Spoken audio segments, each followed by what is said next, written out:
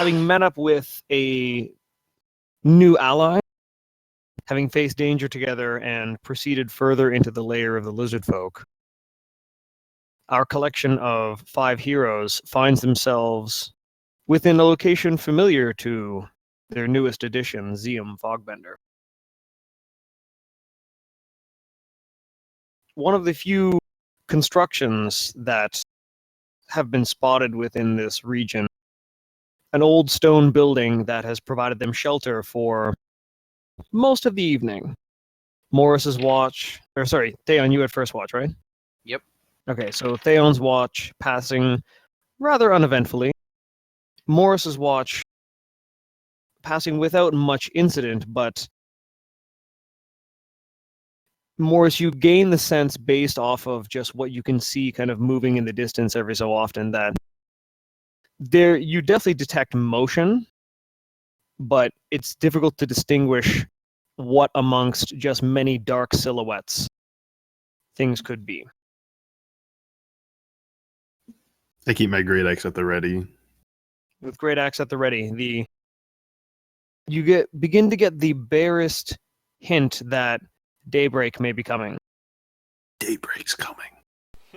And as you stand there surveying the scenario, the torch in the corner nearly having burned down, looking out at that lizard folk should not be. Looking out at the sleeping comrades that you are keeping watch over.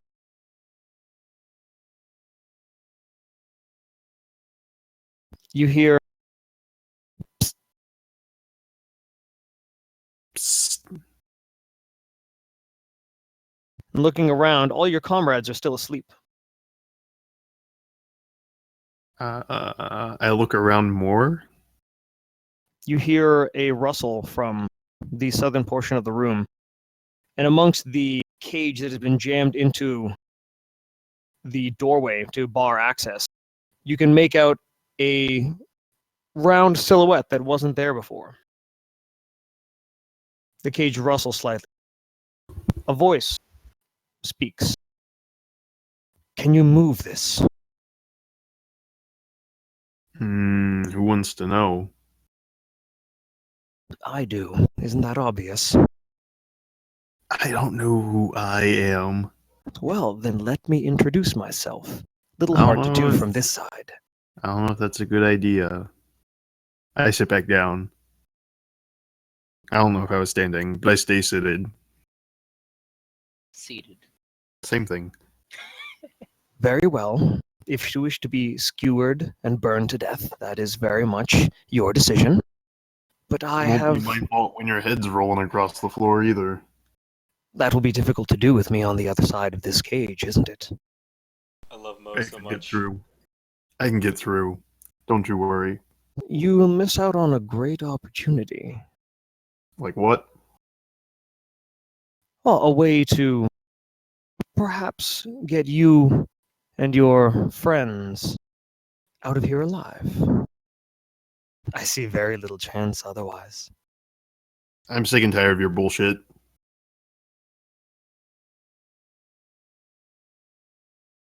And what are you going to do about it? Sit here and do nothing. All right, then.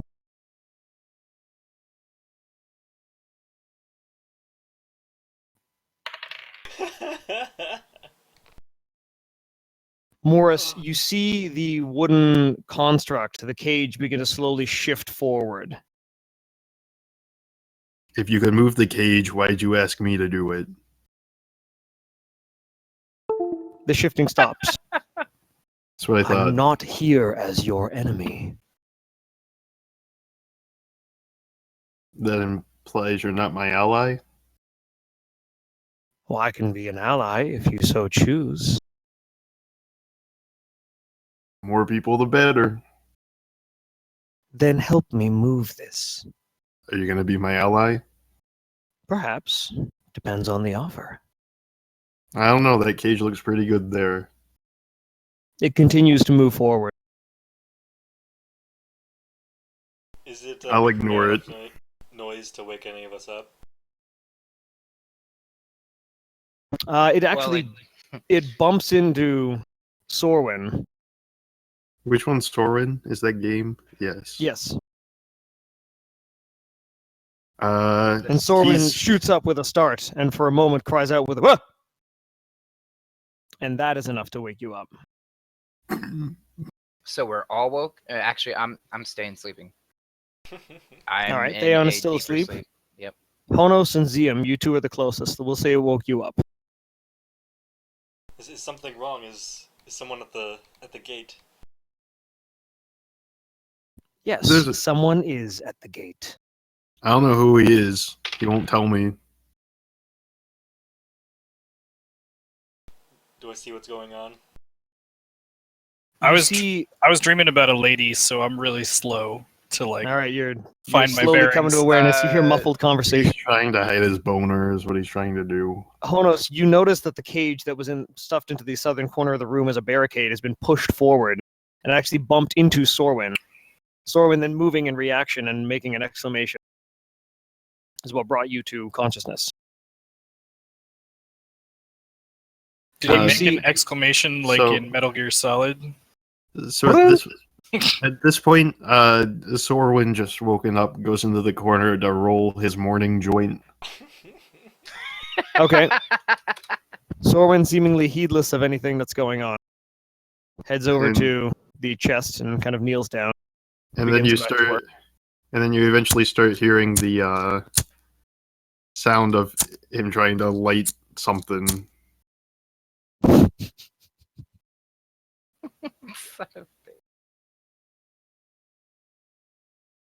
Look, I come with an opportunity. If you don't wish to listen, that is your foolish decision.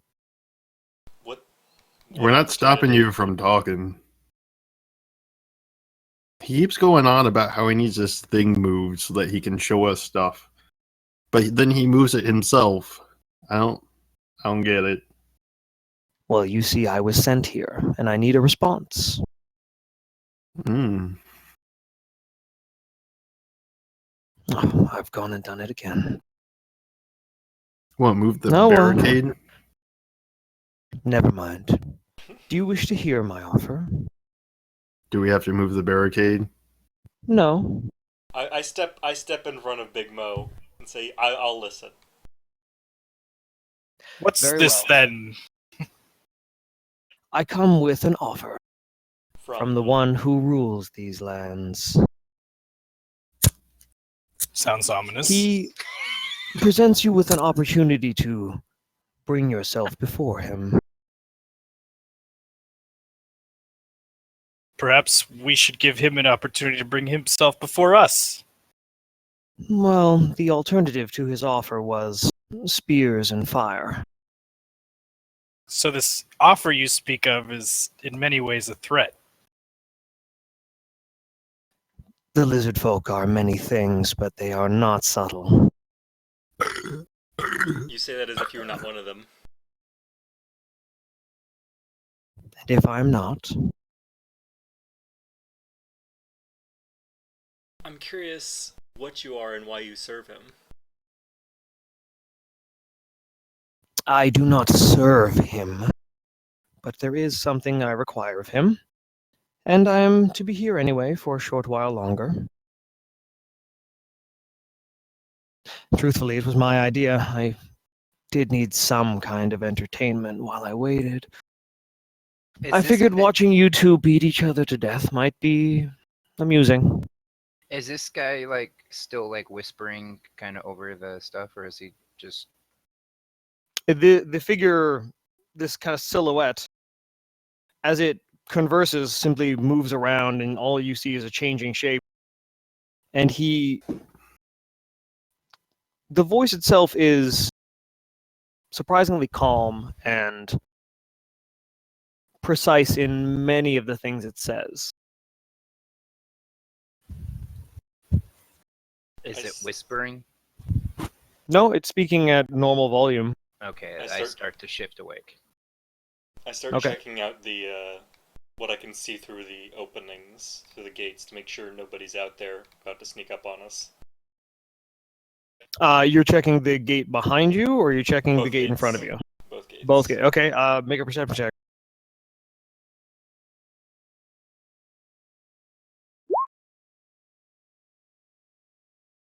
As you check the gate to the west, beyond the wooden barricade that you can see, there isn't very much light.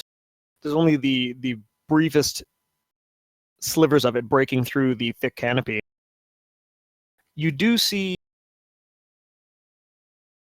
darker objects further in the distance beyond the barricade that you can see. There is a torch that is nearly burned down, much like the one within your room. And so off in the distance here, if you're looking at the map, if you zoom out, around here, you see a large amorphous dark object. Just something unmoving. And as you look through the gate to the south, what you see is, getting closer, you see a humanoid shape, somewhat rounded on the head.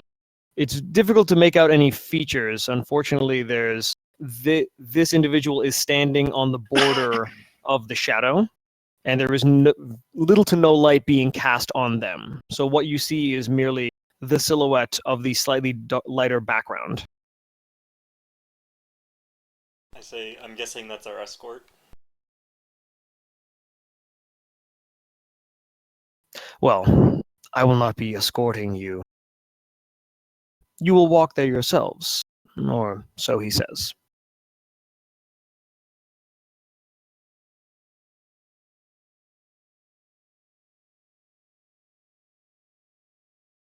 Isn't that where we were going anyways?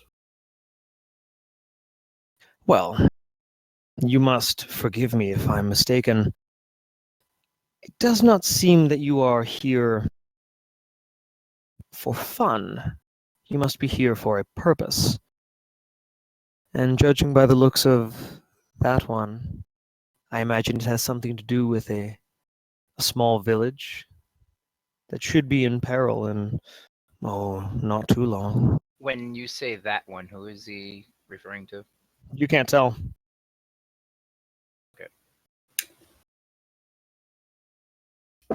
Guys, I know I'm a relative newcomer to all of you, but this seems kind of trappish, don't you think? I'm afraid we're already Yes. trapped. Yeah, we're quite surrounded. This the, one the guy's has said the speaking first in smart common? thing I've heard all morning. The guy's speaking in common? Yes, Female or male? hard to tell. Male for the most part. Can we see him well? No, you can't see him well at all. Is there a rock near me that I can cast light on and throw it near him? You certainly can. I do so. All right, you cast light on a rock and toss it through at the cage, basically, and it's easy enough for it to pass into the cage. It actually hits on the interior and then lands down on the ground, like being cast up all of a sudden, kind of stepping backwards and bringing its hand up to cover its face momentarily. You see pale skin, Vampires. and very thin, gaunt features. You see wrinkles and weathering, Vampire. pale body hair. You see a sallow face with a very long jaw, kind of oily black hair that Vampire. hangs down. Yeah, I'm thinking vampire too. Do we know what this is? It looks like a Vampire. person. It looks exactly like a person. Like it doesn't have any kind of like other details. It that we looks would it think looks it's- exactly like a person that stumbles back all of a sudden. Oh, Vampire. that was rude. Zium, you recognize this immediately as the guide that brought you here. It's just a light. Why are you backing off? I don't like that guy much. Yeah, Cool. yes, I imagine you wouldn't. I'm surprised they haven't eaten you. I can be resourceful when it's necessary. Well, and that's why I come to you with an offer. Oh, is that why? Yes. I have no interest in participating in the battle itself, and Watching the defeated remnants of that little elven village is not my idea of entertainment. I think it would be much more interesting to watch all of you kill O'Toole. I shoot Oh, he wants us to kill O'Toole.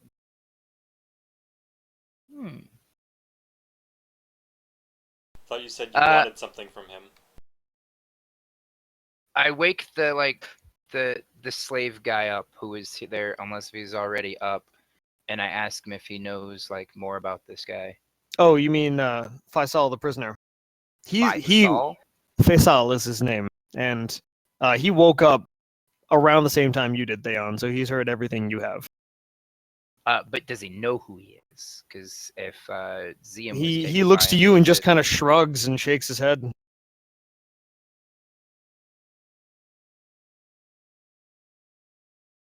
Okay. Truthfully, what I want is going to happen. But if you want to know more, I deal in information. If you want to know something, you must tell me something I don't already know.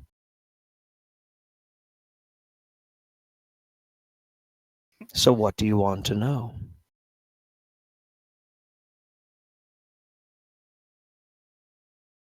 I want to That- know what you want.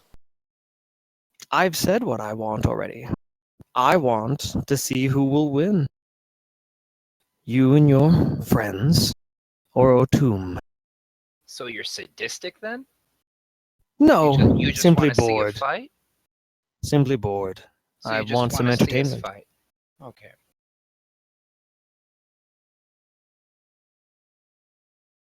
Do you not wish to fight?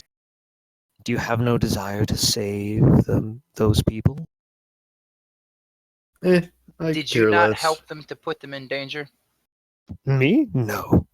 It's none of my concern, really. Then why are you here at all? Helping the lizardmen. For the third time. I think it will be fun to watch. And I think you should. Oh, no, I know why you're here, but what brought you into the woods? Are you consorting with these people? If it's convenient. I just find it highly unlikely that you just wandered in here with no reason at all. Oh, I didn't just wander here. Well, I that's chose what to I'm come here. asking you. Why did you choose to come here? What was it?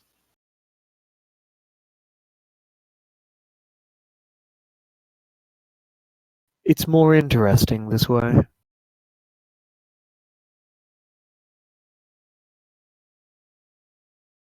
See, my buddy Mo over here really likes to swing that axe of his. I'm not your buddy.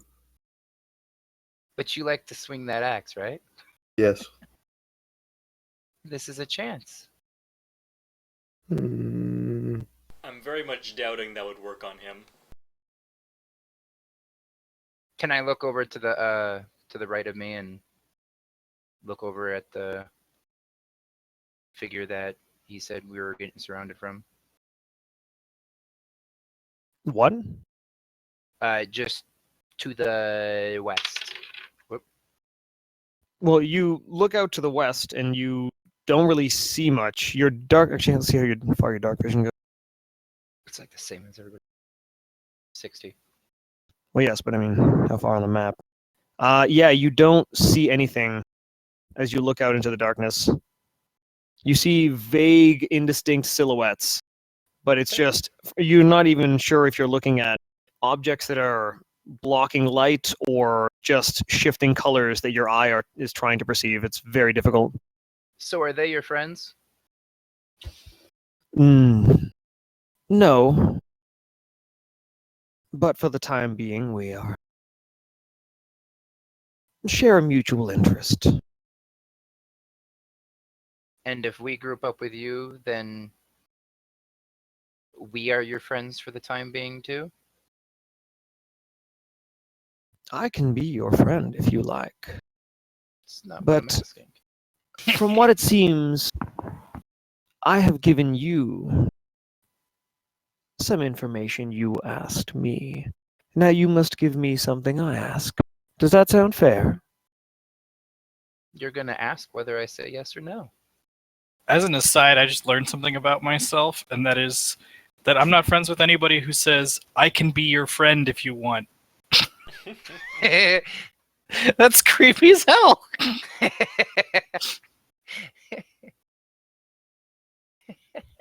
D&D, aiding self-discovery since 1970. All right. I'd say to him, I fail to see how us giving you information is any better for you than us doing what we came here to do. I get the feeling you... Let me Go on. reword that. You want us to fight, yes? Well, yes. And if we're killed by those surrounding us right now, there won't be much of a fight, will there? I imagine you'll fight for your lives, but I don't think it will go so well. That's not the fight you want to see, though, is it? No. I think it will be much more entertaining for you to walk into what Otum has prepared for you. So what is the difference that we follow you in and Oh, we you're go not in there following me ourselves? in. I'm not going in there with you. Well, not unless the offer is good. I fail to see what you have to offer us. I have information of all sorts, all kinds. Yes, so do we. I'm gonna need a little teaser here. Because you're just being creepy right now. And cryptic. You're not even saying anything that we're asking. What do you wish to know? What information you have that could be of any use to us? Well, I have seen what surrounds you as you slept. I have seen some of the preparations Otum has made. I've seen all over this village. And this is but a taste of what I know. So And Otum no. hold on. And what information of ours are you seeking? You have met someone that I wish to know of. Oh my god. Who? The girl. Gondwana's thrall. Where is she?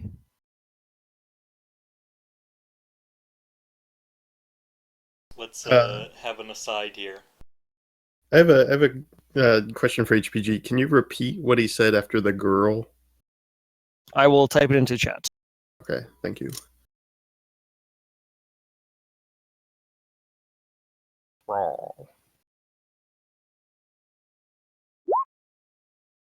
Does everyone see that? Oh, yeah, I see it. Thanks. Hmm. Okay, so we're having a quick aside. Yes. Okay, in this aside, I don't like him. Let's kill him. I very much doubt we could kill him. Hmm. So should we just refuse him and tell him to go away?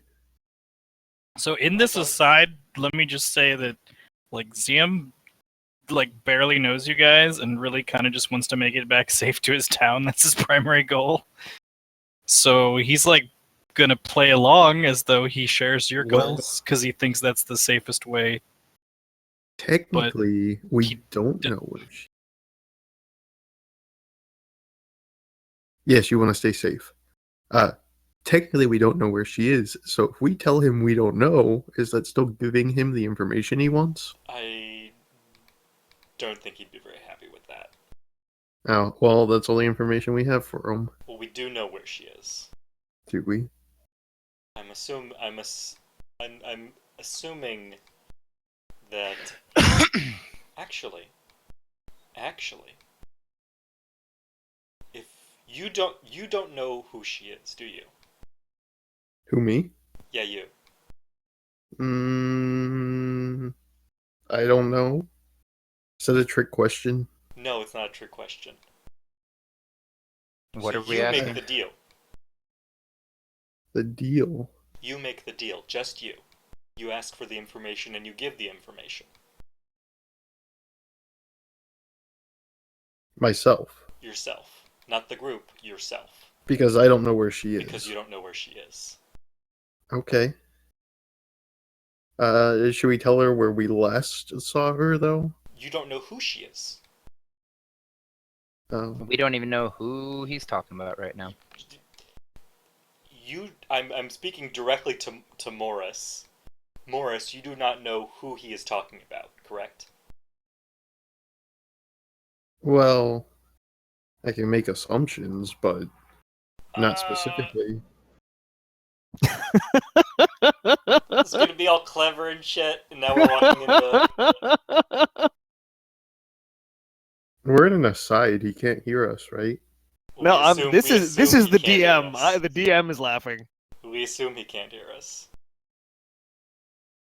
I mean, you're all having this conversation, right? Well, assuming, Yeah, so assuming is he's anyone not, keeping an eye on this person? like a side eye. Okay.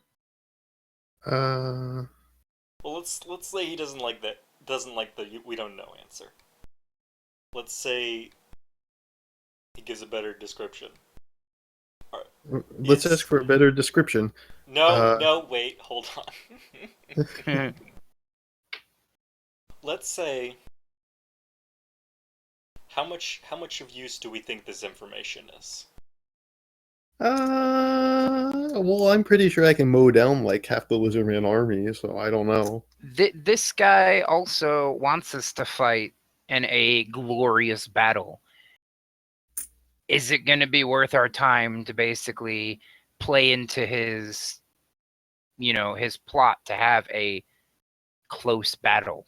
Yeah, That's what my happens, only thought. what happens if he's misleading us and making us take the challenging route? What if we have an opportunity to just assassinate? The challenging route is outside right now. I think we might be okay.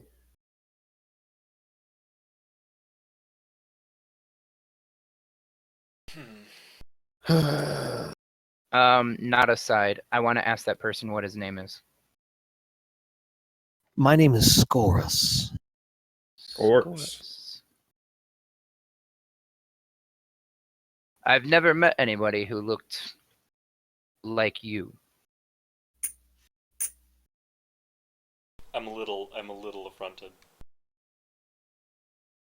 I mean, he just looks human, right? He just looks human. In fact, for a moment there is a bewildered expression on his face, and then a kind of a small smirk, almost of amusement. Well, I have met people that look like me. Well, I assume you were born.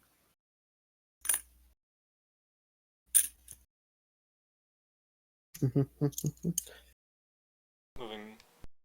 Well, Scorus, my name is Theon. I've just exchanged some information with you. Yes, and it has been an amicable exchangement. Exchangement, that's a word. Exchange. That was a clear 1-for-1. Yes, perhaps we can keep this going. So, the girl, where is she? I don't know. I don't believe you. No, I really don't. Does someone else know? I'm looking Perhaps- for a girl too. Whom are you looking for? My mother. Is this the same girl that you're talking about? All of you hear a very, very soft click. Where did it Click. come from? From the general direction of that person. Of Scorus. Sorry, you know their name now. No, I'm not looking for your mother. Someone much younger, I imagine. She is not a mother yet. She is a daughter, though. It's not the shopkeeper, is it?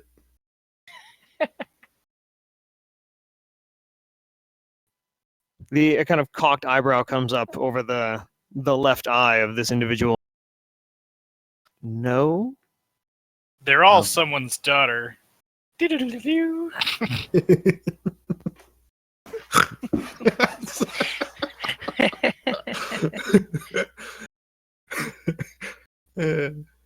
So, you are searching for your mother.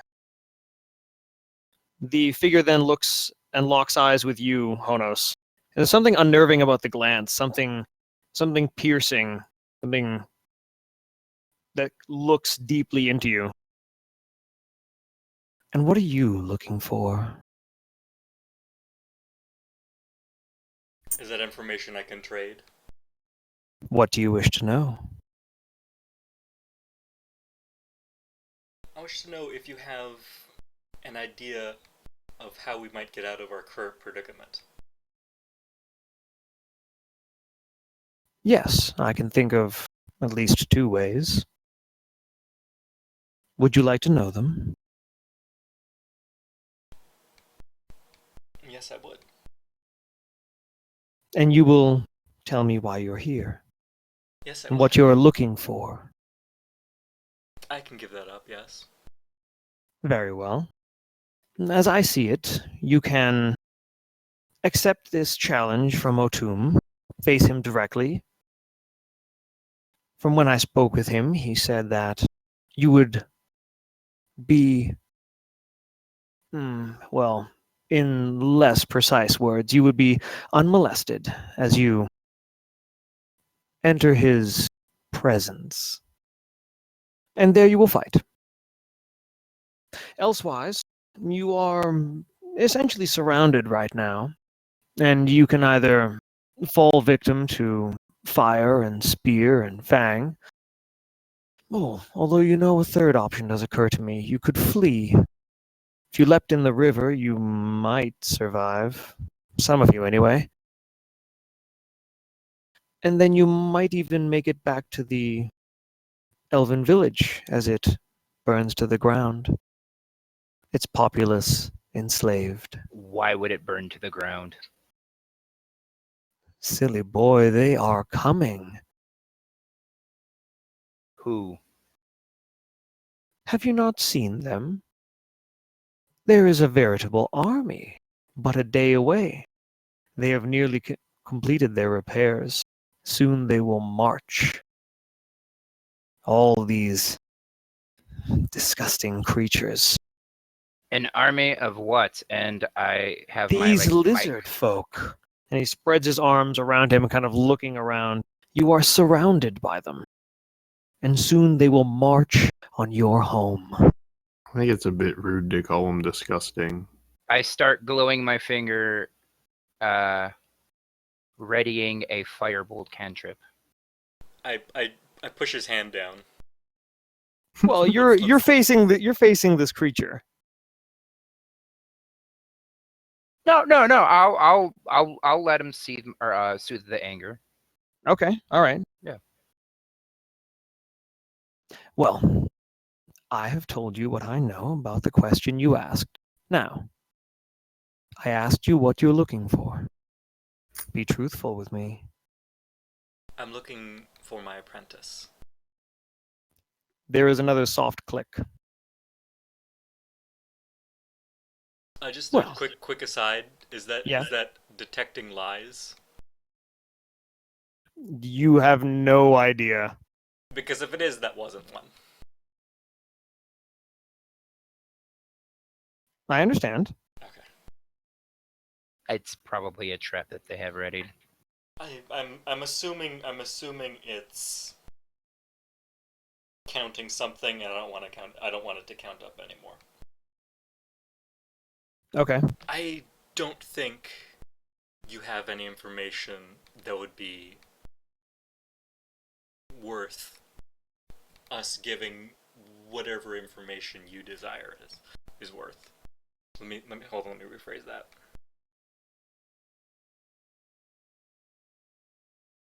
I believe the information we have that you desire is worth much more to you than the information you have that we desire. I do not think this deal is worth it. Well, I assure you I have a great deal of information. What do you wish to know about? Ask me something you think is worth what I am asking you. And we will see. While this is going on, I pick up another rock to my side and put light on it, shutting off the one in the corridor and setting it, like rolling it near that fence. By this time, the figure has kicked that rock, casting light back through the cage. Let's not Oh. provoke him anymore. No. Can I- I'm rolling it, or just kind of like setting like the thing right here, so I can see if anything's coming. I think I say to the what is his name? Scorus. Scorus? I think the information we have is extremely important to you. Otherwise, you would not be here amongst us so patiently. And I think that you could offer us something much more substantial than just information. What did you have in mind? How can I be of service to you? And there's almost a small bow in the silhouette.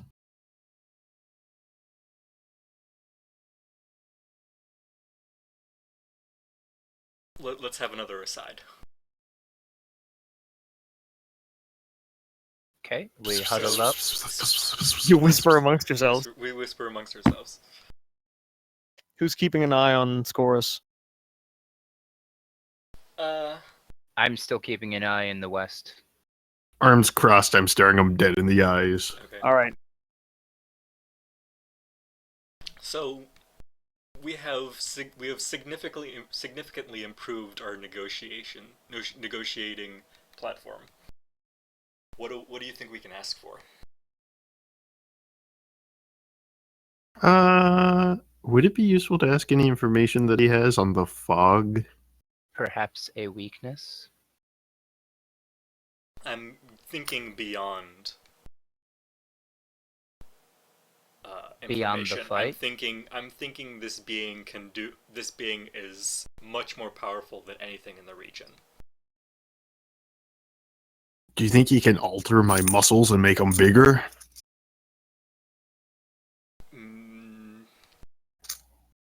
Sure. I think he could do that. You think? I think. Perhaps not in the way you'd like, but I think he could do that. Oh, yeah, you have a point.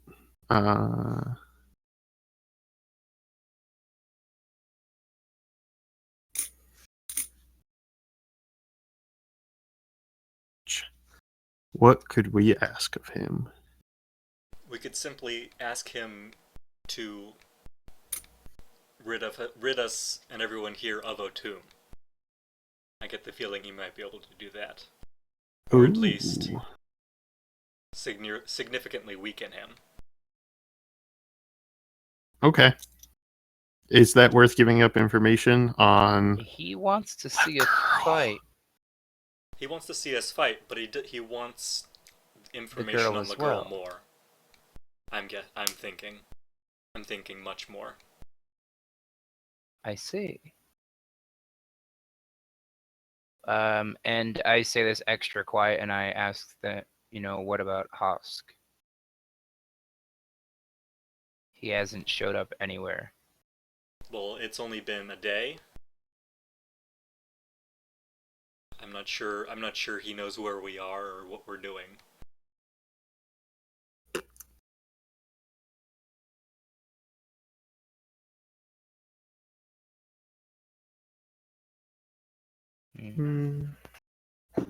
I'd say run that by him. I mean, what's the worst he can do? Say no, and then we still don't tell him the information. I'm good with that. Okay, let's get an idea for how powerful he is. Let's see if he can. Let's ask him if he has the wherewithal to defeat O'Toole. Okay.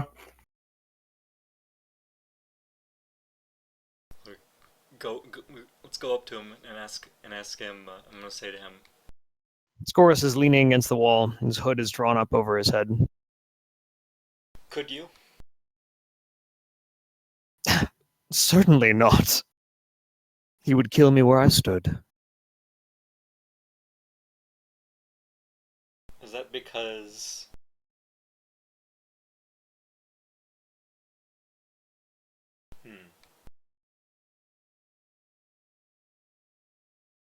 Do you think we have what it takes to kill O'Toole? There's a small smirk that picks up on the left corner of his mouth. He looks out each of you up and down. Yes. Yes, I think you do. So in theory, we could possibly, overpower you, yet you still approach us and threaten us. You He must hasn't really quite have How some... exactly have I threatened you? He hasn't quite threatened us. You surrounded us. He's not one of them Surrounded? exactly. I am one individual. What you are surrounded by are angry lizard folk, and the only thing that keeps So they them have from nothing to do with you. bathing this place in flame are the orders of one. He's not quite with them, and he's not quite against him. That's the idea. Perceptive, this one.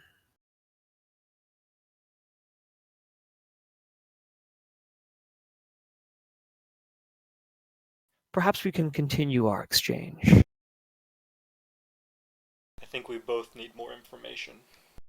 Yes, you have not answered my question, though I have answered yours, and I dislike one-sided deals. Well, you have not asked one yet, have you? I have. What question? Where is the girl? That was not the question you were asking for. That was not that we had not agreed on on information from you for that. You asked me what your options were. And I gave you an answer for that. I gave you information for that.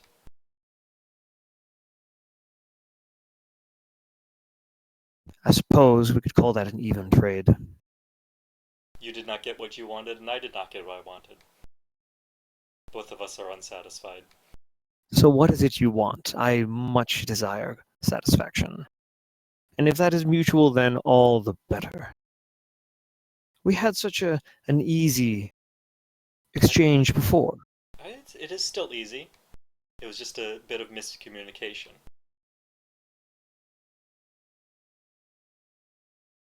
For So the then- record, I still don't like you. Yes, I've come to understand that quite thoroughly. Yes. So, I wish to know where Gondwana's thrall is. What do you wish to know in exchange? We are still not certain you have any information that is worth that. And we still don't know who Gondwana is.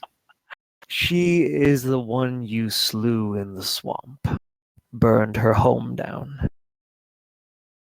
and I wasn't there for that. confiscated her. Hmm. There is another click.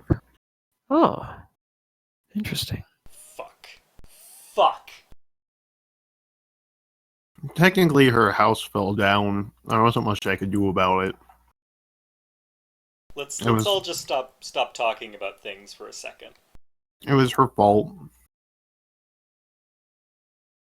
It was But her it- fault. It did hurt. No more recalling past events for. No, for I wish to know what happened that evening. I wasn't there, you see. You must have arrived sometime after I had left.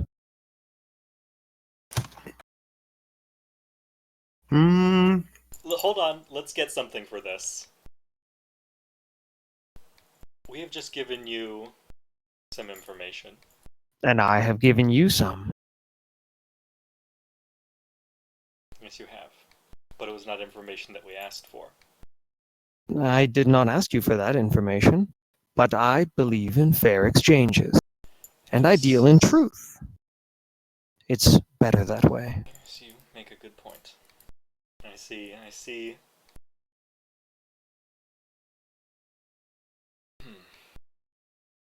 What do you wish to know in exchange for the information I ask?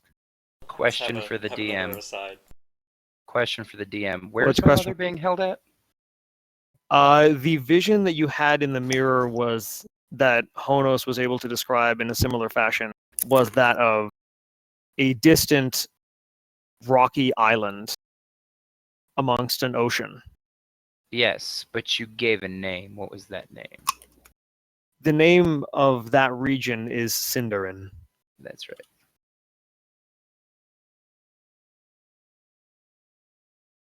It is a collection of ruined and rocky prominences that jut up out of the ocean and are very treacherous. Gotcha.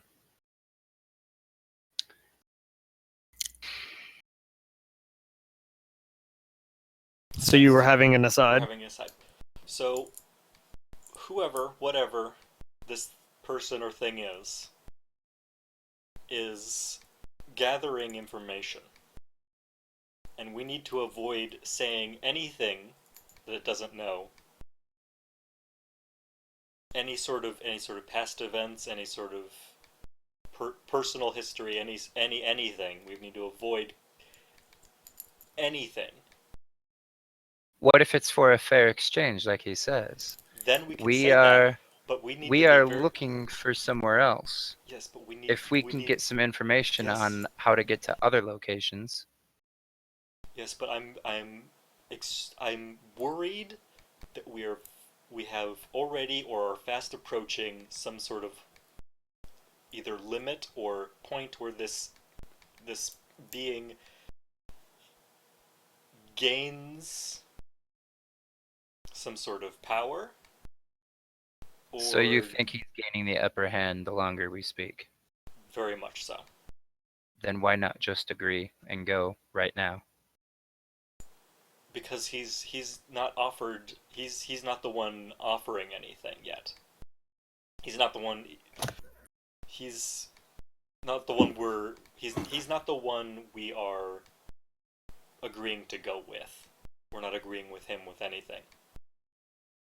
He's here to barter information. He's not exactly with the people outside. So once he gets that information, he doesn't care. Exactly. Understood. By the way, I really gotta pee. Can I be too? Yeah, take a bathroom break. Go for it. Yay! HBG. Yeah. This is amazing. I'm glad you're having fun. I am enjoying this thoroughly as well. This is extremely clever, and I don't know what's going on yet. Excellent.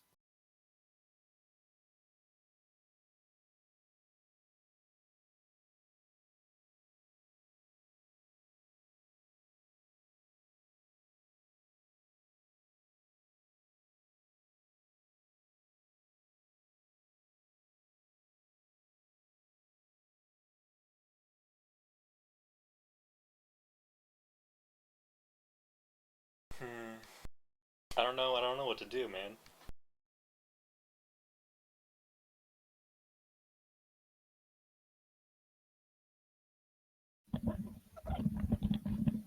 I'm back.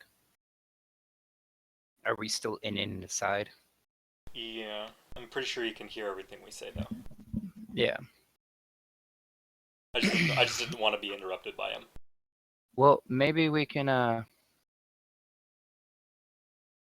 promise some information for after we escape.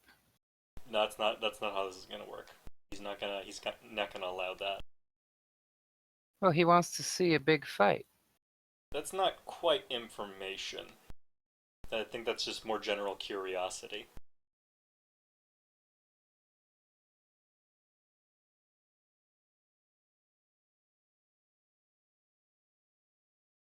Well, either way, we should probably make a decision quick before they start closing in and they gain to be impatient. Do you guys think we can kill what's surrounding this place? I'm not sure, but I think our chances are about as good as fighting O'Toole, which I would say are 50-50. But I don't, as attractive as this offer is, I don't see. I don't like him. I don't think I there's don't any see- chance of him actually being honest with us. I think he'd be perfectly honest. I just don't think that there's any information that could be as nearly as useful to us as what he wants from as the information that he wants from us is. Yeah. Doesn't that Although- mean we have the upper hand right now? We do, but there's nothing. We have very much have the upper hand, but I don't see anything he could offer us for information that is I see as being worthwhile. How about an extra body in the fight to come? What about a I better mean- weapon for I me? don't think he's quite a fighter. He may not be a fighter, but if he dies in the battle, he doesn't get what he wants. So he would have to participate. And if he dies, oh well. So we're saying the only way we'll tell him what he wants is if he fights with us? Yeah. And then we get out, we complete our mission here, and we would be free to do what's needed after. I still don't think asking him to help in the battle would be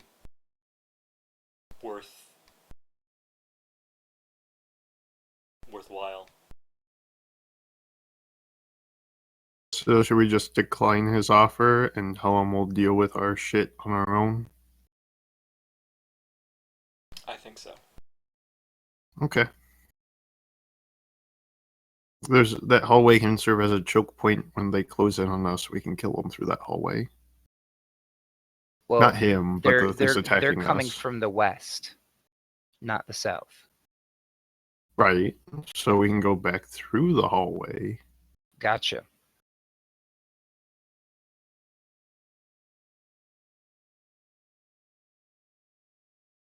Hold on, give me a second.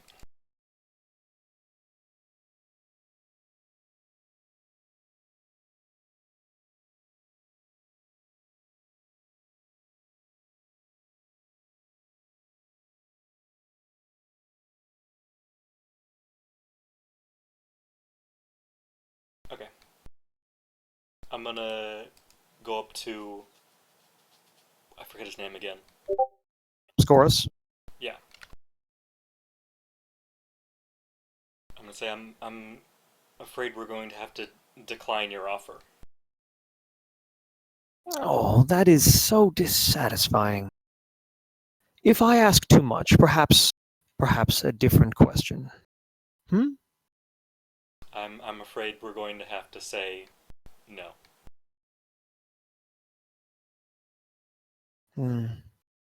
That is disappointing.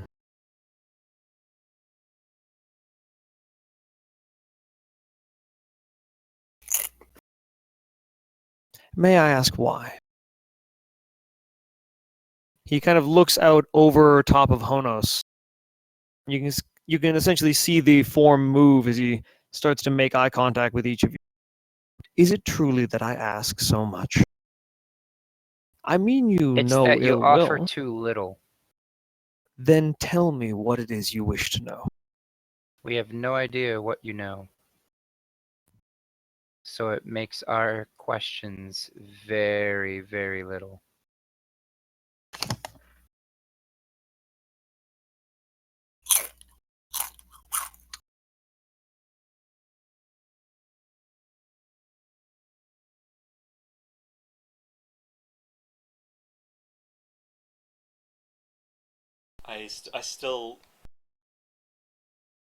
I think we should start looking outside, looking to prepare for the fight because he might be in contact with them.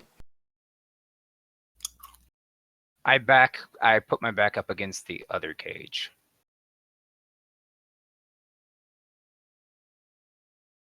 And I'm just looking out. I was distracted for a moment. Draconic, what was the last line that you said to Scorus? That there is little he can offer, or there's few questions that we can actually ask him that we'd know that he has an answer for. Just pretty much what we talked about. Why is my guy more squished? He extends an arm and kind of bows his head somewhat and actually sweeps his arm to the side a little in a surprisingly formal gesture for someone that looks so, frankly, scummy. I deal in truth, and I can offer you knowledge of many, many things. You need only ask. And if I think it is a fair exchange, I will provide you your information in return for what I ask. If questions of the girl are truly so important to you and you hoard them with such ferocity, then perhaps a different topic. Would that interest you? I look to the others. I shrug my shoulders. Don't matter to me.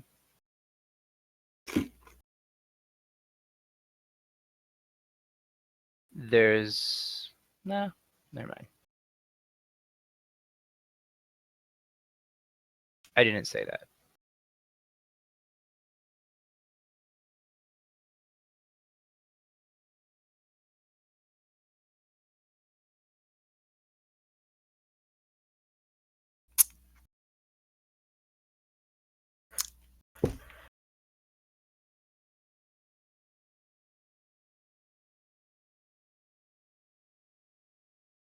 Sorry, I missed the last thing that was said to Scorus. It was Joe looking around at us. Yeah. Oh, and- yes, in and- response to and- what he asked. And we both shrugged our shoulders. We're waiting for Honos. I'm fine either way. Whatever you want to do.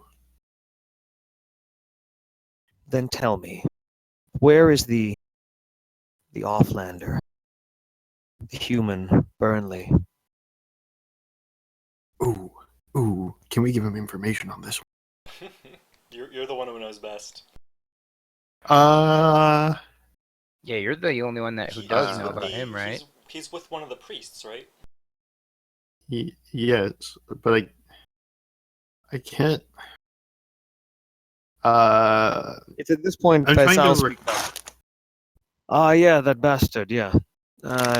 Well, like I told you before, last I saw of him, he was working underneath the reeve of the farming village, the one with the lake in the middle. Frankly, he's been run a little ragged, and I was hoping it would kind of wear his guard down, so anything he had I could acquire for myself. If it wasn't for these pieces of shit showing up, I probably would have jumped him after he came out of those mines.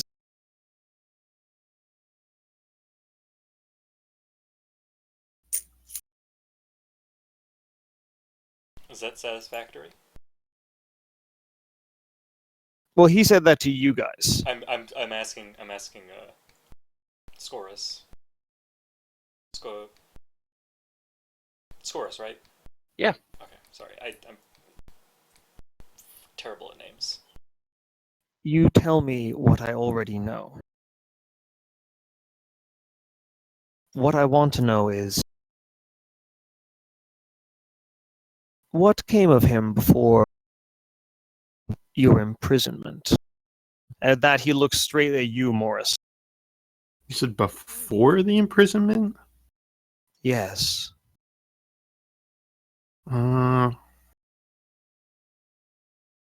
So, what specific time frame? Because we only have the only thing we know is slightly before our imprisonment, he was meeting with the orb holder. If that's what you're asking. Yes. Go on. But outside of him meeting with the orb holder and us detecting him at the farming village that I motioned to the other prisoner guy that he was talking about, we don't know very much about what else he was doing on the island.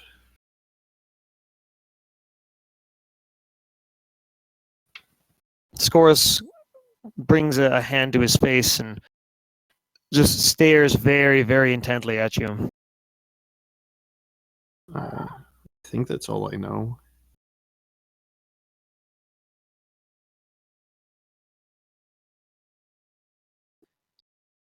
Uh, if that's everything, there is another soft click.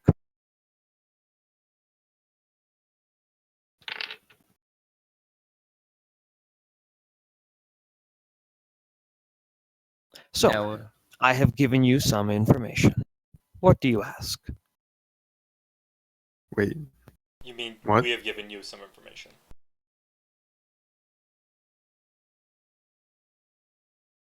Oh, yes, that no. Okay, yeah, my count was off. All right.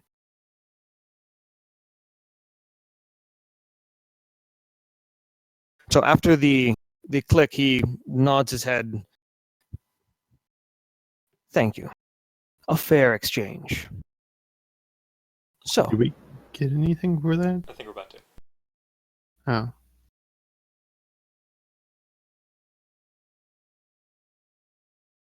Oh, what do you wish to know? A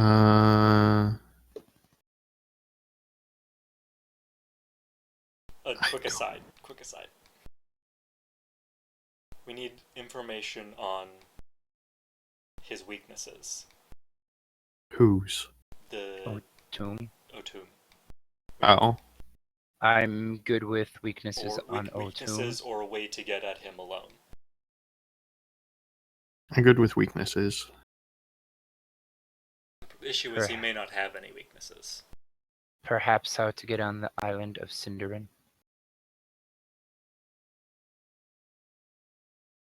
Well, Question for the DM: Didn't you say that Cinderin was difficult to get to because of the surrounding area? It is difficult to get to for many reasons.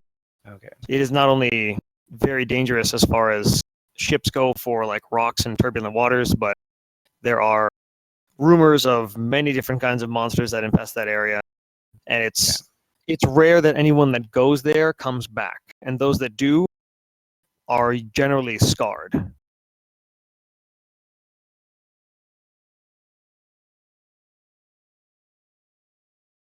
As you understand, only the crazy people go to Cinderin. Well, the thing that I want to know most is how to get there. I've got one thing that I want to do, and that's it. Killing Otum is one step to get there. Learning how to get to there is another step. I'm good with either of those. I assume you also want to protect your village from harm. Yes, which killing Otum would definitely be okay. Let's just ask about Otum's weaknesses then. We can worry about Cinderin when we get there. People have returned; they know how to get there and back. Okay, I go up to Scorus and I ask, what is Otum's weakness? He's arrogant. I think we're talking And about though- physical weaknesses, right? I would say he is- clarify weakness in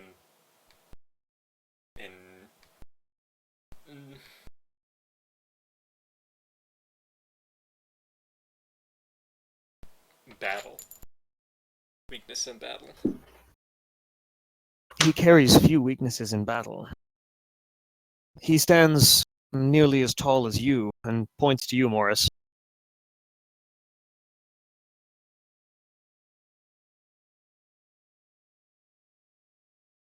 What's more,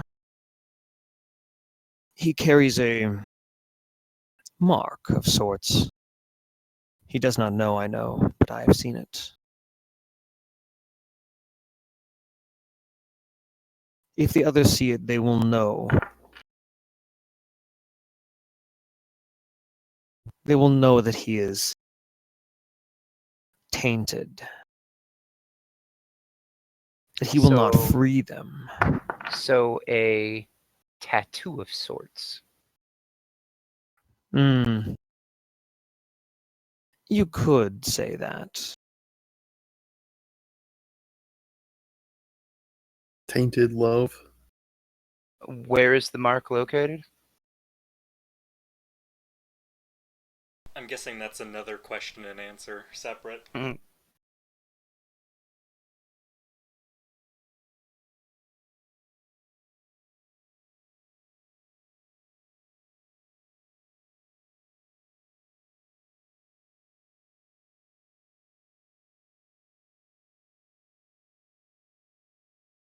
Sorry, what was that question?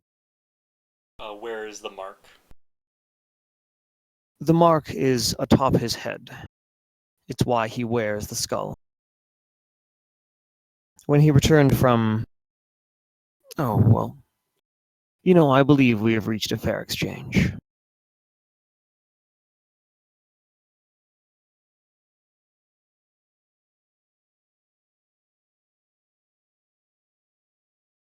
Hmm. See, is this not better? Much. Yes, I agree.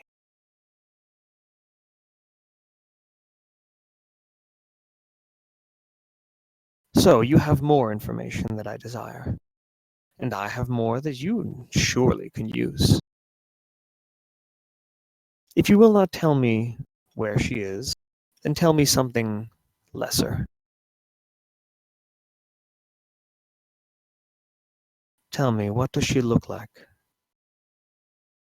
I think Before we answer this, who are you to Gondwana?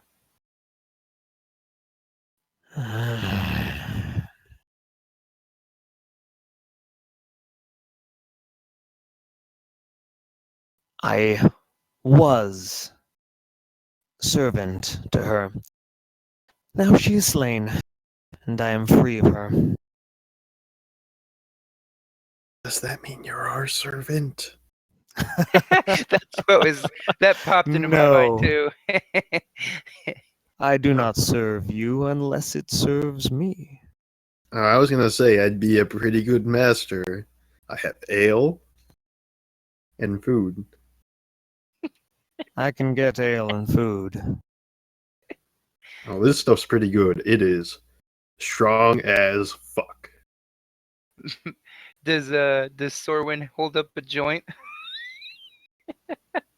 Sorwin, like, for maybe the third or fourth time, just basically, like, kind of hovers nearby and then just extends it. And it's holed out there for long enough that it begins to burn his fingertips, so he has to kind of pull it back. And that's happened on more than one occasion at this point. There seems to be no reaction from Scorus.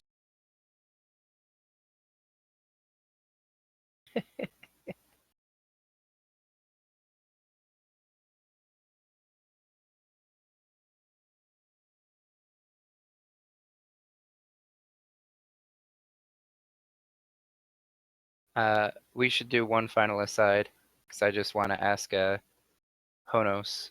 Hmm. Should we just ask him how he plans to take us in? Well, he doesn't plan to take us in. The people outside plan to take us in. I think that would be a good opportunity to expose Otum and avoid fighting. Correct. Well, we should probably get to it then.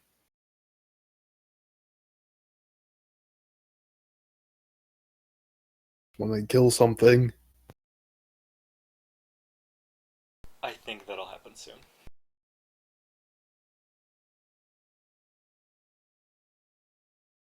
So I go up to Scorus. I keep forgetting his fucking name. I need to Yes. write this down. Tell me, what is your name? I smile at him. I don't answer quite yet. He gives an expression of, it's a little bit of amusement and a little bit of intrigue, and just waits patiently.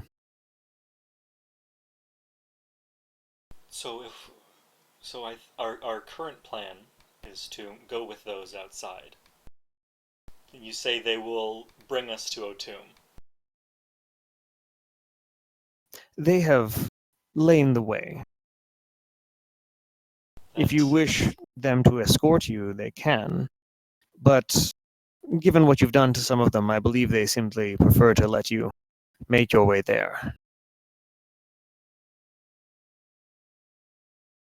So they would simply let us leave, let us head directly to Otum by ourselves. I believe that is the idea. And why are they here at all? Otum knew we were headed for him anyway. Yes, and he prefers to make a show of it, I believe. He seems to think that defeating you will quell any dissension amongst his ranks. Arrogance, was it? Yes. He is clever for one of them. And he is gifted with something. Something His strange. It's his Familiar, penis, even. isn't it? I've not seen it. Oh. Kelly, you still there? You sound disappointed. I'm here. I say we walk in and kill him then.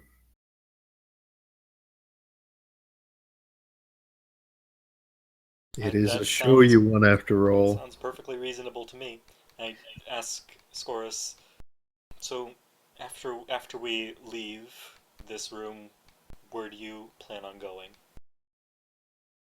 I am going to conceal myself and make sure I have a good view. I do hope we meet again. But before... Yes, You don't have any ale on you, do you? I do not. I seem to have given mine away in a event. Tragic. Yeah. I bet it was just dumped out too. Yes. Surely there must be something that you would give me in exchange for what I want to know. So we have to Ask give me you some. something so that you know what you want. You already know one of my questions. Yeah.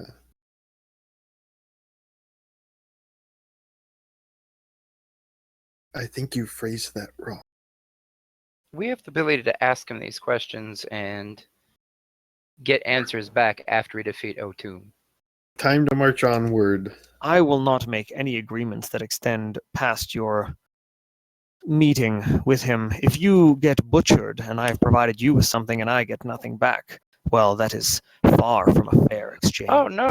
I'm just saying you'll be there for us to ask questions if we defeat Otum, right? And we'll still be available for answers for you. Perhaps. So we could press on and deal with this later.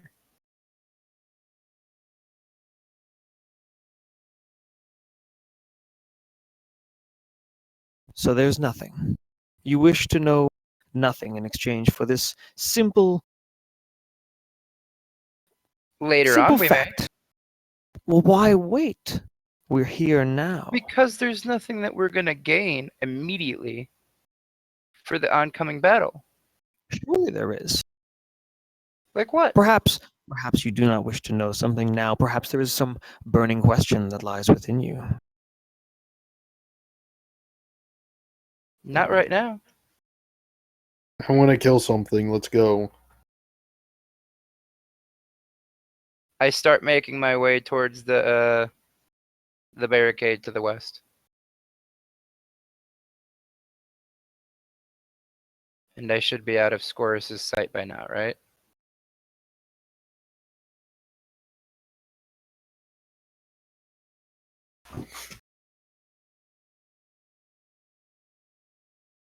I just want to be out of Scorus' sight. I'm not going to cross the gate.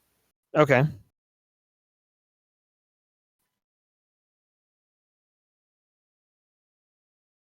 I guess this means we're leaving. Enjoy the show. I follow Drek's character, whose name I don't Theon, care to remember. fuck you. Let's start Let's see if we can make contact with the people on the outside. So, when you say that, which direction are you heading in?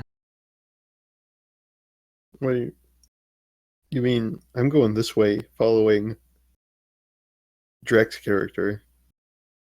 Okay, so Drac and Morris, as you two begin to leave, you do, Right there. as there is more and more light beginning to enter in. Oh, I threw a rock down there, so there should be. You threw a rock. Yeah, with light on it. Okay, Down you just chucked it down here. to the west. Yeah, I pinged it like right here. It gives 20 feet of illumination. Okay. So Sorwin is going to follow behind Morris. So Zium, 3 of your companions begin to head towards the west, and Honos is apparently finishing up a conversation with this stranger. I'm I'll just keep eager an eye to on 'em. stay with the people who make me feel safe.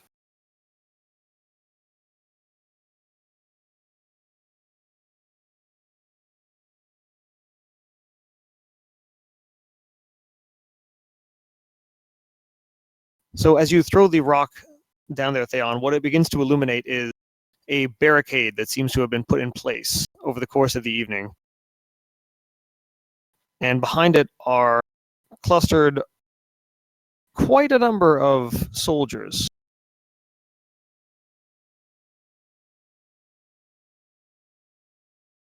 You can see some that actually sit higher than the others. They don't seem to be doing You anything. talking right here? Yes, I'm talking right there. I'm just positioning them now.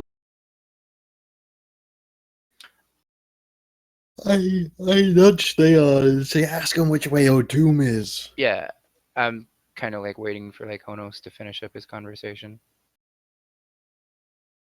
I mean, we're not talking. I'm just waiting for you guys who have better night vision than me, making Oh, sure he doesn't try so anything. you're actually following behind? Yeah. Okay.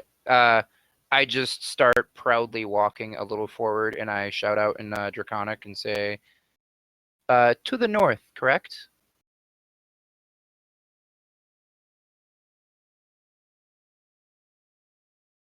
Yes, to the north from here.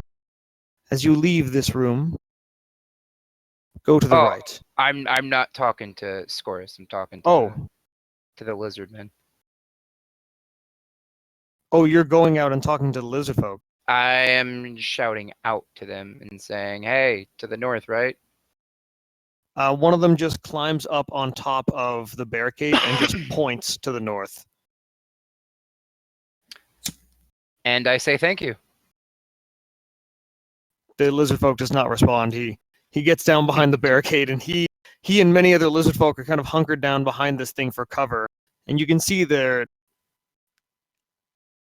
Not only are there some that are clustered behind this barricade, but looking further back, you can see more lizard folk in some of the tunnels that kind of lead towards this place.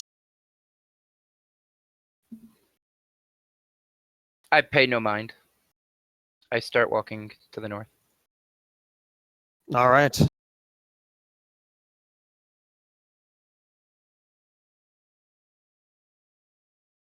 Hopefully not by myself. I will follow him with Sorwin close behind. I suppose I'll follow them. Smoking a joint is Sorwin. He offers it around. Let's No go. takers. He keeps smoking. No takers.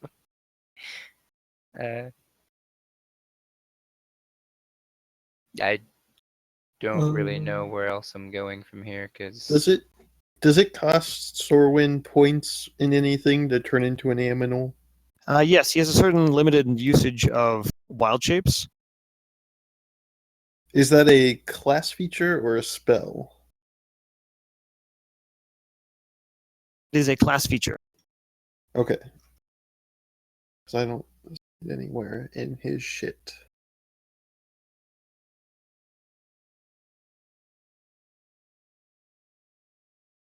You don't happen to know how many times I can cast that, do you? I think twice per day? Twice per short rest, rather. And less than an hour. Pulling the party, do you think it would be wise for him to turn into an eagle and scout above? I think so. Okay. Eagle If form, up and away. I think he's just gonna have So to is land the- once we get to O'Doom, to be honest. As the group of you, like, as all of you are beginning to head out, Faisal, who's been relatively quiet, he says to himself, excuse me, I didn't sign on for any fight. I'm going to get the hell out of here. Suit yourself. Don't get yourself killed. Hey, you there. And he actually walks over towards where Scorus is standing. Can you get me out of this place? And you begin to, as all of you are, or as Ziam, Sorwin, and Morris are leaving, you begin to hear Scorus and Faisal discussing terms. You hear, well, what do you offer me for this service? And Honos, as you have seemingly finished your conversation, he begins to stare very intently at Faisal, seeing as there's, proving something more fruitful. You gonna join the rest of your party, or you gonna ask Scorus anything else?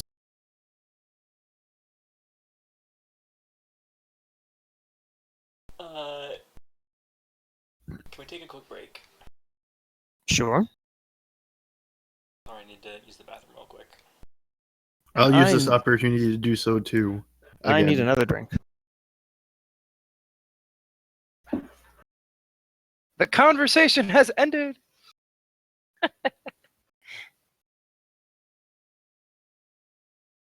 Be right back.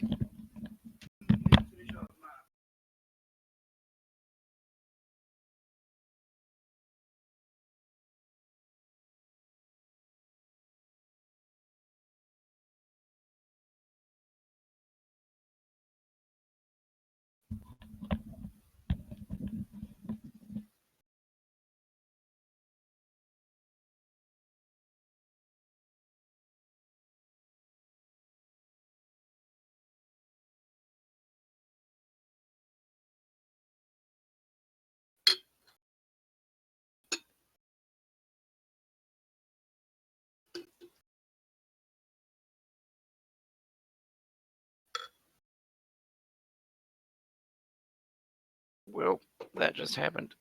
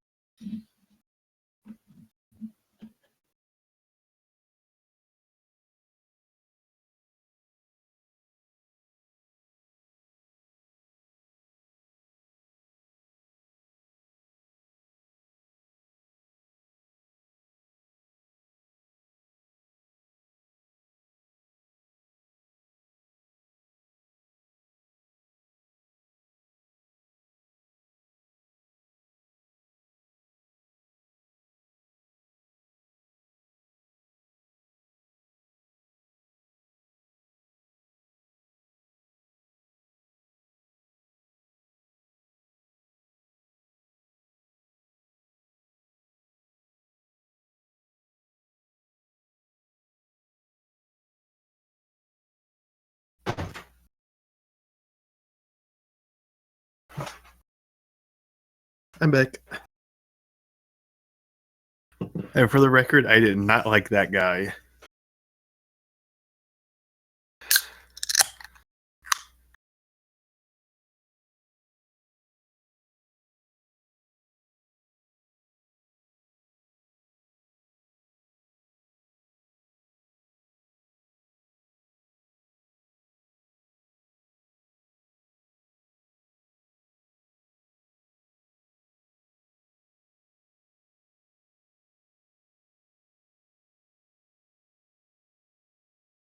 Is anyone here? Nope. I'm back. Is there anybody out there?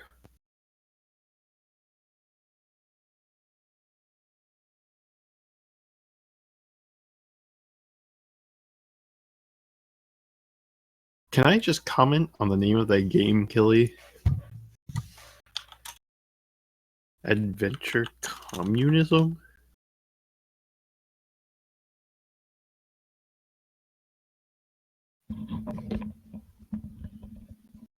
Back.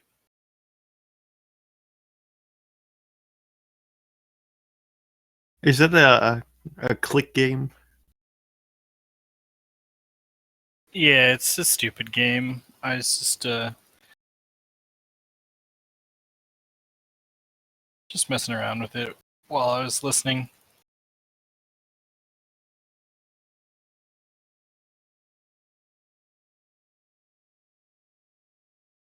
All right, so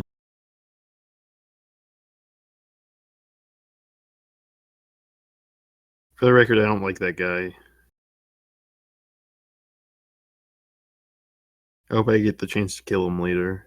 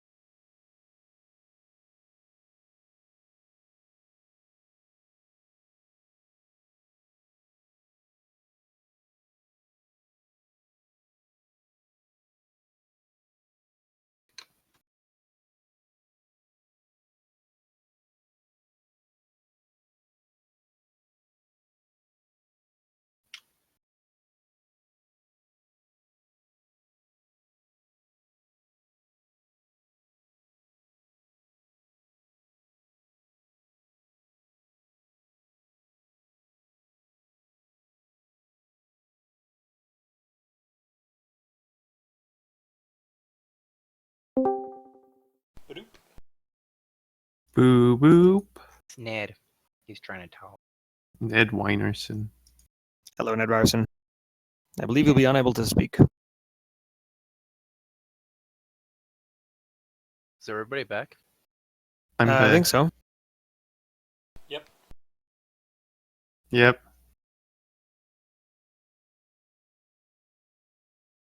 All right, so as Zium, Sorwin, Morris, and Theon, you continue going forward, continue going north, and what you find is that as you progress through Wait, the were you layer saying of the Joe? lizard folk, Did you say Joe's name? You only said 4 people. there are 4 of you, and as you continue to head north into the forest, you find that other tunnels have been blocked off with similar barricades, and Well, more than like preventing easy access, these barricades appear to be much more robust, and it would appear that you're kind of being corralled to a specific location within the layer. Moo! Hey. Zium moves in the darkness. That is what we were told. To moo? As you continue forward, it takes maybe 5 to 10 minutes, not long considering your progress is not impeded. You pass by more of these still pools with plant life and some kind of green film over some of them.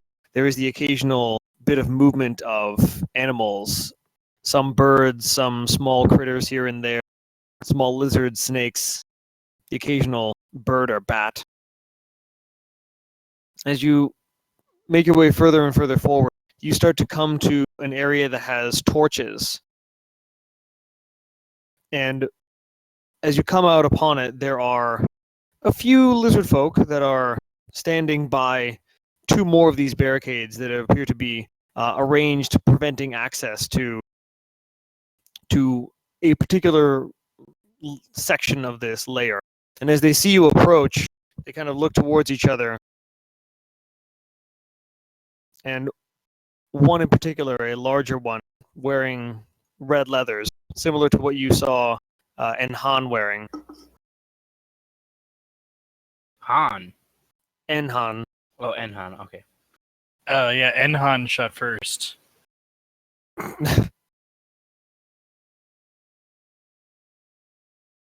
And he steps forward and raises his hand.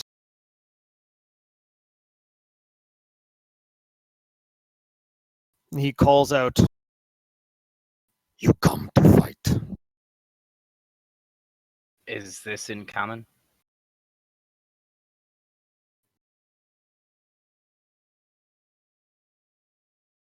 I say loudly, "What?" in common.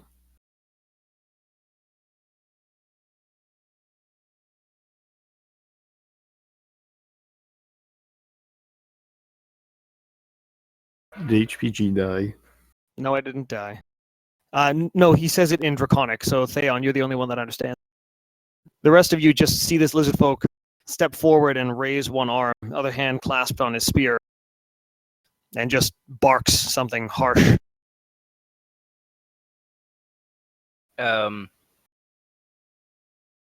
Yes, we have came to fight. He turns and kind of nods at some of the other lizard folk, and they grab some of these wooden barricades and begin to drag them off to the side, just kind of pulling and dragging them slowly, bit by bit.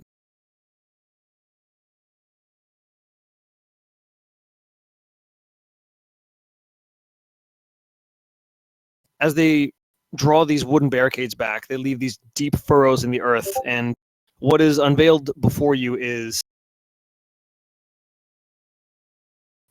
an area that's very well lit. It has similar rough wooden constructs that kind of frame this location that is somewhat dug into the earth, or more accurately, the earth is kind of built up around it.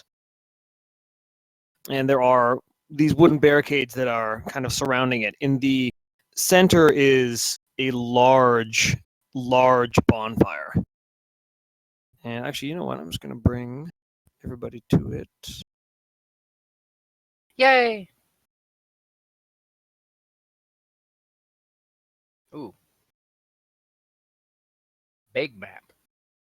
Is it a volcano? No, it's just a great big bonfire.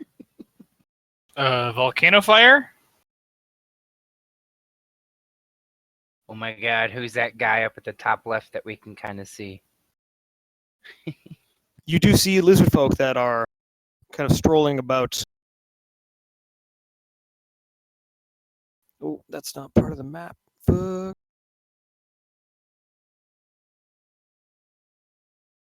Okay, now it is.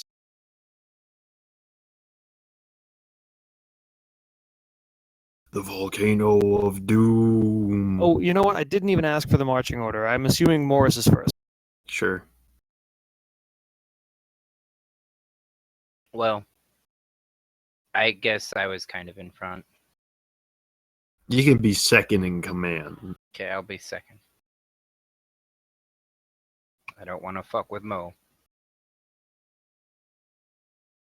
You fuck Mo, Mo fuck you.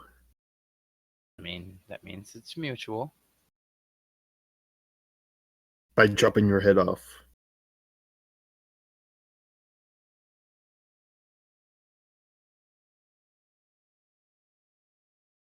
Just give me a sec. I'll look something up. 1.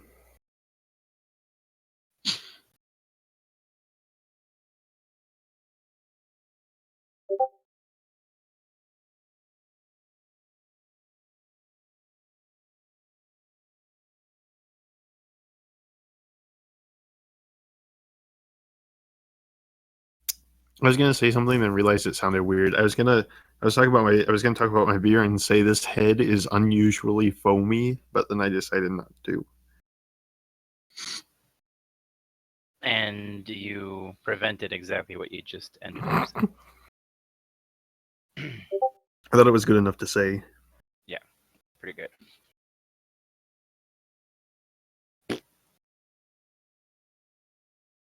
Man, this head is unusually foamy.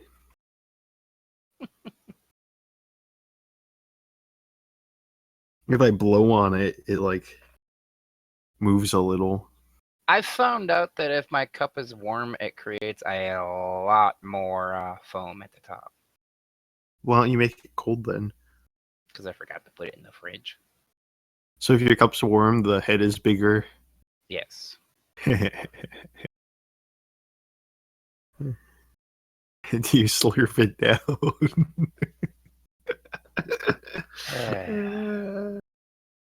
I'm funny guy. I'm funniest. Funny joke. Okay. Did the lizard person say that in common? No.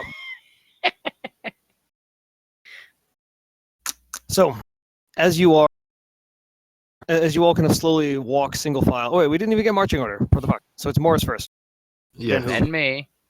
then Thea, then who?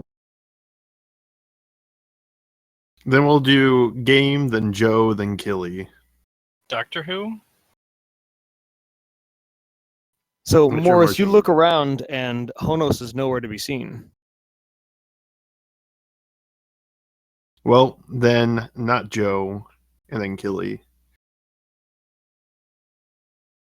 Of course, he's off sneaking somewhere again. When we left, HPG said 4 of us left. Oh.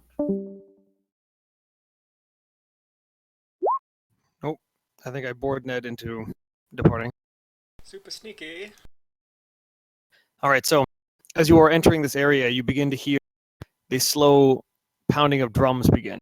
This boom, boom, boom, boom, boom, boom, boom, boom, boom, boom, boom, Are the drums nearby? Can I go over and cut them with my axe? Because I don't like it. The drums are off on a. You can't see them, but they are. The sound is coming from a large wooden platform construct with a kind of tent on it. That's God at the damn very it. back. That's kind of hard to see because this large bonfire is just dominating your central viewpoint. Okay. And from behind it comes Otum sitting on top of one of the lizards you had witnessed previously that were being kind of ridden around as mounts in combat. Although this one is a little larger, a little more fearsome looking, and it has small pieces of rudimentary armor, similar to the tortoiseshell shields that you've seen worn by some of the lizard folk you've encountered to this point. They appear to have been kind of strapped on to this creature to provide it a kind of rudimentary armor. Mm-hmm. And you can now begin to see other lizard folk are filing in from the sides, and they actually slowly begin to surround this arena, for lack of a better term. Yeah, that's not scary at all. Most of them are not soldiers. Like there are still quite a few soldiers that line this area, and they're kind of forming a perimeter around these wooden barricades. But behind them, you're able to see through some of the gaps and kind of hear some of the sound of the amassing lizard folk. And there are not only some of the soldiers, but also many of the kind of non-combatants that you witnessed earlier at the ritual. And they all appear to be looking very intently at the arena and what's going on. And Otum is sitting atop this creature, and he's got something on that you could misconstrue as or that could be construed as ceremonial. He is not only adorning himself in kind of large red prominences, almost like fins that you might see on a fish or a bearded lizard or something like that. And they kind of sit around the outside of his head and neck. And atop his head is a large snake skull that has 2 holes that have been punched into it so that you can see through it. He has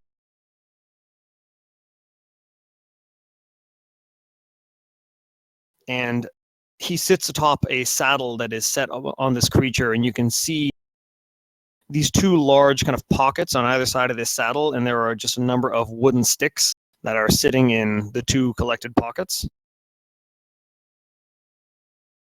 And as he comes out and kind of slowly and purposefully riding this creature, he raises his hands and the drums stop. Thank God. And he laughs. And he turns towards all of you and says, "First time the prey comes to me." Then he turns and looks at the amassed lizard folk. "This is what the elves sent to destroy us. I do not fear them. Can I speak up? I go, what'd you say? I can't understand. You can certainly say that. I say that. No one seems to be paying attention to you. What a bunch of assholes. Theon is the only one that understands this little charade, and clearly it's it's almost like a show being put on for the sake of the people that are here. I, The lizard folk I, that are here. I forget to translate for the party. You forget to? Yes. Okay. You continue. I do not fear them. They will be the first to fall before my tribe. And we will feed on them before we crush our foes. The elves, and he points off to the southwest. Will not be so lucky. They will not die quickly. They will be claimed and punished, and I will be rewarded. All these lands become And smacks his hand against his chest. my lands. This is what is promised to me. The Cursed One could not stop us. Now, his power is mine to control. And as he says that, he kind of slaps the side of the creature and it bellows out. And from the western entrance of this arena, the wooden barricades are drawn back momentarily. And something is essentially led in kind of by okay. It's a I- long yeah. I shout out in Draconic. What's wrong, Gotum? You can't fight us by yourself? He goes from kind of addressing the crowd and kind of staring about to he looks down at you because he was not really expecting someone to speak his language.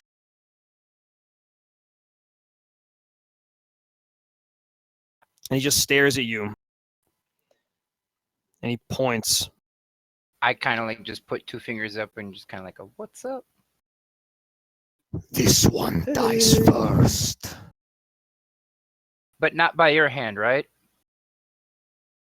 And from the west, he doesn't respond.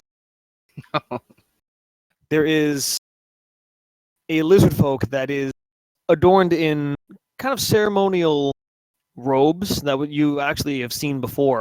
He was the one that encountered the illusion and essentially detected that your party was there. And he's leading a lizard folk along the edge of this kind of essentially it's a long hard wooden staff, for lack of a better term. It's maybe like 8 feet long, and there is leather lashed in a loop around the end of it. And on the end of that is a lizard folk that has a white head instead of the normal green that all the other lizard folk have. And he's being pushed forward, kind of contained at the end of this contraption, this kind of leash, for lack of a better term. And he's pushed further and further forward towards the central bonfire. This guy's being pushed. Yes, this guy's being pushed. He's kind of shoved around the watchtower here and pushed towards the central bonfire, and then kind of thrown forward like that. The one being pushed is the one that's like highlighted in purple. Yes. Okay.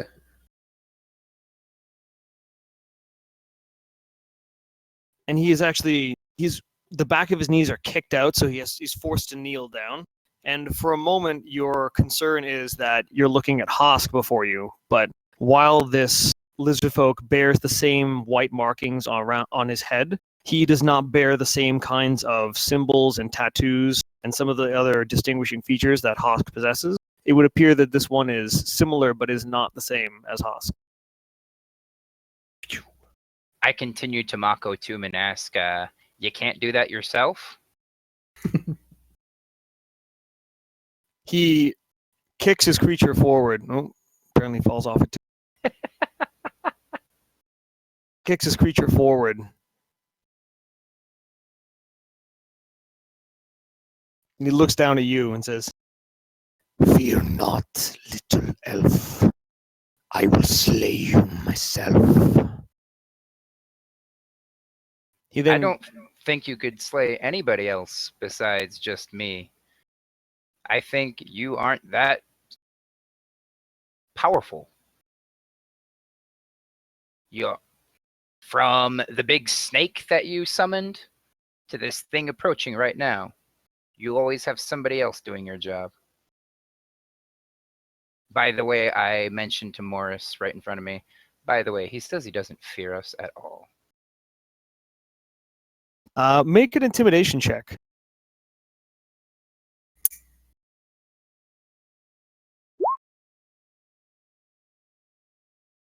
"22." What? Did you roll that in roll 20? Yeah, actually. No fucking way.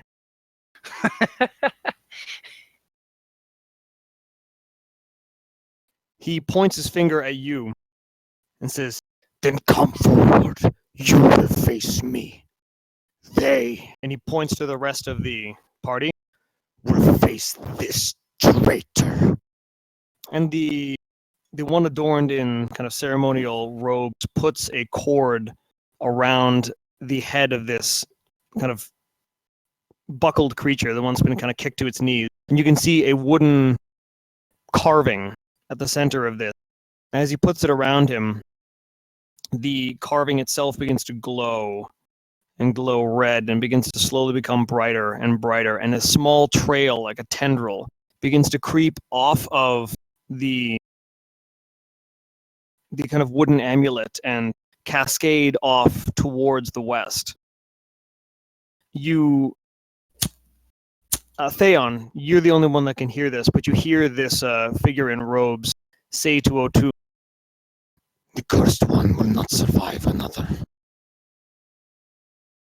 and O'Toole responds with, We do not need the cursed one once they are dead. Now Who is- go. Who is the cursed one? you wonder that to yourself, or do you ask aloud? I ask aloud, straight to O'Toole. I'm not even giving the other guy any kind of thought process on this. He looks back at you. He is the one you sent to slay me before. He fails. And now his curse makes my tribe stronger. And as this is going on, as this pulsing wooden amulet is beginning to grow brighter and brighter, the creature that it is placed upon begins to swell and writhe and contort painfully, and you actually see his form begin to increase in size. You can hear the strain of muscle. You see scales pop, and beneath those scales are patches of what look like bloody hair or fur, and his fingers and hands elongate into large... They're definitely not like a lizard folk claw anymore, or like a lizard folk talon. They're much more primitive. And he hunches forward onto all fours and just begins to roar and scream in this horrible, horrible pain. You can hear the gristle and snap of bone shifting, and it looks like this creature is going through a very, very painful transformation. And Is he still transforming? Is he visibly tortured? the creature that they put this amulet on? Yeah. Oh yeah, he looks like he's been put through the paces. Like he was in bad condition when he was brought here.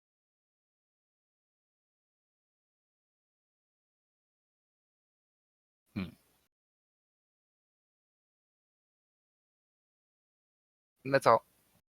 Okay. And it's now that I need everybody to roll initiative. Oh, fuck yeah. Select your character first before you click the initiative thing. Ooh, Mm-mm. today's my day and roll 20. Although now that I say that, I'm gonna just start sucking. Take my first one. I was trying to roll for game. I'm trying to figure out how to do that. Can you click game? There we go. You have to click your guy first before you do anything, and then you can click That's initiative. probably what I did.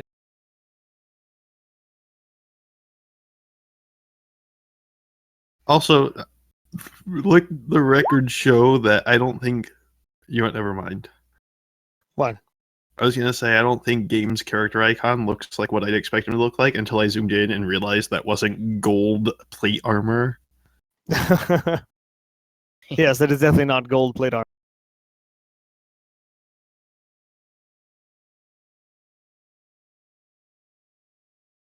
Should measurements on this map be accurate? Yes, they should. The scale should be correct. Okay.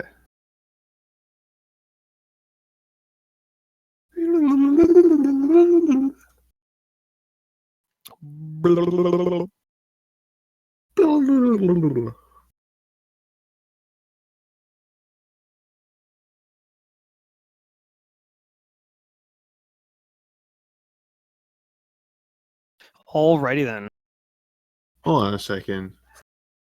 Game has it listed. He has a third level ability listed, What's his third level ability?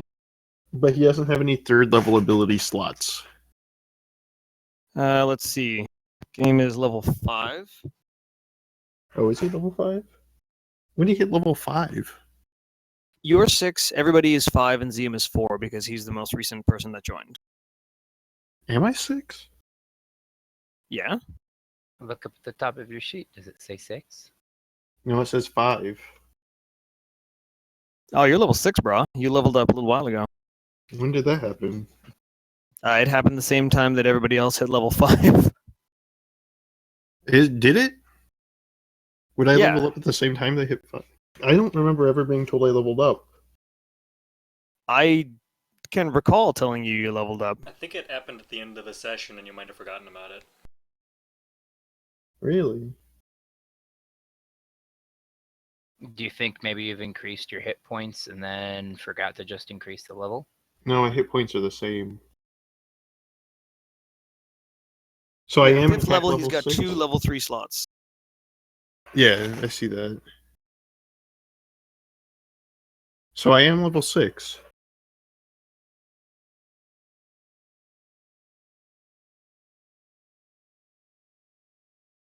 Wait, did that come through? Yes, you are. Can I make those changes now? Sure.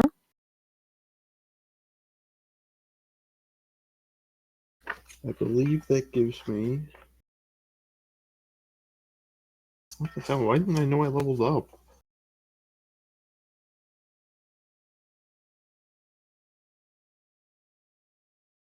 So that increases my rages.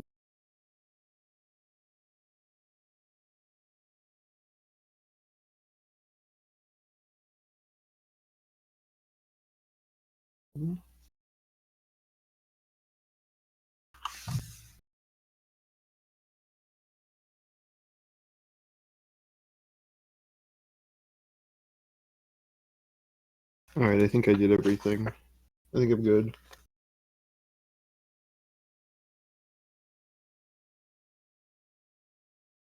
Alright, I'm good to go.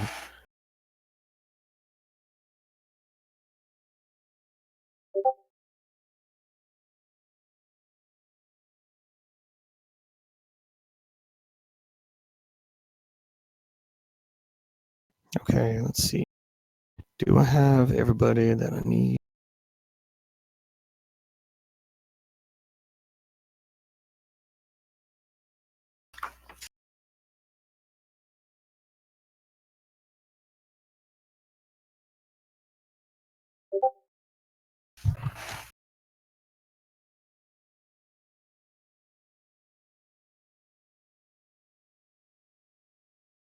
Sorry, I'm just trying to set something up. There's a lot of little pieces.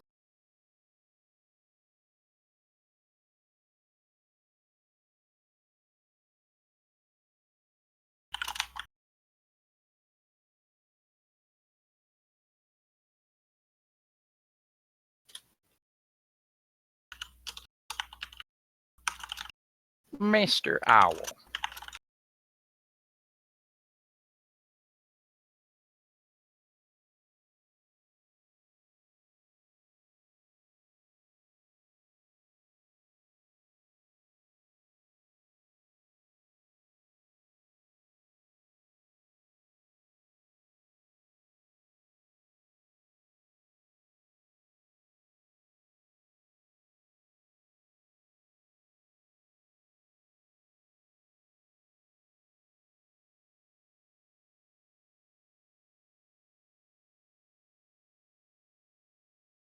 Okay.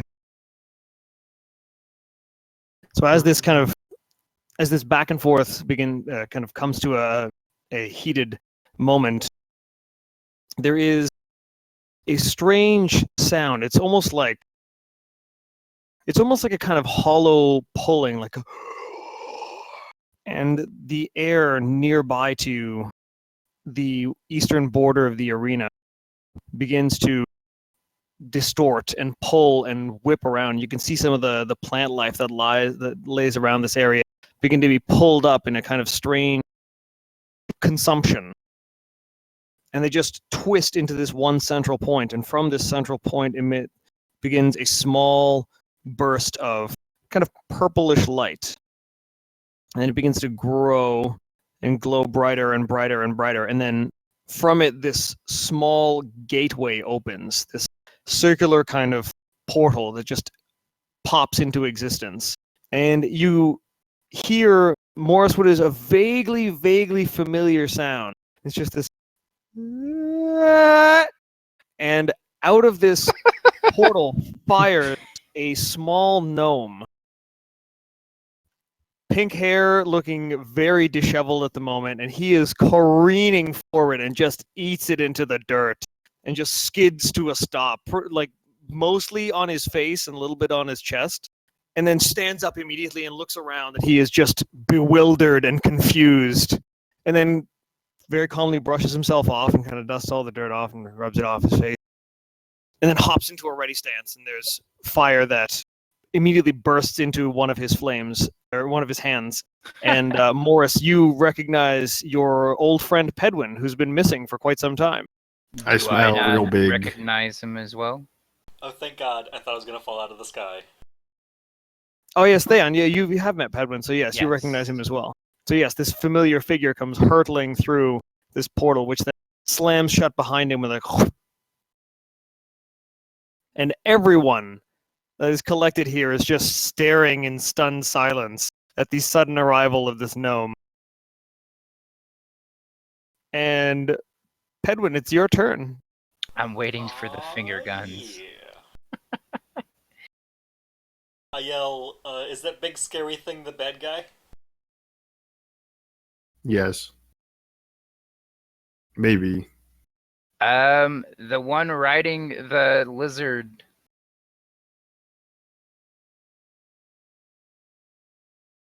Riding lizard, bad guy. Big scary thing, possibly, but it's out of his control. There we go. I'm gonna summon a flaming sphere on top of the guy riding the lizard. Oh shit. Okay, do your casting of Flaming Sphere. I know what this does. Okay, so it's 60 feet. Oh, I didn't change the damage. It modified it something else. One. Nice job, man.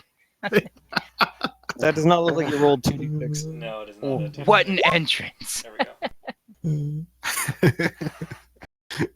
go. Okay.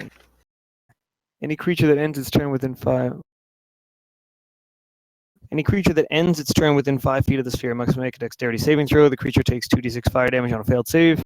However, as much on a successful one. As a bonus action, you can move the sphere up to 30 feet. If you ram the sphere into a creature, that creature must make the saving throw against the sphere's damage. Okay.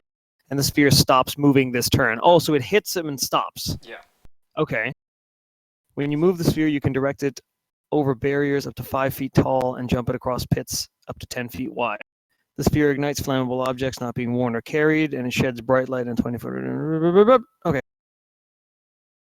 All right, so 9 fire damage. And We the used this flaming in Joe's sphere. campaign once. Yes, we did. Yeah, it was badass. I'm going to just draw it in. And we're going to pick red. Red is the color of the sphere.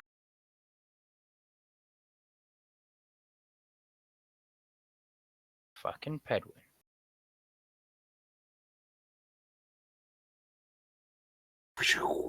And the sphere is over. Whoa, there. Please remove that.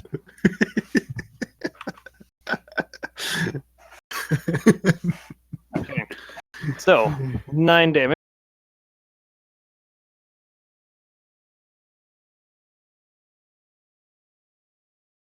I'm gonna. Oh wait, no, he's got to roll the save. Sorry, I gotta Yeah. fucking roll this. Okay, so it's Dex against your spell save, yeah. Well, actually, That is a I'm gonna grenade in my say hands. it is not Dex, but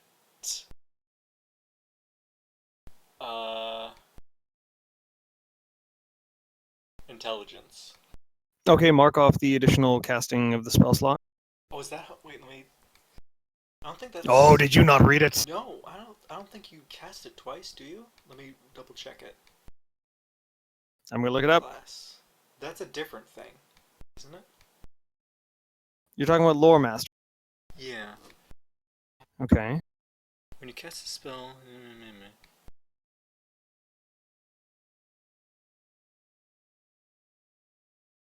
I don't need to cast it again to do this. Wait, So what it's is like the Bigby's what's the hand. ability? Oh, okay. So when you Spell save. cast a spell, spells Cast it- deal I blah can blah just blah. You can straight up substitute the I can damage just straight type. up change the spell saving throw. Where is it listed? And when you cast a spell with the spell slot and the spell requires a saving throw, you can change the saving throw from one ability score to another of your choice. This way you cannot do so again until you finish a short or long rest. So I can do this once in the battle. I'm trying to find. Oh, wait, is it in the altering spells box? It's in spell secrets. I just put it in the chat.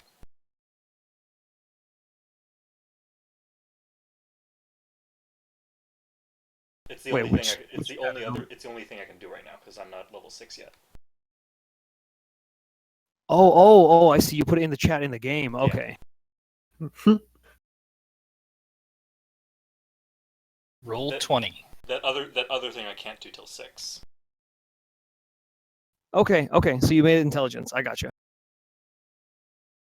All right. So that is okay. So it's not a +2 anymore. There's a 13. What's your spell save? My spell save is. Hold on. 1. Is 14. Okay, so he takes the full 9 damage. As the ball careens into him, it actually smashes into him, and I guess it would also hit the mount. So I should make the save for the mount as well.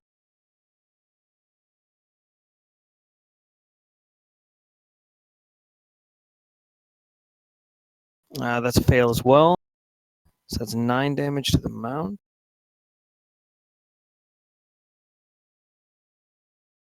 Pedwin lives up to his legacy, casting fire spells. Blowing shit up. I could actually make it like a cold damage, cold fire ball, or like a lightning fireball.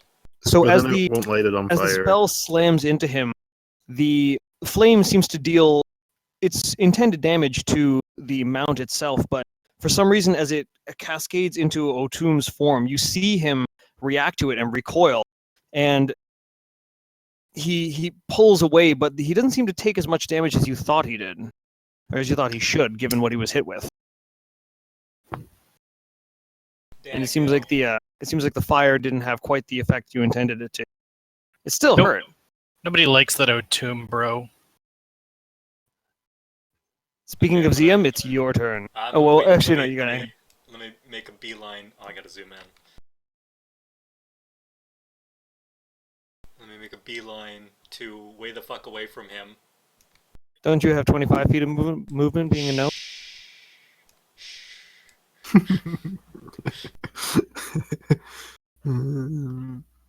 You can make it to beside that. Yeah, I can get there.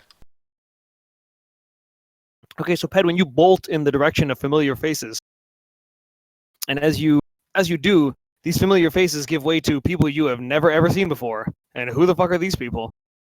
And Sorwin and Ziam, you see coming from you saw this gateway, and you had a rough glimpse of like something that kind of spat out of it, but that thing appears to be careening towards you now, and it is a small gnome with very, very pink hair and a very wild look in his eye. And he is just running full tilt towards the two of you. This makes me so happy. That seems weird to Ziam, but he doesn't question it anymore. All right. So, how many things are there? Is that 3, 4 things? Oh, wait, no, this guy is gone. Hang on, let me get rid of him. He left. There is currently 3 things that would be a threat. There is Otum, there is the thing Otum is riding, and there is the large muscled, disfigured creature. That's the word. Okay. So he's riding that thing. I get it. Yeah, that's why he's on top of it. Giggity. So, let's see. I need this distance tool. That's not distance. I Is guess it? I don't need to keep this anymore. The ruler should be the distance. Why is it so small? I can't read it. You'll have to zoom in. You're at 20 feet right now from where you're looking. Oh, I guess I'm zoomed way out. Yeah, like everything seems a lot bigger, and then we like measure it out. But I think that's actually proper measurements. All right. So, I've tried to get as close as I think it should be. are these green things like brush or trees or something? It's just like dense plant growth or like large leaves that have just kind of fallen from some of the trees, and it's just general plant. All right. Perfect. I'm just gonna move up and hide in these plants a little, and then I'm gonna cast Bane. Okay. Well, the plants are maybe like up to your like shins. They're not very tall plants. It's like a lot of low lying, kind of hugging the ground. And in other places, it's not even stuff that's growing. It's like big leaves that have fallen down or just laying on the ground. They're just in clusters all over the place. Yeah, I mean, it's not actually gonna hide me or protect me, but We just Gets kind of me- like hunker down in the it gets me knee-high grass. close enough to cast, and it gives me a small sense of security. All right, you feel a little better hunkered down in the grass. Cast Bane, please. It's a wisdom saving throw or It's charisma? or a what? charisma saving throw for each of those 3 things. Okay. Charisma saving throw for the things.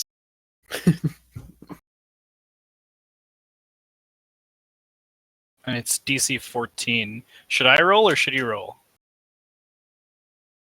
Hang on, I'm just calculating. I'm rolling their saving throws. Okay.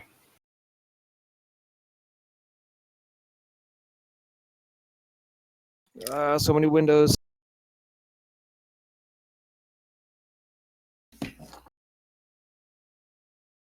Oh, charisma, not really their strong suit. Oh, definitely not this thing's strong suit. I've kind of figured that. Well, it's not a very strong result, like, to counteract for the fact that it targets a very weak defense.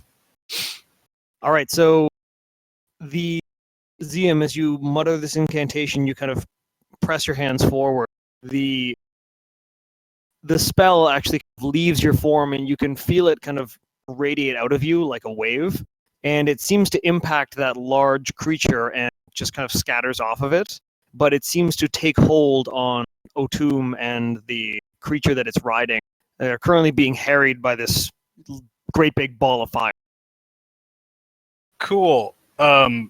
Yeah, so whenever they make attack rolls or saving throws, until I stop concentrating, they have to subtract a d4 from whatever they get. Yes, and I will have you roll the d4. Holy shit. Yeah, Bane's pretty sweet. Okay, so that is part of your movement. That is your action. You still have a bonus action and more movement. You're comfortable hunkered. Yeah, well, I guess I can move back just a little more. Sure. Okay, so as you begin to back up, you do notice that pushed in behind you are more of these wooden barricades that appear to be basically sealing you in. Yeah, I'm not locked in here with him. He's locked in. Oh, wait, no, I'm scared.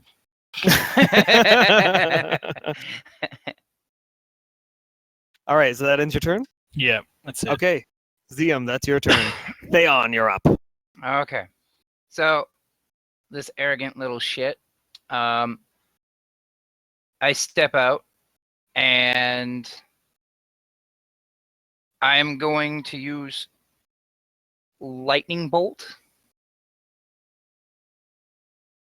on O'Toole and his ride. It's a 100-foot spell, so Oh yeah, that'll make it for sure.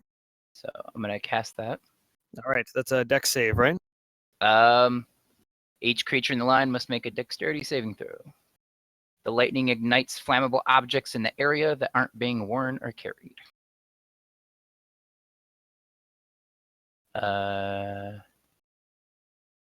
So if they get the dexterity saving throw, it doesn't hit, correct? No, I think it's half damage. So O'Toole makes the save, the creature does not. Okay. So here we go.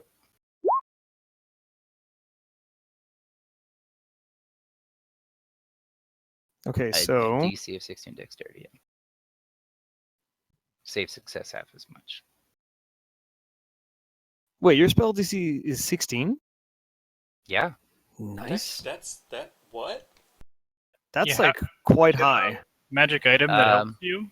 I don't think I'll give him a magic wait, item that helps his no. DC. No, I'm because he has charisma based. he has +3 for proficiency because he's level whatever it is. You get that for. I don't. Yeah. Oh, you have Right. a 20. I you have a 20. I have 3 proficiency and I have 20 charisma. Okay, that'll do. Oh, right. Okay, the +5. That's what I'm forgetting. Yeah. I mean, my other character that I play on Thursdays is 15 because he has +5, but he's still at +2 proficiency. So That's a lot of damage for rolling low. Yeah, but the other ones were like pretty much max damage. Or there was a lot, like it's 8d6. So Oh, I'm wait, rounding hang it. on. What's your Can you put in your casting of Bane, Killy? Do they have to subtract for the saving throw? yeah, it does saving throws. Sorry, I wasn't paying much attention. Okay, so all right, because the DC is 16. Okay, so roll the D4 to subtract from their saving throw. Yeah, I okay, just 2. did. All right.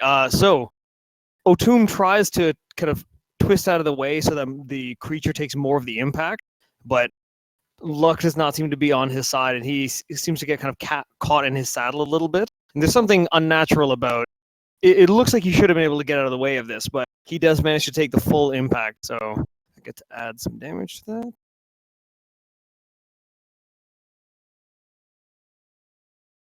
So this lightning bolt just slams into the two of them, and they actually take a full step. Whoa, no, stay on top.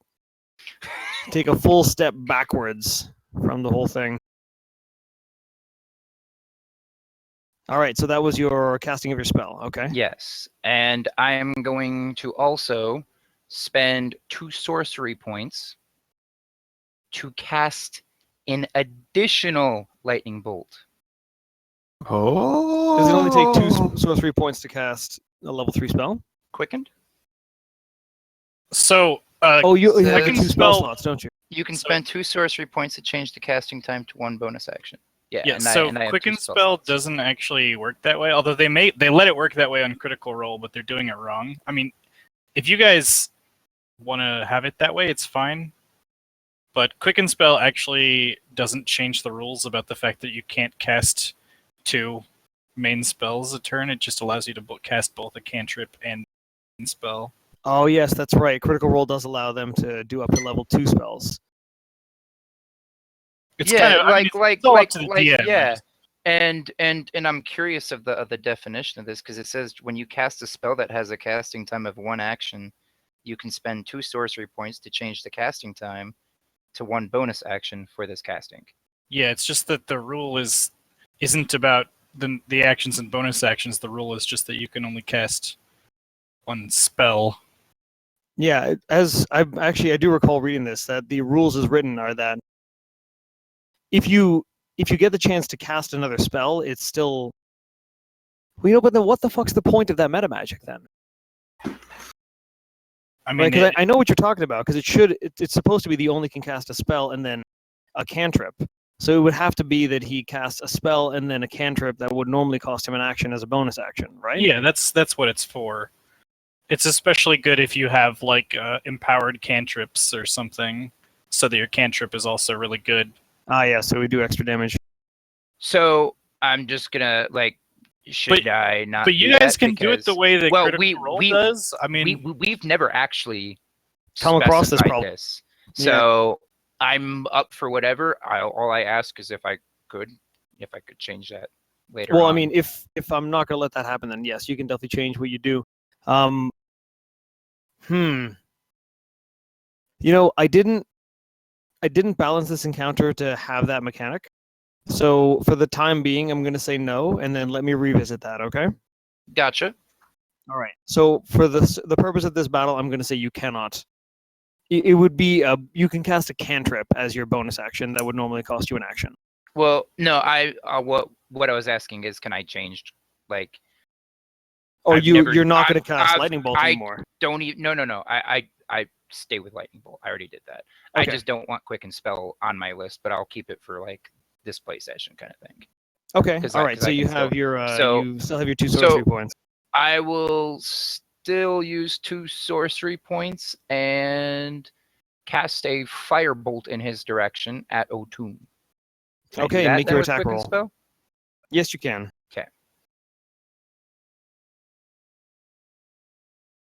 Yay! So you There's the roll 20 I remember. you extend your arm and your casting of firebolt seems to it's actually on target, but as it's heading right at him, O'Toole just actually bats it out of the way, and it seems to scatter off of him. The fire doing no damage. I He much just kind prefer. of glares at you.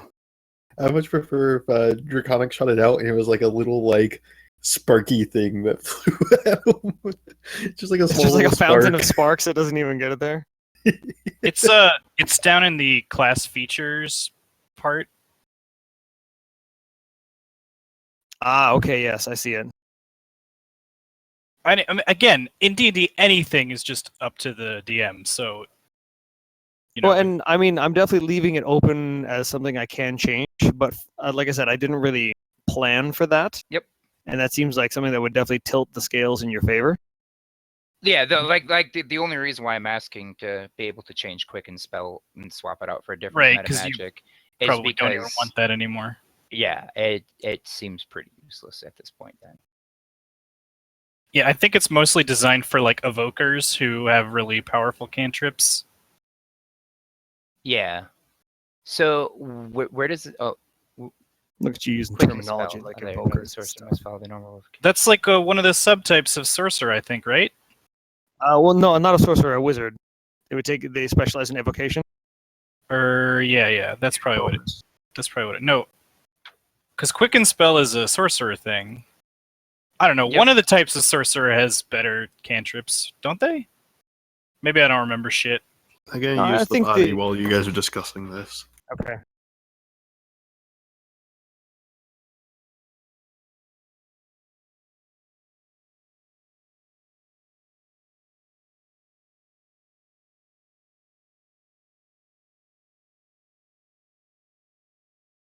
See, the thing is, well, this quicken spell.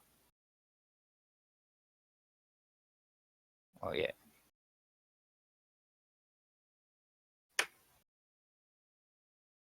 But yeah, I could also see that I think there's a becoming pretty warlock evocation overpowered. that does that. Yeah, and also twin spell down here is also that I can cast 2 spells, but I have to 1 sorcery point per level, and that makes more sense as more of a balance kind of thing.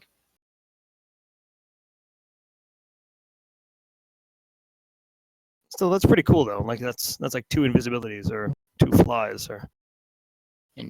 Yeah, twin spell seemed really cool. Actually, I mean, all of the sorcerer options are really. I'm back. Welcome back. Okay, so Theon, does that end your turn then? Yes, You're gonna finish where you are. You're standing where you are. I'm standing right here. Okay. So the creature that seems to have completed its transformation, it's just thrashing about, and you can see it's in this rage, this kind of blind, feral just hatred, and it's lashing its head back and forth and just charges forward at your group. Uh-oh, SpaghettiOs. Rude.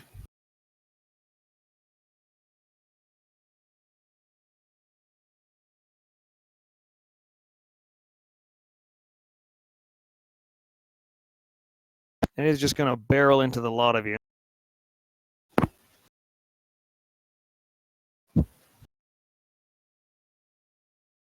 It is going to make 2 attacks.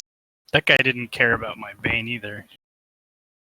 Correct. This guy did not care about the Bane. And these are going to be against Morris.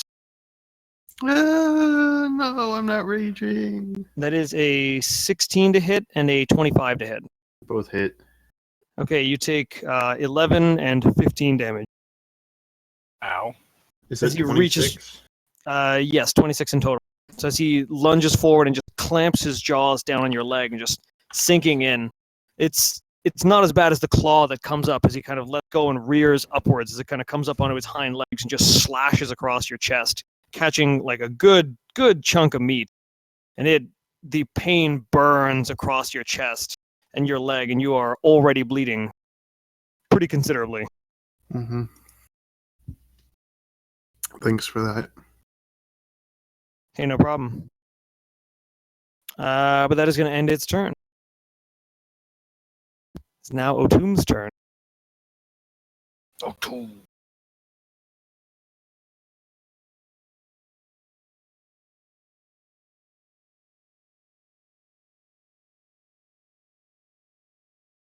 Okay, so Otum is going to kind of kick his creature forward, slowly navigating his way around the still burning orb of fire that is hanging nearby above his shoulder. He is going to chuck a javelin.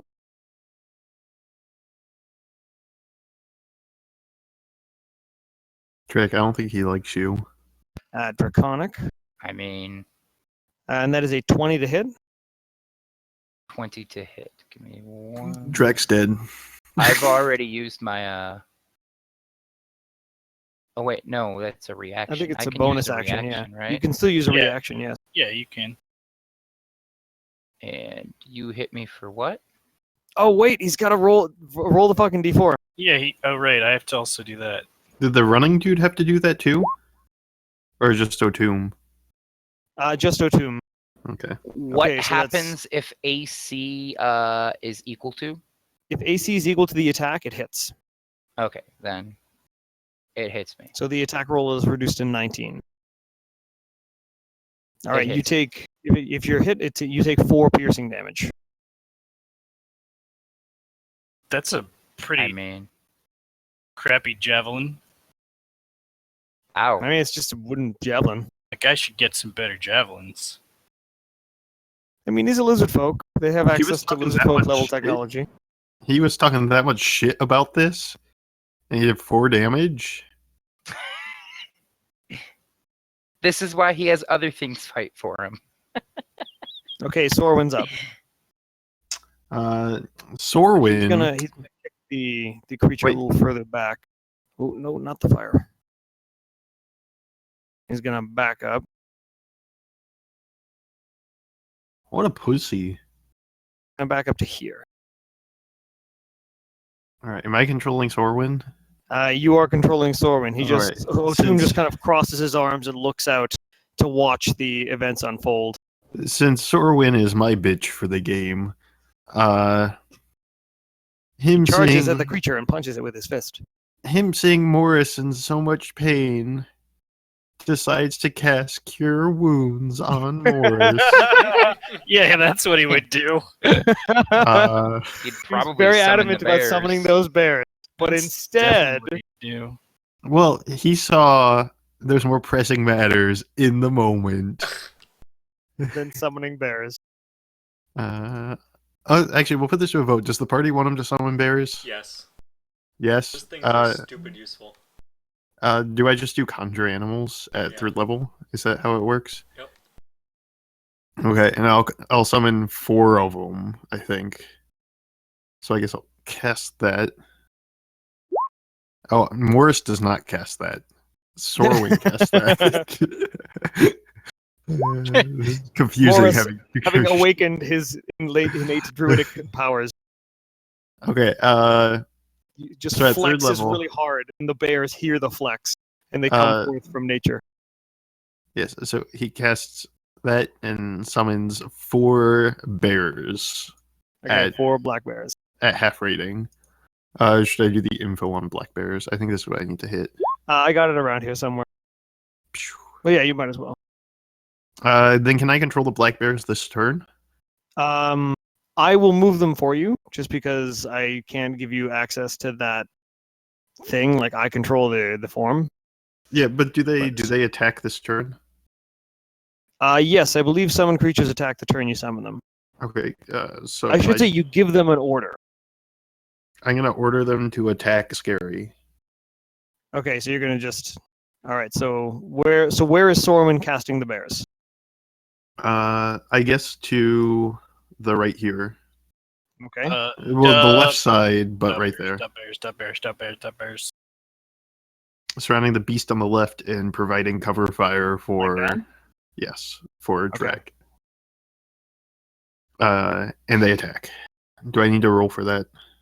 Yes, you're gonna need to roll. I don't know Yeah, I how need this you to roll. works. Why don't we do it in pairs? Roll 2d20s. Actually, we're in the fucking game. Roll 40 20s plus. Okay, so bears get multi attacks. So they attack once with claws and once with teeth. One is a +2 and one is a +3. So roll 4d20 plus Roll- any. You have to technically roll 8d20.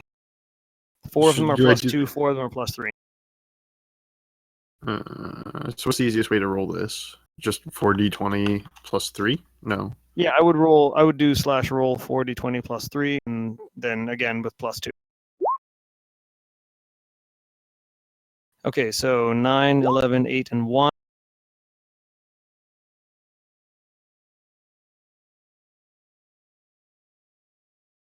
Did I do that right? Okay. I don't know what any of that means. Okay, so as Sorwin like conjures forward what he's been waiting for and hoping to achieve this day, he summons forth the army of bears, and from the earth itself actually rise 4 medium-sized black bears that then all lunge forward in a flurry of attacks against this creature. But the creature itself kind of turns and just rakes one enormous claw, which seems to actually display some significant similarities to the bears that are attacking it. It rakes this claw across the front of them and actually manages to deflect the first round of attacks from all the bears. And as they come back, many of them lash out with their own paws, and 2 manage to connect. So I need you to roll damage for 2 bears, 2 bear claws. I don't even know what the damage on them is. I will tell you shortly.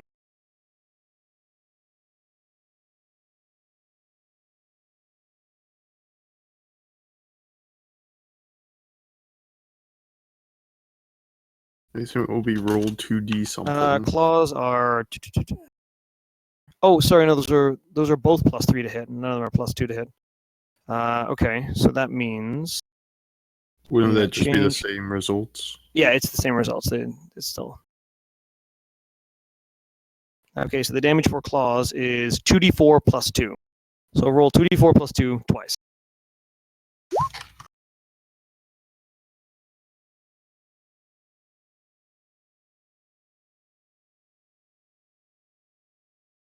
All right, for a total of 16 damage. So no 14. Okay. Cool. 15 hits. Good to know.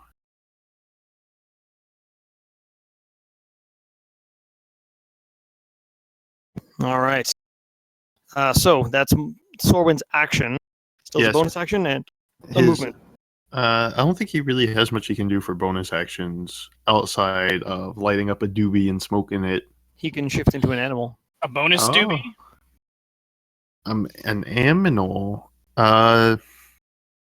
So I guess he can shift him. Can he shift himself into a bear? He's gonna be Circle Papa of the Bear. Moon? It's a challenge 1/2. So yeah, he is Circle of the Moon. Oh no, he's Circle of the Land, so he can't shift as a bonus action. He can or can't. Cannot. He's Circle of the Land. Okay, so I guess as a bonus action, he lights up a doobie and smokes it. All right, more doobs for Sorwin. Yes. Okay, His Mo. power increases with each one. Morris, it is your turn. Easy frenzied rage. All right, First thing, Frenzied Rage. I'm gonna cast that just so it's recorded. Easiest frenzied rage of your life. Okay. I'm gonna give myself the exhaustion level so I remember it. Then I will attack Biggie in front of me twice as my Okay. action. 2 attack rolls against Biggie. Alright, it's gonna be reckless attacks. Both of them, since evidently I have to specify that. Oh, I casted them as Sorwin. So Oh, no, cast does them as that Mo. use- Does that use Sorwin stats or does it use most stats? It would probably use Sorwin stats, I imagine. Wait, hang on. No, 20 plus 3 plus 4. So Morris's strength is plus 4, isn't it? Yeah. Yeah, and your So, yeah. proficiency is 3? No, so it doesn't matter there. Okay, yeah. So Morris did that, and those are with advantage because it's reckless. Oh, you did your reckless attacks? Okay. I told you I did reckless. Yeah, you did. You did reckless on Yeah. both. You're right. Okay, so both connect, dealing 10 and 7. Ooh, that second one's a beast. Oh yeah. So that's 27 points of damage. Yeesh. Man, that is an angry fucking barbarian. That is a Is- seriously angry barbarian. I just Where is took the- 25 points of damage, 26 points of damage. I am pissed off. I'm gonna grab a beer back. All right, I gotta take a leak. So I can take Morris, another leak then. the claws of the bears didn't seem to do all that much against this kind of tough, bizarre hide. That's this meshing of scale and fur. But your axe, the silvered blade, just cleaves clean through the flesh with little to no resistance. I'm going to piss. Yeah, me too. Don't cross the streams.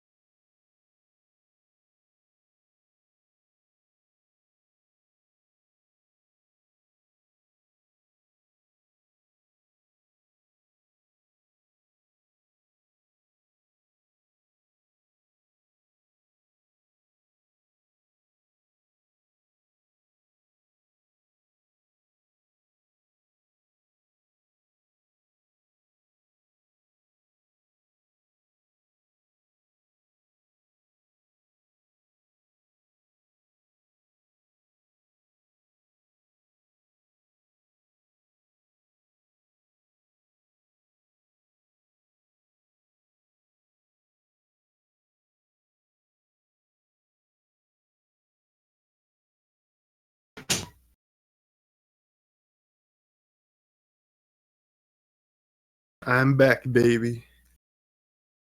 Hi back, baby.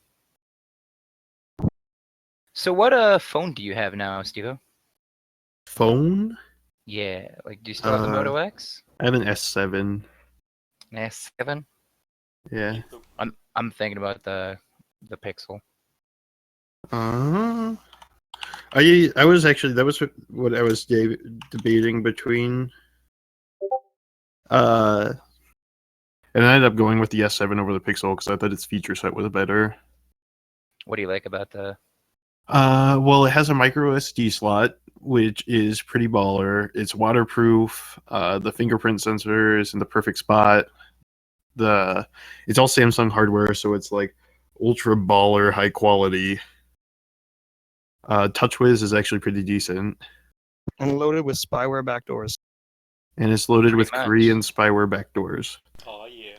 But I mean, just as far as like phone quality goes for the price, I think the S7 is the better deal, especially if you can get it when in one of the promotions where you get a Galaxy Gear or 256 gig SD card for free with it. Yeah. I got an LG G5. That's my new phone. Ooh. LG's been doing pretty good, I think. I like their products. Yeah. My fridge is an LG. Anyway, so the very, very angry Morris deals two big cleaves to the belly of this monstrosity that's in front of him. It's huge or it's large by comparison to you, Morris. And it stands on its four legs. It stands almost as tall as you do, and it's just thick and wide and just full of muscle. But your axe manages to cleave past some of this flesh and deal significant damage. And I go, come at me, bitch. You got 3 more coming next turn. All right. That ends your turn? Yep. It's Pedwin's turn. Let's Is that Pedwin's icon? no. No. I'm not on That's the Gene Wilder.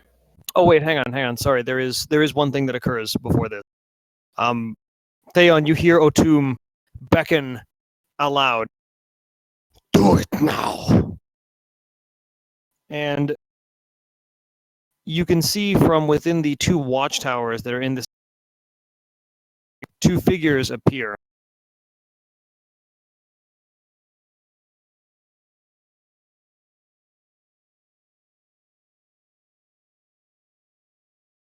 And they're 2 individuals with robes kind of clutching staves. And they begin to chant an incantation to themselves. And from the ground, actually not far from the bears themselves, burst forth 2 creatures.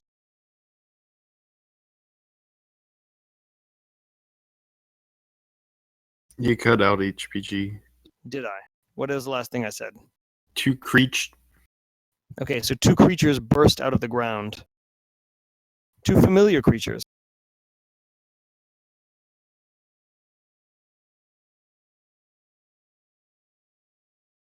You see 2 similar serpents to what was thrashing about inside that ravine. Egad. We're fucked. Are they the same size? As the one you saw? Yeah. Or are they Most smaller? definitely. They are the same size. We're talking that big ass thing inside the ravine Yes. that ate someone whole. Yes. They're There's- not accurately represented on this. They would have to be this size. Oh. If you think they count as huge, they might even, well, they would take up this space, but they're longer than a measurement on this would indicate. Okay.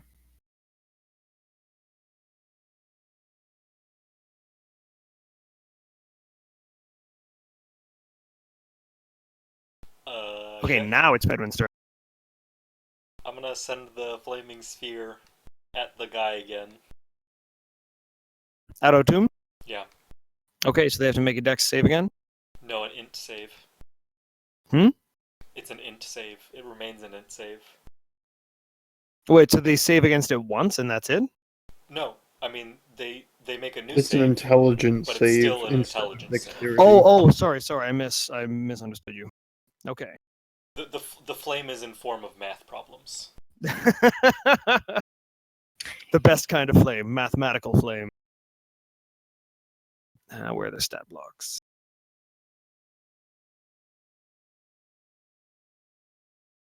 You guys don't even understand. There are so many windows open on my desktop right now.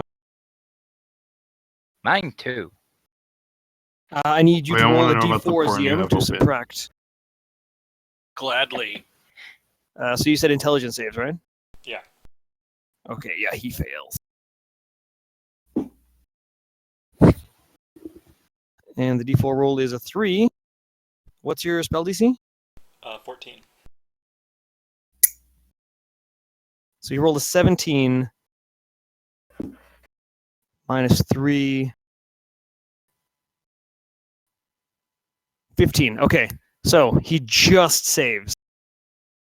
So O2 managing to just somehow solve the math problems in time to come to his senses and dive out of the way of the flaming sphere, but it slams into his mount. Roll your 2d6 damage. Oh, you did already? He still takes half. Yes, he still takes half. And again, the flame doesn't seem to quite have the impact that you anticipate. Should have made it lightning. That would have been so much cooler. Lightning sphere. Lightning math. The lightning math round. Shit. I guess like that subclass pretty much renders chromatic orb just useless. Oh, is that? What do you mean by chromatic orb? You can send it out as any element. Yeah, but it costs like a diamond, so Yeah, I mean the things. It's 3d8 for level 1, but that's costs like 100 something gold every time you cast it. So. Are we actually playing with that stuff? Unearthed Arcana? Yeah, I don't see why not. No, like diamonds required to cast things and all that kind of stuff. But I'm guessing it's more dependent on certain spells? Or... Well, yes. Chromatic orb is a base spell. Yeah, it's just most spells don't have any like gold cost worth of ingredients. Just some do for whatever reason. Well, the more influential ones have a gold cost associated with their material component. Yeah, okay, so really important ones like Resurrection, it's obvious why they have a component cost, but I don't know for Chromatic Orb why it has one. Well, because it does 3d8 at level 1. And it can be any element. Most other spells do like 1d something. Yeah. 2d something. Very few level 1 spells would do 3d8. Okay, so... Actually, I guess those things... Yeah, they'll act on the initiative. Okay, so that means it's... so, Pedwin, you slam them with the flaming spear. Yeah. What else is Pedwin doing? I am also shooting a level 2 magic missile at the dude in front of me. Okay, the big guy? The big guy in front of me. Okay, it hits automatically. Roll your damage. Gotta find it.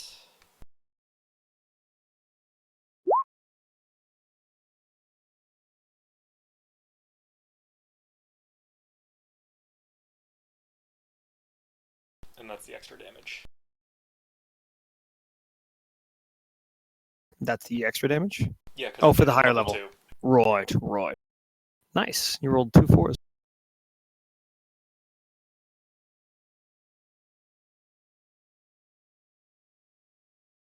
Okay, so, Pedwin, as you issue the order to the sphere and it careens forward, smashing into O'Toole and his mount again. As you're directing that with one hand, the other hand is tracing an incantation in the air, and kind of arcane light or a dull glow is whisking off different fingertips as you move around, tracing different sigils in the air. As you extend your hand, out of each fingertip blasts necrotic damage. These black, small bolts of energy that swirl forward and actually sweep into some of the wounds left by Morris's axe. And you can see part of the other side of the creature is actually... So part of the creature on the opposite side actually blows open, and you can see gore spattered across some of the bears on the opposite side, who then just, and their big tongues just kind of lick it off their faces. And the creature itself just kind of... and just plants into the dirt, going limp. And you can see it very, very rapidly change color and begin to shrivel and shrink down to even smaller than that of a normal person. It is seemingly desiccated and dried. It's at this time that, actually it was earlier in the fight, and I totally forgot to mention this. When that creature started transforming, Sorwin told you, Morris, or Sorwin noticed that the wooden talisman he had picked up earlier had begun to glow and grow hot and eventually start to blacken. And as this creature is slain before him, it turns into a black and then a white as it goes completely dry and devoid of all moisture and turns into mostly petrified wood, some of which begins to crumble away.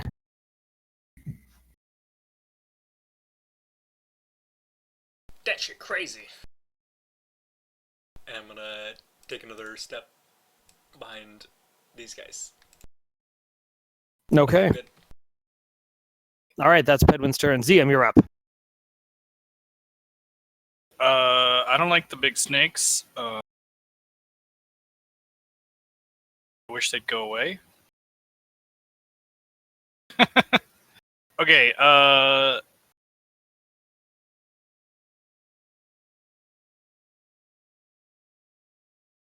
speaking of wishing the snakes would go away, I am going to cast Dissonant Whispers on one of the giant snakes.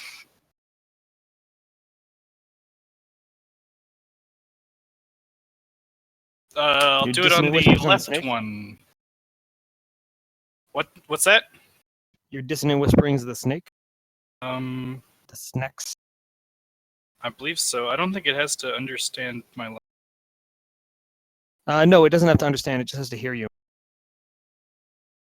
Yeah. To my knowledge, I believe somebody cast this not long ago. I mean, the snakes do appear hostile to us, yes? These are some hostile-looking snakes. Let me tell you. Hostility, they are radiating it. Yeah, so that leftmost snake, I'm casting Dissonant Whispers on it, so it needs to make a Wisdom saving throw against DC. Wisdom saving throws. Okay, the left snake. And bring up the stat block.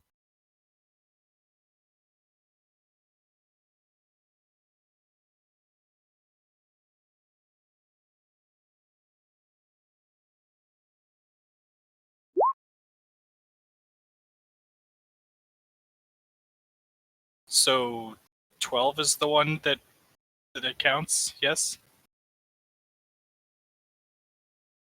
Wait, did you guys see that roll? Yes. Yep. Oh, you weren't supposed to see that roll. Uh-oh. Yes, 12 is the one that counts. I didn't see anything. I don't know what you're talking about. Anyway, the DC was 14, so did he... It fails. Okay, he fails. Then he has to take these 3d6 psychic damage, and then, if able, use its reaction to Run the fuck move away. as far away as it can from me. I do believe that is the case. Oh snap. Okay, so did you roll your damage? Yes, it's 12. Okay. 12 damage to the snake. Is that the snake on the left? It Yeah. is the left snake. God damn it, you guys. 12, you said? Indeed. Okay. The 12 damage has been dealt. And then, so, Ziam, as you lock eyes with this massive serpent, terrifying though it is, you whisper something under your tongue, under your breath, and let's see who's nearby to you. Pedwin, you're the only one close enough to hear what sounds like a mixture of kind of rasping, hissing, and... Oh, no, it's in your language. It doesn't matter. Okay, you hear a string of somehow racist against reptiles statements, and this creature itself seems to lock eyes with Ziam for a moment, and then its body language kind of shifts, and it actually slithers backwards, still facing forwards a little bit, before twisting in a coil and just darting directly away from. Oh, and as a bonus action, because I remembered that I'm a bard, I'm gonna play a little ditty and go, kick their stupid asses! I don't know. To blanking on Drax's character's name. Theon. Theon, yeah. I'm gonna bardically inspirate you. Yay! I like to imagine the snake that slithers away. Wait, I want to see if with this all- works. I think I have like a button for that. Does it do something? Okay, so There. this snake, It doesn't do anything. I'm still learning roll 20. the snake actually just buffets itself up against the wooden barricade, and as it charges forward, there is an area in front of the watchtower that, as it surges forward over it, it seems to collapse underneath it and reveal a large pit sitting in front of the watchtower. Where is that? Can you draw that in? Can you see it now? Should be a Yes. brown It's circle. It's like a brown, yeah. Flush it down. I see what you did there. What you did there. I see it. All right, is that the end of your turn, Zium? Yes. All right, Theon, you're up. Okay.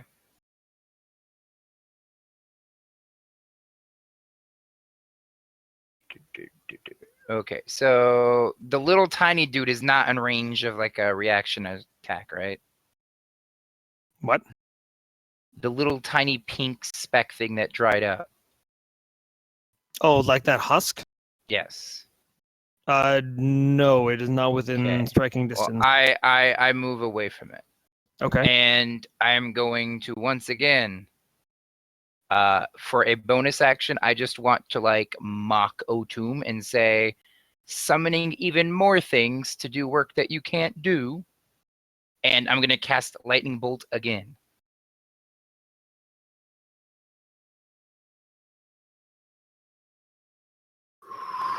All right.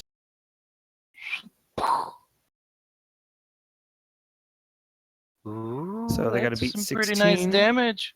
I need the D4, please. Yeah. That One. Bane, man. Getting some value. Was that Bardic Inspiration? No, Bardic that's from Inspiration. Bardic Oh, Inspiration he Bane, can Bane, use Bane, Bane, on okay. attack rolls. Yeah, but yeah. I that's didn't not a- know. Yeah, I didn't. For some reason, I thought it was the Bardic Inspiration, and I was like, but Drag chooses when to use the Bardic Inspiration. I couldn't use it on this one anyway. Yeah. Yeah. You can also use it on like some other things Saving too. throws. Yeah, I think so. Ability check, attack roll, or saving throw.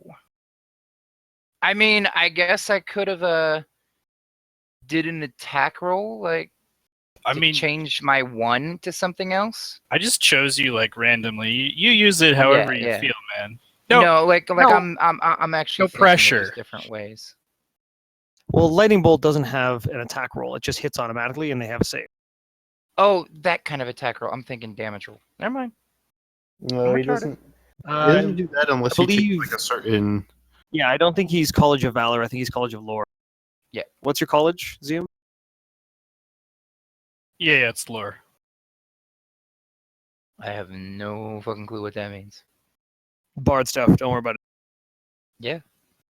I'm not. All right, so Theon, as you College of as you- Valor means I'm like half of a fighter. College of Lore means I'm full on weenie. That's a relatively good explanation.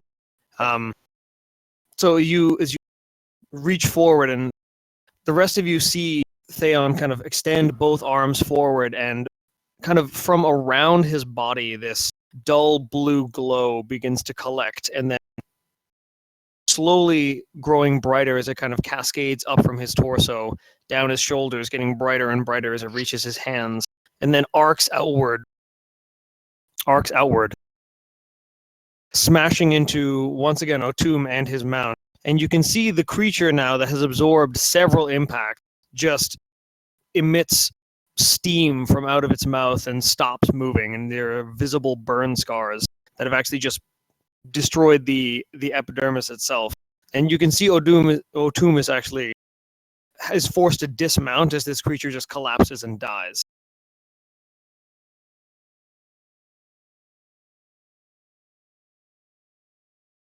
Finally did something in a fight, guys. We're a little less dead than I thought we were.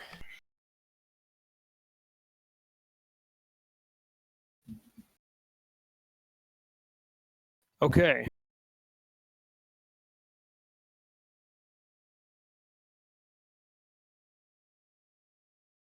So where is that casting of... Did you throw down the casting of Dissonant Whispers? No, I got it. I got it actually here. don't know how you guys get those things to come in roll 20. Oh, you gotta type it into your character sheet. Yeah, like we all just typed it in. I went to like a site that Also, you just can, if you look in the D&D channel at the very beginning, is a PDF of every single spell with all the text written in there. You can just copy from. Yeah, okay, I may try to do that. I have an app on my phone which does it really well. That's what I use. Yeah, I use an app on my phone for the most part as well. But I guess I should do something else so that I can put it in the chat. You guys have there's like a Discord thing, right? A bot, you Like a mean? bot? yeah. Yeah. I forget how to use it. Okay, it doesn't say that Dissonant Whispers lasts more than one turn. So I No, think it doesn't it's have a just that turn. duration.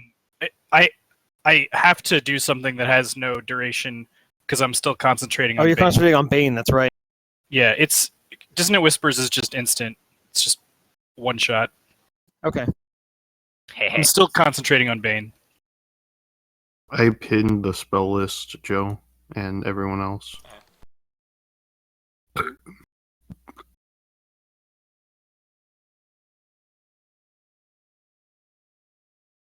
Well, it did move its full movement, so it moves its full movement to get back where it was.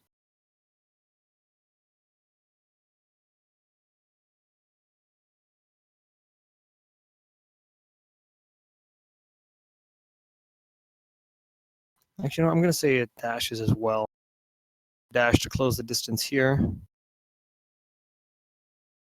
Dissonant Whispers you'd often use on somebody who could take a bunch of opportunity attacks too, but I don't know. I just wanted him to run away. You didn't get to attack that turn, so it worked. Yeah, you took him out of the fight this turn. He's just sitting there now. This one, however, is going to attack Morris. Uh-oh, SpaghettiOs. Whoa, that thing like covered that amount of distance that quick? Holy shit. It used its action to dash.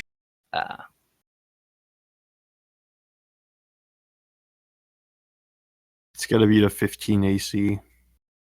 Okay. Doesn't it have advantage on this?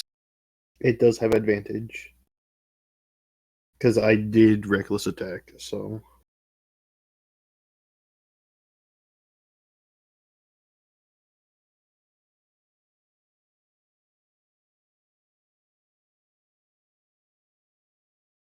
So I'm just looking up some stats real quick. Cool.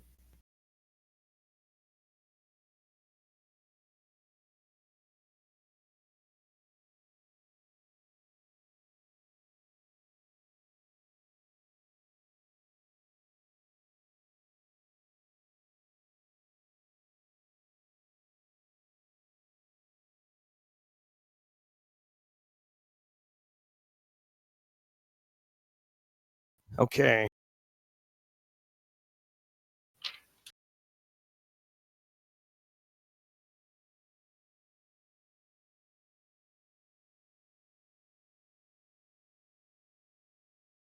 All right, so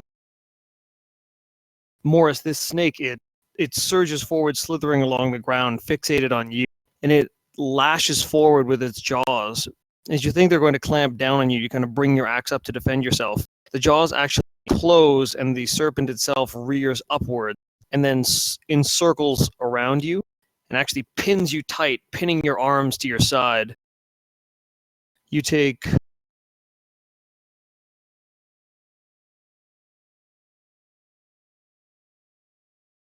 You take 13 damage, halved to 6. 7. No, halved to 7. Yeah, halved to 7, sorry.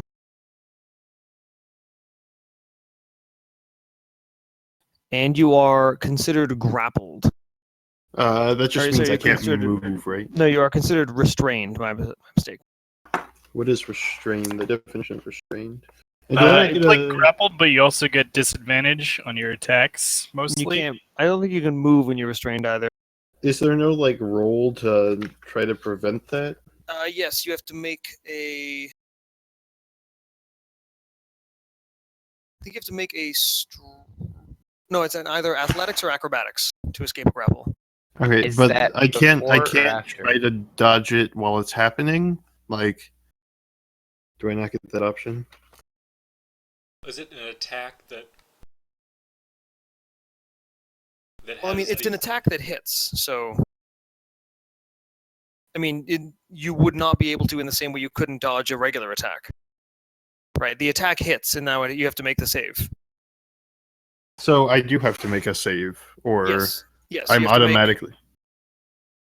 So do I do the save now or on my turn? You do the save now. Oh. Which save do I do? Oh no, actually no. I think you do have to do it on your turn. But that's only if I want to escape. Yes. Yeah. So right now you are considered restrained because the attack hit. Okay. Okay. Yeah, that's how it works. All right. So you are considered restrained now. And I have to use a strength save to escape?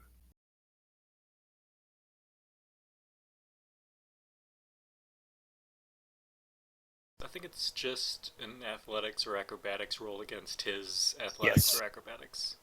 Correct. Okay. Does it cost an action to try to do that on my turn, or? Yes. Bleh.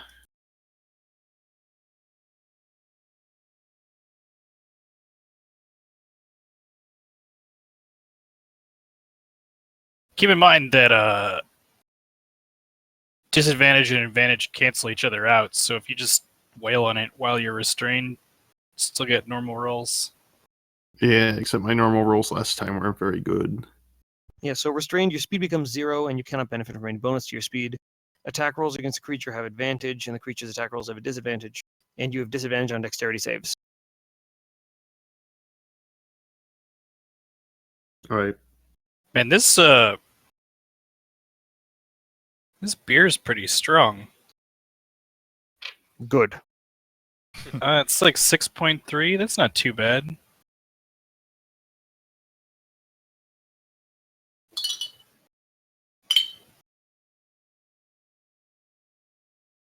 Okay. So as that's happening, what were the orders given to the bears when Sorwin summoned them?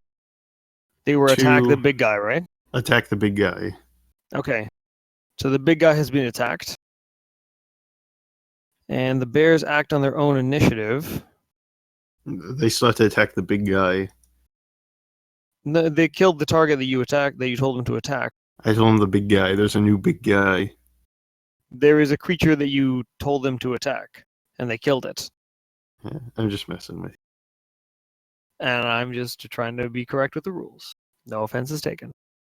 But they will act to defend themselves, but otherwise they take no actions. So that means the bears are done their turn. It is now Otum's turn. Wait, they take no action? Yes, a creature takes no action unless something is hostile towards it. If it's completed its previous orders. Hmm. Well, yeah. The description's up here. The summoned creatures are friendly to you and your companions. Roll initiative for the group. They obey any verbal commands you issue to them. If you don't issue any commands to them, they defend themselves from hostile creatures, but otherwise take no actions. Okay.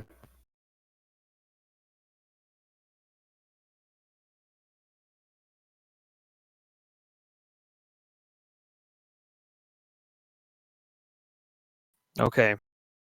So Otum comes out from behind the creature he was riding that is now dead, having been shocked repeatedly with lightning and battered with fiery math problems. Fiery math problems. You can see the frustration and the anger is visibly evident on this creature's face, and you hear him speak in a language that none of you understand. Yeah, I'm pretty sure nobody understands it. Theon, what languages do you know? Huh. I know Common, Elvish, Draconic, Dwarvish, Undercommon, and Giant. Okay, ZM, how many languages do you know? And what are they? I know languages.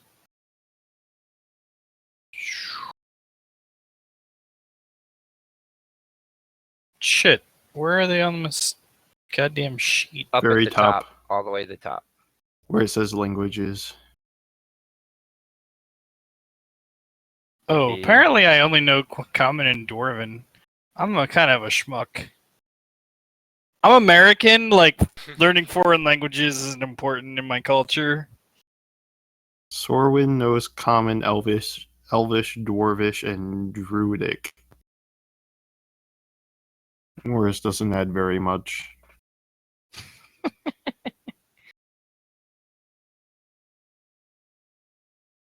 Pretty sure Pedwin only knows Common and Gnomish. Okay, so then it is not a language that anyone understands. But it has a very different cadence and intonation, and it sounds distinct and different from Draconic. And there are many more guttural, kind of throaty sounds, and just a lot of what sounds almost like, yeah, a little bit like that, like almost kind of gargling sound. Like Wow, deep throaty. I'm not okay with what just happened. I was Not trying sure to how you make got so good at that sound, Steve-O. Practice makes perfect. Something, cum guzzling gutter horror. Hmm You don't know what I do with my free time?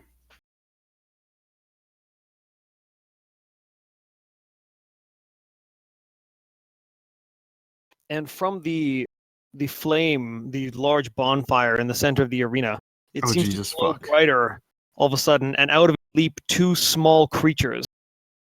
As they land, they have almost like claws on their hands and feet, and they look around, and as you stare at them, these creatures look like superheated rock.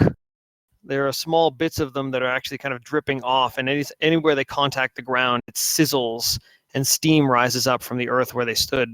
And they kind of look around, and then with a kind of, in a way, childlike laughter, they look around and then lock eyes on the group and sprint forward. Only one question. Did you say Flow Rider?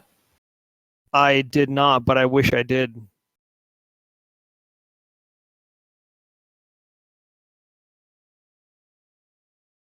Okay, yeah, the speed is 30 here.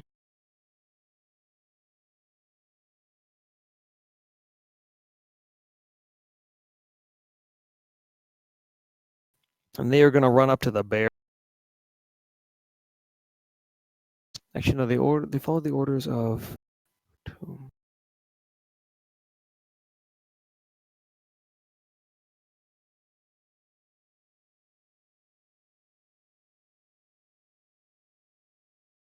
Yeah, they're going to hit the bears.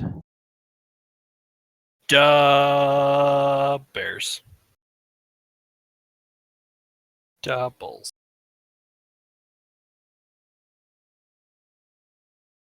I just realized I might actually be old enough older than you guys that you don't get that reference. I can say I did not get the reference, but I was also not paying attention. It's like a really old Saturday Night Live reference to like all those. Fuck bear- old people. Yeah. Shit.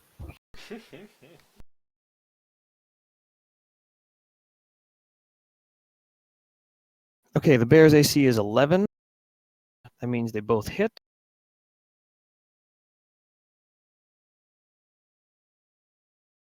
Okay, so the two creatures run up and actually latch on to the tiny things, run up and actually just jump into the air and then grab a hold of one of the bears.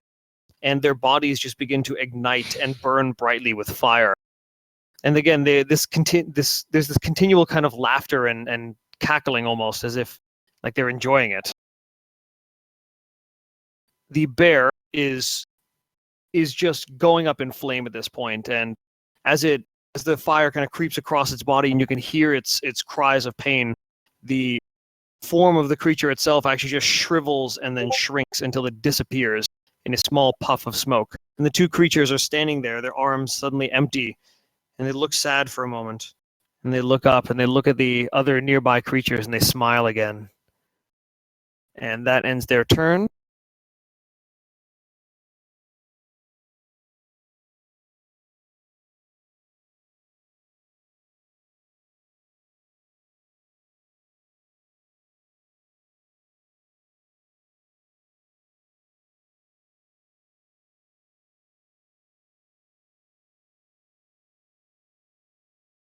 Okay, so Otum moves forward. And as he does so, he reaches up and points at one of the towers and calls something out. Theon, again, you understand it. You hear him call, Aid me. and one of the creatures mutters an incantation.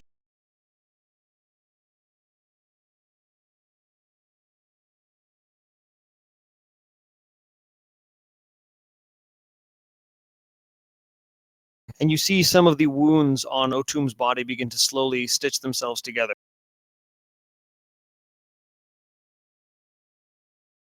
Hmm.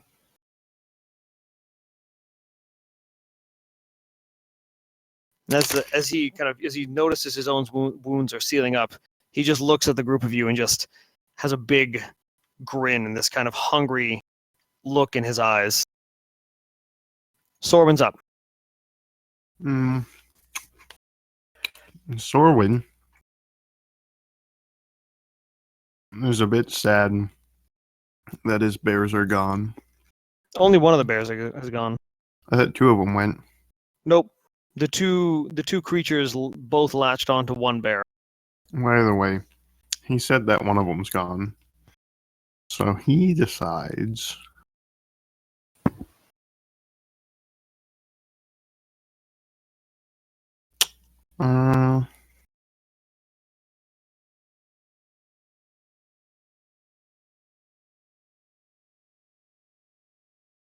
No, maybe he won't. To command the bears, is it an action or a bonus action? I believe commanding the bears is a bonus action. Alright, well, for his bonus action, he's going to command the bears to attack the nearest enemy to the group. Oh no, they obey any verbal commands that you issue to them. No action required by you. Okay. So I guess just on your turn, you just yell out another order. I tell him to attack any enemy to the group. That is too complicated an order for bears to understand. This is Alright. simple. It's a simple Point and like, attack, man. Attack Flaming goblins. in this circle that's not us. Attack flaming goblins. How's that sound? Okay. So, all right. So that's what the bears will do on their turn. And then, I guess for his action, he'll cast Moonbeam on Otum. Moonbeam? Okay, make your casting of Moonbeam. I think he can. Should I do that as Morris? Fuck. Doesn't matter that much. Now it looks like Morris can do magic. Wouldn't you want a magical Morris? And I think I have to roll something, right? Is it 2d10? Because he doesn't have Okay, it so when it ends programmed its into turn a there, it spell. starts its turn Can there. you just cast Moon Dance instead? It makes Huh? a Constitution saving throw and takes radiant damage on a failed save, or half as much on a successful one. Mhm.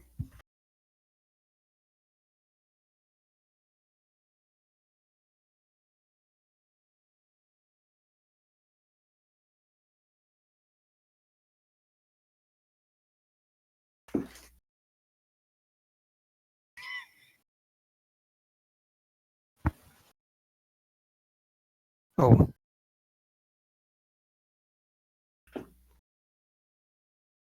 So it makes a Constitution save. All right, what is Otum's Constitution? What's the spell? Oh, it doesn't matter. He makes it. Could Bane stop him? Oh yeah, roll your Bane. No, it didn't stop him. Boo. So he takes Hey 4 man, damage. you've gotten some good value out of that. Yes, it does 4 damage. And Otum is temporarily caught in a column of light that actually burns itself through the. I'm going to say the canopy is higher than 40 feet at this point. So this column of bright, well, it's actually like a pale blue color, cascades down on top of Otum.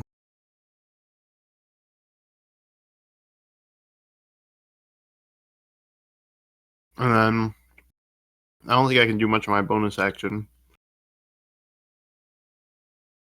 So I'll keep smoking that doobie. All right. He keeps doobing it up. Is he going to move anywhere? Hmm.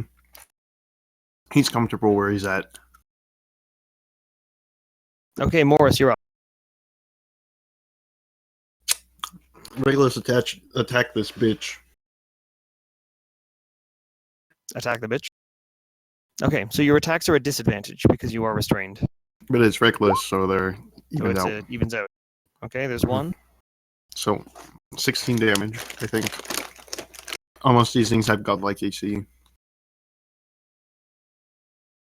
Well, the first one misses. The second one What? misses. Oh, Yeah. I misread. I thought there was only 2 attacks. No, so it's straight rolls, so the second one misses. The first and the third hit. Mm-hmm. And that's my turn. Okay. That's a lot of axing him a question.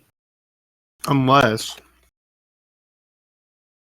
I can use my movement to try to escape, but I don't think so. No, you have to use your action to try and escape. Your movement is 0. Well, bitch. Okay. All right, so the rest of you see your burly friend Morris wrest his arms free of the snake that has bound him.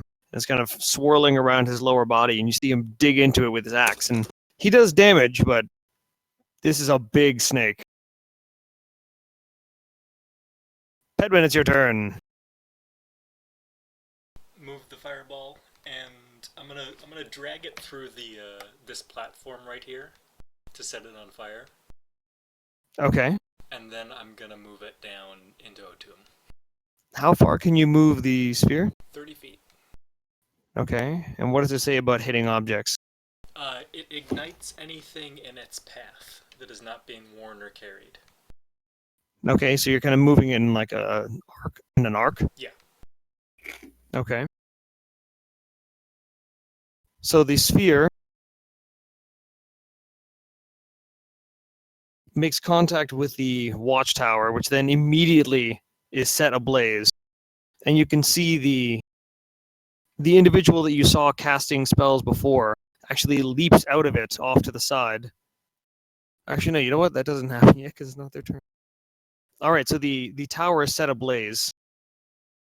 And then the orb is swung further into Otum and bashes into him from behind. Intelligence save, right?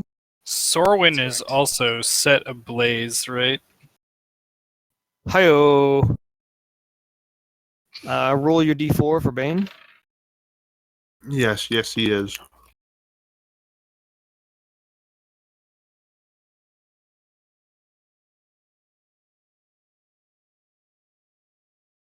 Okay, he takes full damage. I'm gonna do a magic missile against the snake on my right. Again, the fire not quite dealing the full damage you expected it to. You're going to magic missile which one? The left or the right? The right. Okay. Cast your magic missiles. Poop. And it's at the lowest level? Yeah. Okay. And I'm gonna.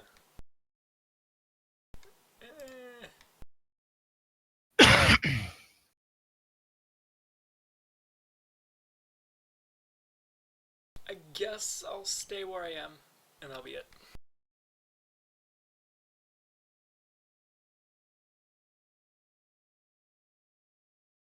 All right.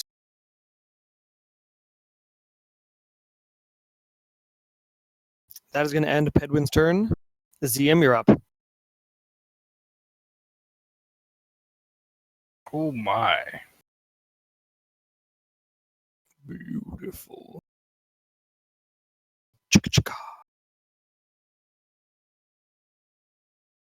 All right. So what are those two fucking things on the bears? Can I see Uh, them? You can see them. Make an Arcana check. I would gladly do so. Pedwin and Theon make Arcana checks as well. Arcana.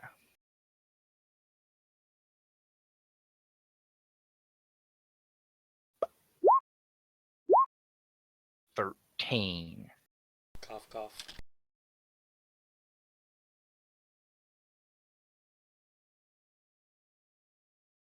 All right, so Zium and Theon, you're having trouble recalling what these creatures are.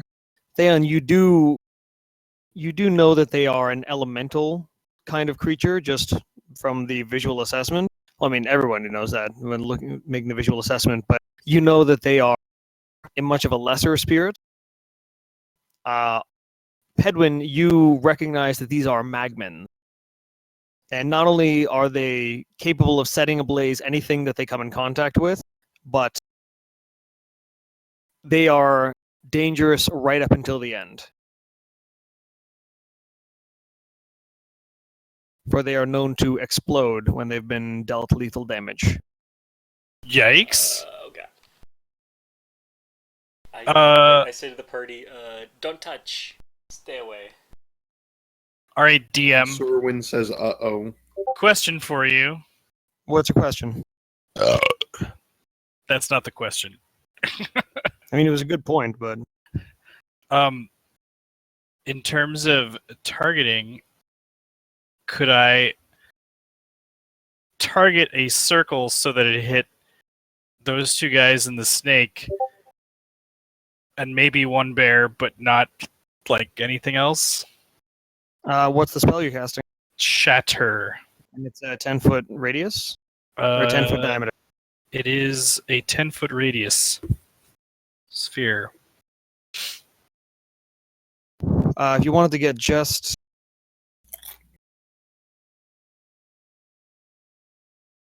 yeah, if you cast it over here, then you could get just the magmans and the one of the big snakes. Or did you want to get both snakes? No. Once I figured it was just one. Okay. I just didn't want to hit Mo. That's basically the question. All right, cool. That's what I want to do. Well, Mo and the snake are... it's a really big creature. Okay, you know what? I'll say... Because I believe this counts as huge creature. Yes, Yeah, it's I mean, a that's huge why- creature. I'll say you could catch it without getting Morris. Yeah, that's why I asked for like DM approval. Okay, yeah, so I'm going to cast Shatter. It is a Constitution save. For each Okay, of mark your those- casting of Shatter, please. Casting. Cast. Look, I have it.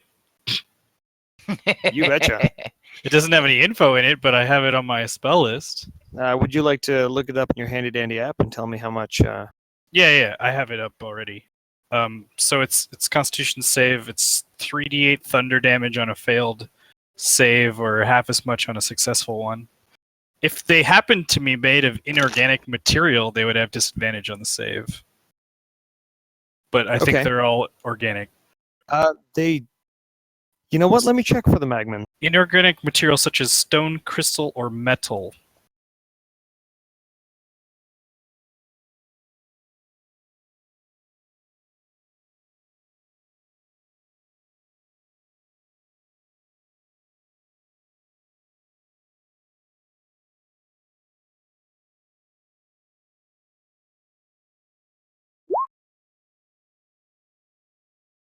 Such as stone, crystal, or metal? That's what the spell says. I mean, presumably any inorganic material that's hard like that would work, but those are the examples they give. It's totally up to your discretion. I don't know what they're made out of. I have a bad Arcana check. They're made of magma and they're classified as elementals. So you know what? I'm going to say that they are inorganic. Well, then they have disadvantage on the save. That they do. Okay, so What's your spell DC? 14. Okay, so the constrictor makes the save. Let's see if the magmans do.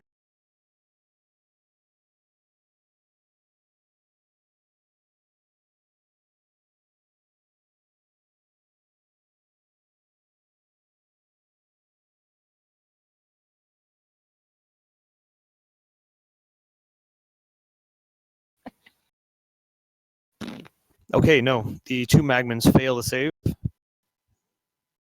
Ooh, So- nice damage roll. Yeah, so it's 17 on the guys who failed, and 8 on the guy who succeeded. It's thunder damage. Thunder damage. Also, it's really, really loud. Like if anybody was nearby, they heard it.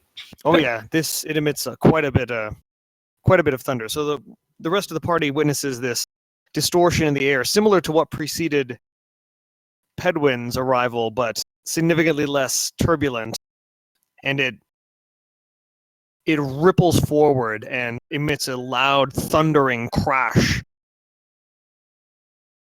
The two magmans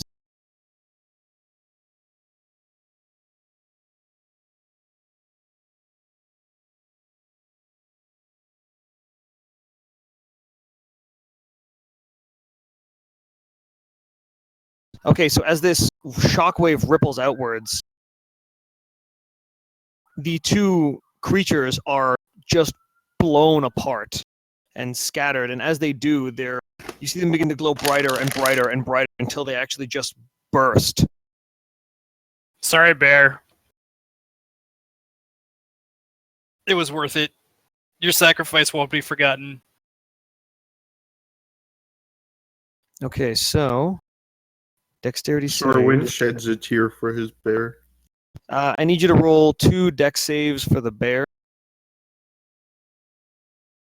Mm, The bears have a dex of 10, so it's a straight roll. is it a D20? Yep. You said 2 of them? Yeah, 1 for each bear. 10 and 7. Oh, and I guess technically that snake does too. Fuck you, snake. Both the snakes do. Okay.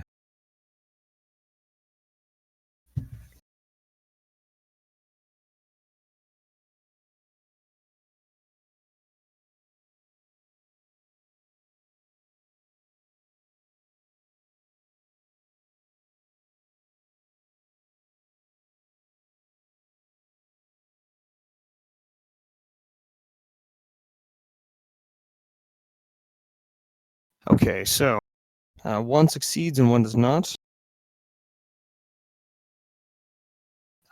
What did the bears roll for their dex save? 10 and 7. 10, 7. Okay, that's 2 fails. The 2 bears take 9 fire damage. I don't know what that means, but okay.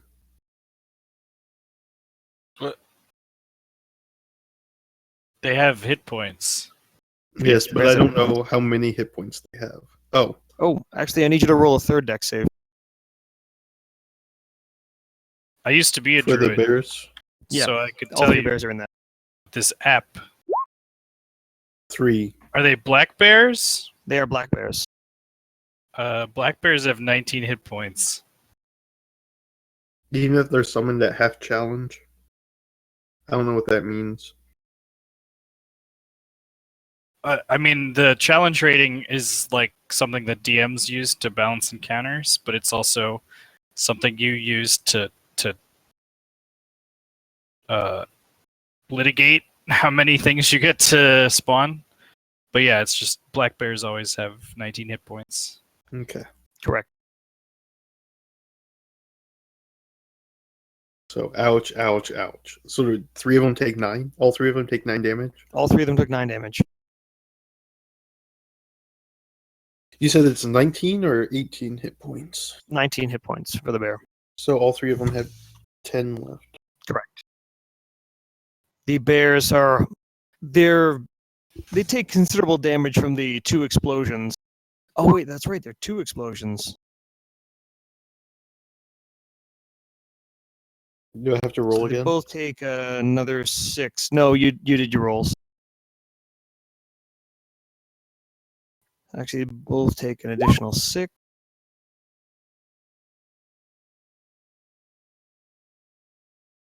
Which snake was hit? The one on the left took more damage. Fuck. The one on the right took a little bit of damage from the shatter, but I think Yes, he it did. It took some damage from the fire too. Anyway, so I'm going to use Bardic Inspiration as a bonus action on that cute gnome guy, I guess. I don't know. No, I'll do it on Edwin? I would do it on on- Morris. yeah, I'll do it on Morris. And then I'm going to back away slightly because those snakes are too close. And then I'm done.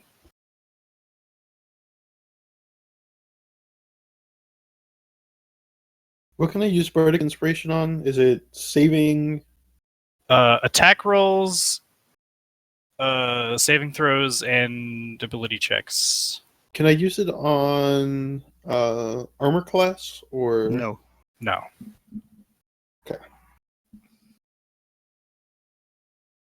Things that involve being hit or hitting an enemy, pretty much. Mm-hmm.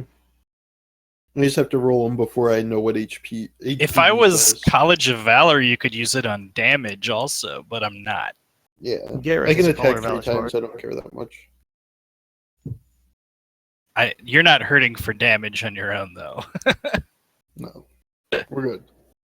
We're good. Don't you worry about me. Let me worry about me, except for my health, which I might need help with. Especially when he swallows you. Mm-hmm. I can cut him from the inside like Hercules. Yeah. Yeah. How big is the flaming sphere? 5 feet. In diameter. In diameter. And is it completely surrounding Otum right now? It's just pressed up against him. It's hugging him. It's a warm hug.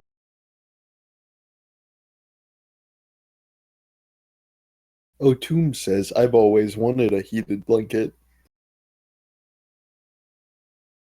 Okay. But this blanket might be a little too warm. I see what you did there. Uh-huh. So that is Shatter. That's your action, movement, or bonus action, Zium? Yeah, I moved a little way and I You inspired Bardic. Morris. Brodic inspiration to Morris. Thanks to you, the I bears gave him aren't going like to do the anything verbal again. equivalent of a pat on the ass. If I was over there, I'd pat you on the ass. Okay, so Theon, you are up. Did I attack with the snakes again? Huh? No, you didn't. Oh, okay, no, their turn is coming up. My bad. I'm good. Theon, you're up. Okay. So, DM question. What is the mage? Okay. Mage hand is an unattended object weighing up to 5 pounds that I can lift. Unattended being just an object and empty, like nobody's actually doesn't have it on their person. Like, say if like an amulet's around their neck, would I be able to mage hand it off? Okay, so it can lift 5 pounds of force. So if you could exert 5 pounds of force in a way that allows you to remove this object, then yes, you would. But I mean, if something were to like tug or pull, they could probably exert more than 5 pounds of force, especially in a fight. Also, the focus required to maneuver an object. Like, I think you'd need more than 5 pounds of force to like tear something off of somebody else. And besides, that's an object being worn, so you can't mage hand it. Well, I'm thinking. Okay. Now, A are worn you thing thinking of is- the Yeah. corpse? That corpse has been crushed. No. underneath one of the snakes. I wasn't thinking of that. Okay, so what I want to do is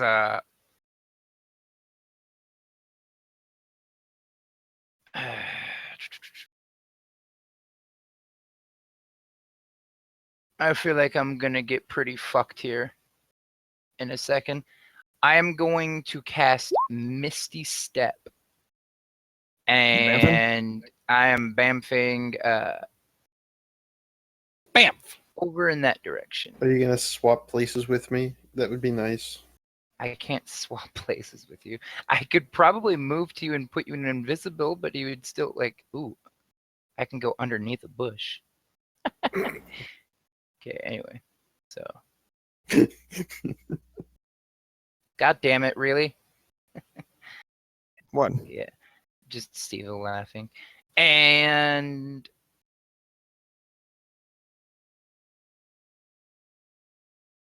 I guess I will spend 2 more of my sorcery points to cast a cantrip. And I will Before you do cast- that, roll a d6. roll a d6. What is this for? I said roll a d6, please. I know. I'm wondering if I You'll should find use out. bardic inspiration first because I have to call that. That's before it not going to happens. matter in this case. Okay, that's all I wanted to know. And I am assuming I should do that in here. Roll d6. 6. Okay. As you misty step and you disappear in this cloud of silvery smoke, reappearing at a point that you Crap. can see, your feet land on the ground, but the ground doesn't feel very solid. And as your feet hit, it actually gives way underneath you, and there's what appear to be relatively loosely piled kind of pieces of wood and sticks that are made to create the idea that This is there my is solid favorite ground. thing that's happened.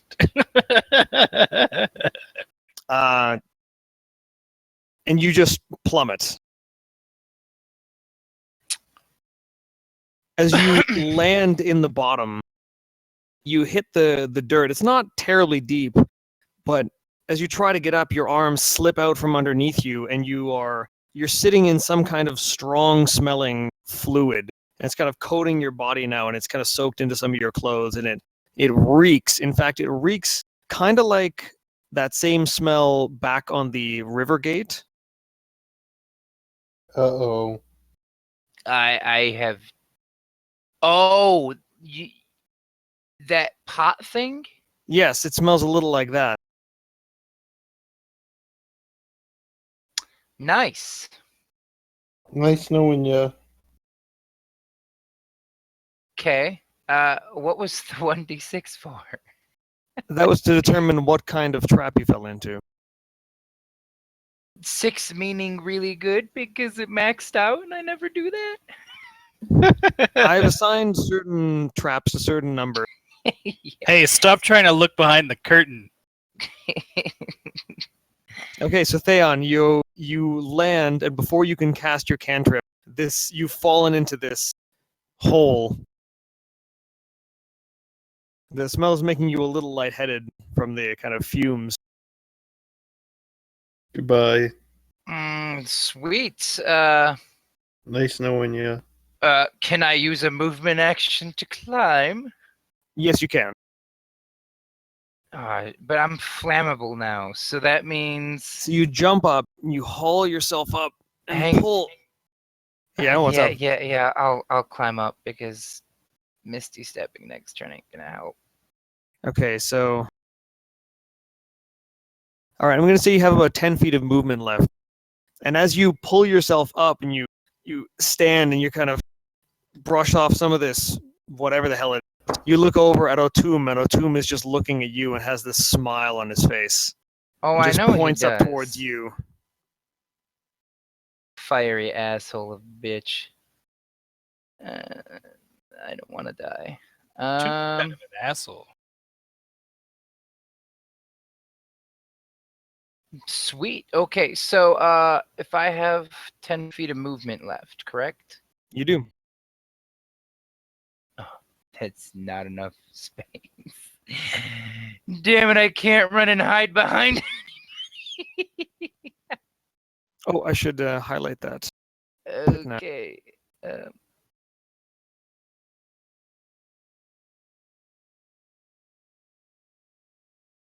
I figure this is a pretty good icon for. Okay, so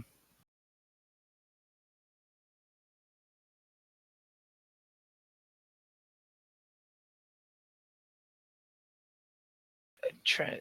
I can't really do anything from here.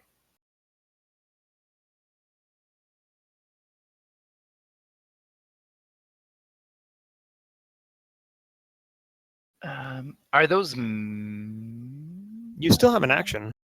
You bonus action to Misty Step. You used most of your movement to get out. You still have an action. Oh, is Misty Step a bonus? Yep. Yep. Oh, it is a bonus. Okay, yeah, I Says it right there in the casting. yeah, I know. You're My so bad, crazy. my bad. Misty Anyway, Step okay, is okay. what casters use to run away instead of taking opportunity attacks. Yeah, I wanted to Absolutely. do something else. I didn't want to like get killed by the fucking snake. So I'm going to spend another second level spell then and cast invisibility. Okay. So I am invisible and I am going to move. Wait. Those are 2 level 2 spells. One was a bonus action, right? Yes, but Oh, it's still in the same way that. okay. You see what I mean? Yes. So I won't be casting invisibility.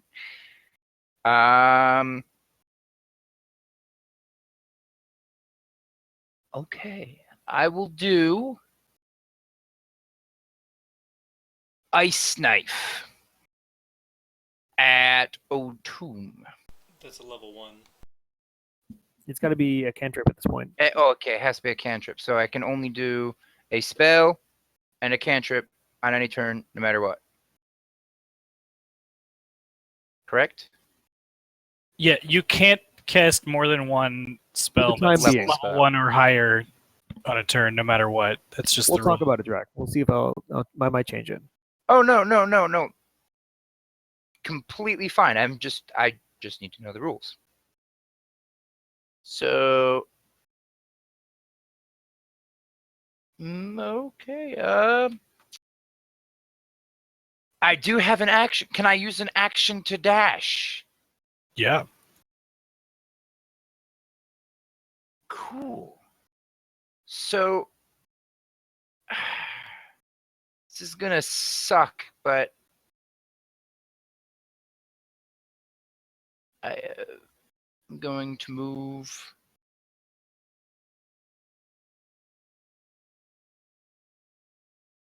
I'm gonna move near Sorwin.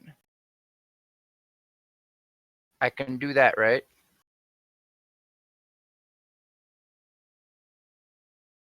Okay, so from where you were, which was around here, you had 10 feet of movement left and you're dashing. Yes. Okay, you can definitely do that. You will take an opportunity attack from the snake. I'm still in range of the snake, right? Oh, okay, so you're going to enter the melee range but not exit it. Yes, I want Okay. the snake in between me and O'Toole. Okay. You're invisible though, right? No, he's not invisible. He can't cast invisibility. I Rude. think the snake's more interested in me anyways. As you bolt, Theon, you hear O'Toole call out behind you. Such courage from the elves.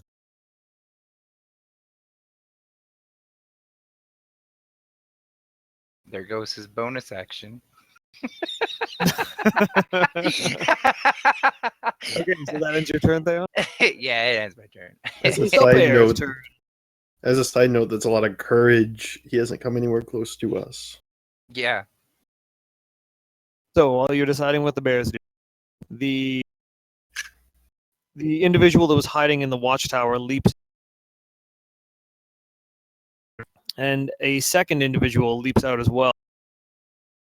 This one bearing the regalia of a regular soldier, and the two begin to basically flee from the flaming watchtower. And it's only an order barked by Otum that forced them to stay. Does it despawn the snakes? No, it does not despawn the snakes. It's not that they were knocked out; they jumped out. Mm.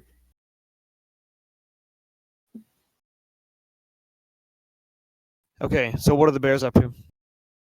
Well, I told them to attack the flaming goblin thingies, so I guess nothing again. Well, they'll attack hostile creatures. So the snake.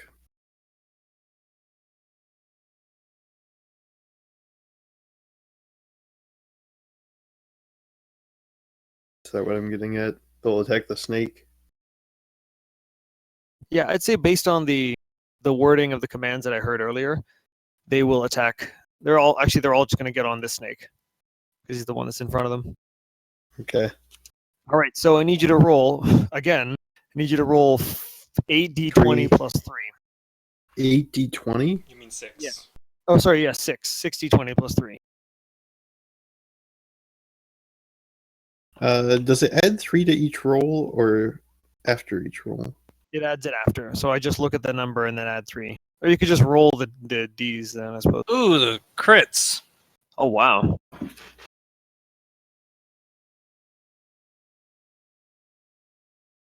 All right, all but one hit.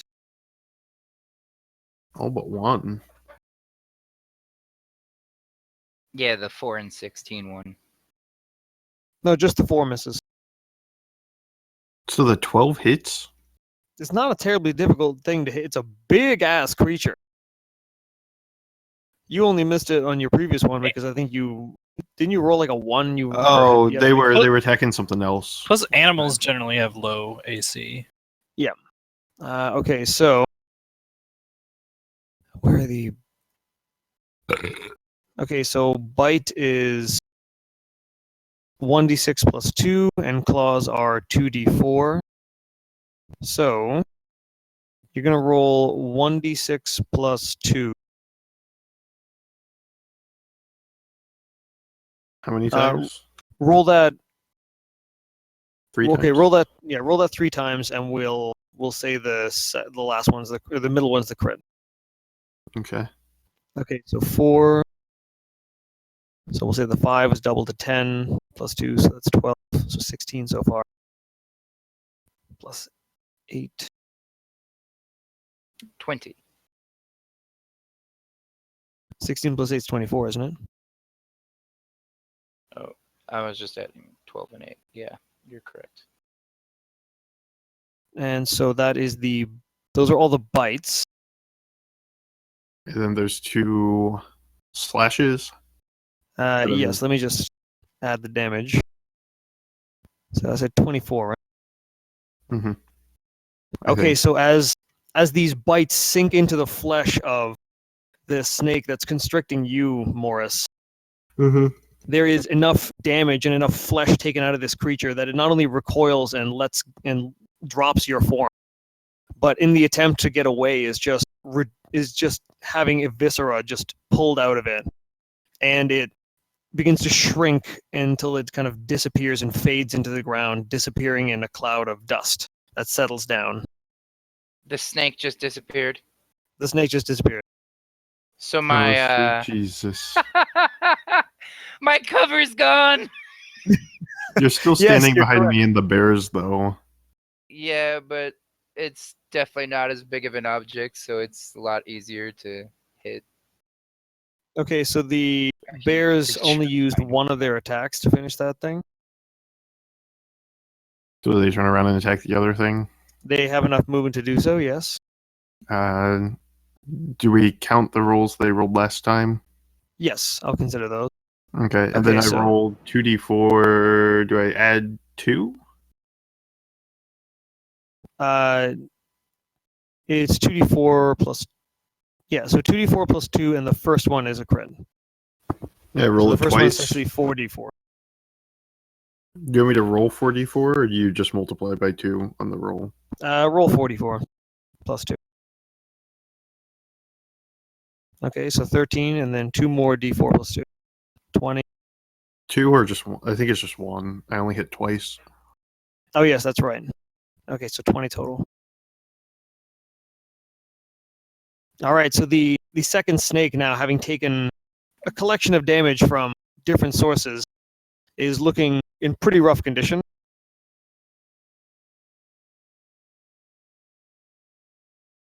And on the orders of the creature that summoned it,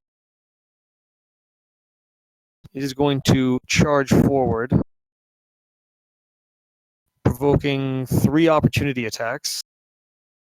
From the bears. Do I get to choose the type of attack they make? They have to just take a basic attack. I mean, they have a bite and a slash, right? Yeah, they have bite and a claw. I assume it's this claw that they take, or the. Yeah, because they used their bite last turn, so I'm going to say the claws. So roll 3 claw attack.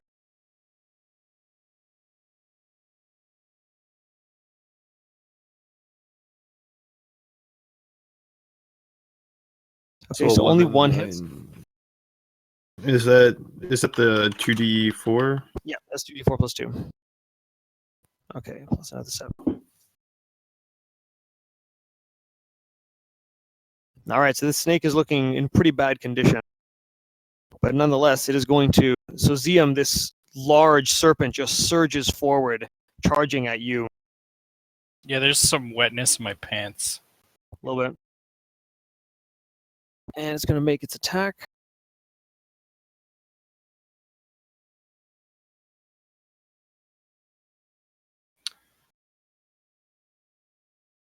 Got a question, Kelly. Your That is a characters 9 in versus AC. Sorry, what? 9 Zmo. versus AC. No, you're both talking at the same time. Sorry. Sorry. Go for it, Drac. I'll. It's not even anything to do with D&D. Just go for it. I was just wondering about his name Zemo that he has in other games. If it has any relation to his name in here. No, actually, Zemo is a name that I based partially off of like some old YouTube videos of a World of Warcraft mage Gotcha. whose name was XMO. So you use ZMO? I just chose ZMO because like XMO was already ZMO. taken and my last name's Zimmerman. I don't know. You said Z wrong. Oh, man, I said it wrong. Fuck me. All right. I've been talking too much. All right. So that is a 9 versus AC, which I believe misses. yeah, that'll miss. It's not going to be often, but that'll miss.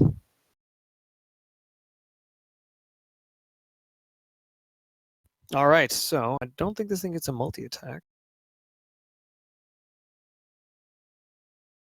Let me just double check. Yeah, ZM's AC is 13. That's not all that horrible. You say Like- 18? 13. Oh, A couple of like a little over a year ago when I was playing a druid, a half-orc druid with a -1 dexterity mod, like he would just always get hit. We had a ton of hit -1. points. That's pretty brutal. Yeah, I mean, like sometimes I choose some pretty unoptimized characters for like the role-playing reasons.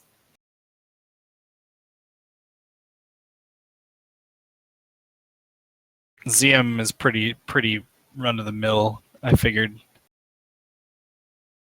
just play it straight. Okay. So that thing misses a fucking whiff. All right. Which means it's that one's turn. Okay.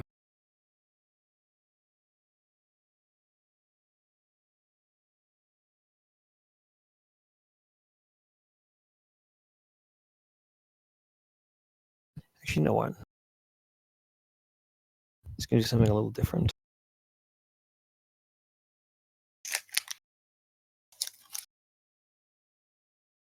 I was looking up a spell. Give me a moment. you damn dirty communist. I know, I'm the worst. Okay. Not you.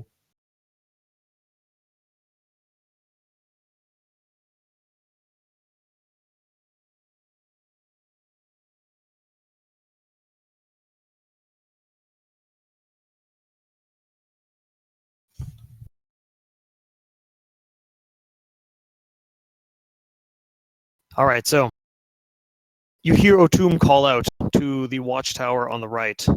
Well, your right. Hold them down. And from the ground underneath you springs forth this kind of turbulent mass of roots and vines, and this plant life surges forward all of a sudden. Now let's see, it's 20. Would you say that it's entangling us?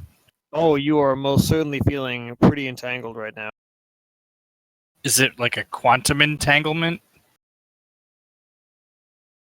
I'm going to say it's more of like a magical entanglement. Sorry, I'm just making nerd jokes that only I appreciate. Okay, this can get everybody except for... Okay, I'm going to give Theon the advantage on the dex save. Because he yelled something out, do I get advantage? What? Because he yelled something before it happened, do I get advantage? I mean, you're thinking of danger sense, right? Mm-hmm.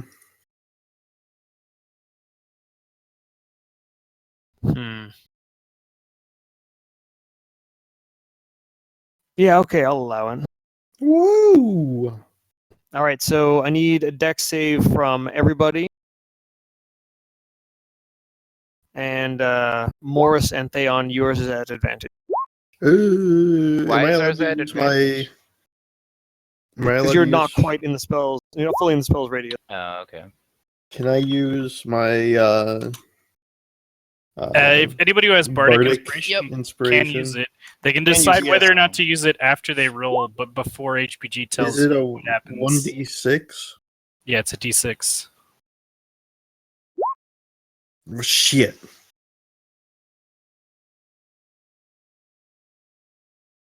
No, that's not the bag. Where's your dex saving throw? I got a Morris? 10. You It's got at the a 10? very top. 10 with the bardic. I accidentally rolled. I didn't roll for Sorwin. Hold on. Oh, I've been rolling for Sorwin. Okay, you rolled Sorwin as yourself. I see. Yeah, my bad. It's hard so to yeah. switch between the two. Yeah, That's fine, that's fine. The first he one's has to 10, keep clicking the drop down menu thing. I hear Okay, you. You can just roll as Steve-O. That one is Sorwin. Yeah, just roll as a. Okay, Steven Zium, V. Sorwin, and Theon, you managed to avoid being entangled, but Pedwin and Morris, you are. Oh, and this serpent's got to make his.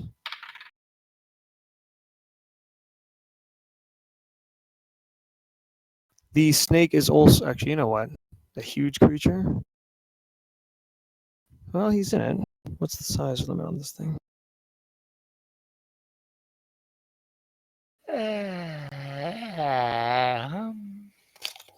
No breaking the rules for you, bitch. Wow. Yeah, pretty much. Okay. So, Pedwin, Morris, and the snake are all caught in these thick vines and plants that surge up out of the ground and begin to wrap themselves around. Let's see. Is Otuma attacking? Or is he just yelling more commands like a little bitch? We'll get to Otum's turn.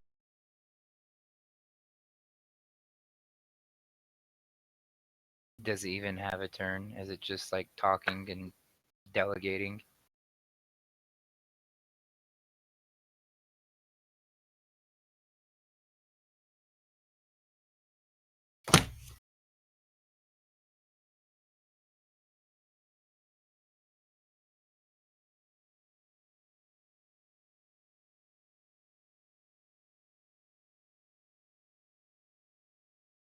Also, Yeah. does Entangle catch allies? I didn't think it did. Yeah, it does. It catches every creature. Unless you're a druid. Oh yeah, because I think I think certain rangers too. They have like some kind of special ability where like difficult terrain doesn't. Land stride. But I need that's one of the bears to make a yeah. I think strength that's saving throw too. I think that's what it's called, land stride. A bear needs to make a strength saving. Yeah, the same, or a deck saving throw, the same as the others. Is it 1d 20 flat? Oh shit! Everybody rolled dexes. It's supposed to be a strength saving throw. I'm sorry, I made a mistake. My only Reroll or natural just- 20. I mean, Does I it suppose matter to I'll me? take I'll take the rolls as they are, but change the modifiers. Okay, Mine's I even lower. would have had a negative 1. It would have been a Um, natural 20 still, but it would have been a -1. I Okay. guess mine would have been 4 lower. Mine so it would have Four been goes. lower? 9. So it would have been 9 instead of 13. Mine goes from 10 to 12 on What's your Morris. strength, Zium? It's 11. It's a no mod. I have a +4 on dex saving throw because I have 2 from Oh, from the proficiency and 2 okay. from. Well, I think number. because you're not proficient in strength saving throws, right? So you're No, jack of all not as a trades. bard. Okay, so you're jack of. Jack of all trades helps with ability checks, Oh. but not saving throws. Hold on. Oh, I thought it was saving throws. I'm pretty sure it does not. You see, Jack of all trades. Add half your proficiency bonus rounded down to any ability check that you make. Yeah, it's just ability checks. I'm Okay. rolling to see what my modifier is. This isn't my actual roll. 4 plus 3 from 2 plus 0. Oh, mine goes up 5. So I rolled a 15 what's your strength modifier? technically. It's +7 on saving throws because I'm proficient in it or something. So it's okay. So the +7. You rolled a 7, so 7 plus 7 is 14. Well, with advantage because you gave me I'm taking allowance the for roll. I'm taking the roll for the advantage Where'd you get 7 from? because if you look at your dexterity saving throw, Mm-hmm. you rolled with advantage, and the higher of those two rolls is a 7. Is a 9? It's a 7 Oh, plus 2. 7. 7. I see what you're saying. So Okay, 7 plus 7 is 14. yeah. +1 for the Bardic. Oh, yes. Okay. So, Morris, you succeed the strength saving throw. Pedwin, you are still restrained. Zium, you are restrained as well. Dayon, you're fine.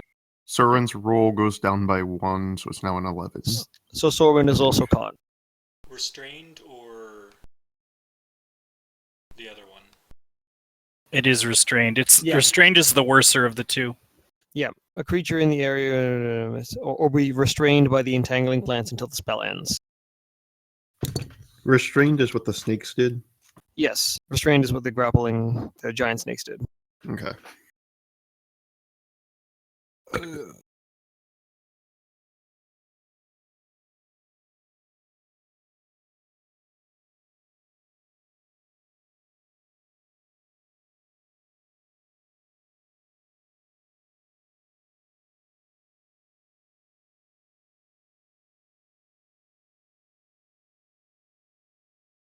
Okay.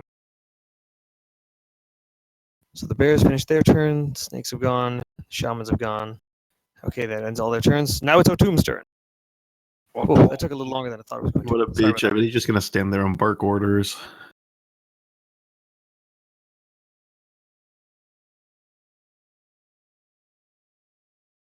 I think O'Toom's the only one who still has Bane on him, right? Yes. Everyone else who was baned is dead.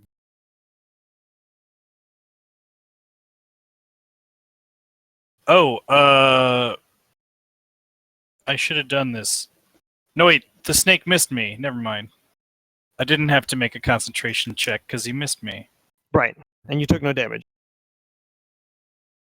Okay, so everywhere in that square, by the way, is difficult to. How big's the square? It's 10 feet. Oh, cool. I'm like right on the edge. Nice.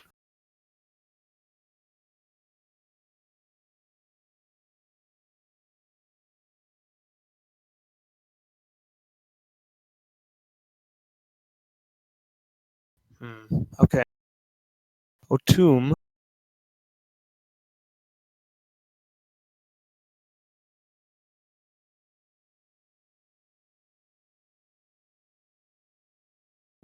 O'Toole is going to utter that same strange phrase, that incantation, that kind of deep guttural sound.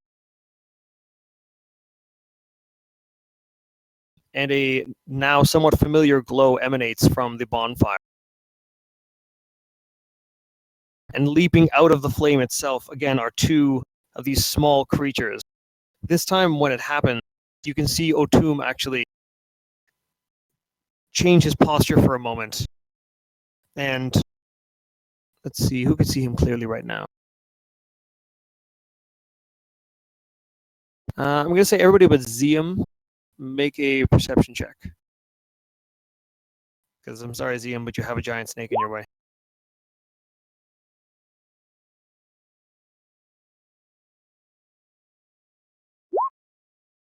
This is Oh, the you can make it. roll that I always screw up on with roll 20, so I'm gonna roll my actual die.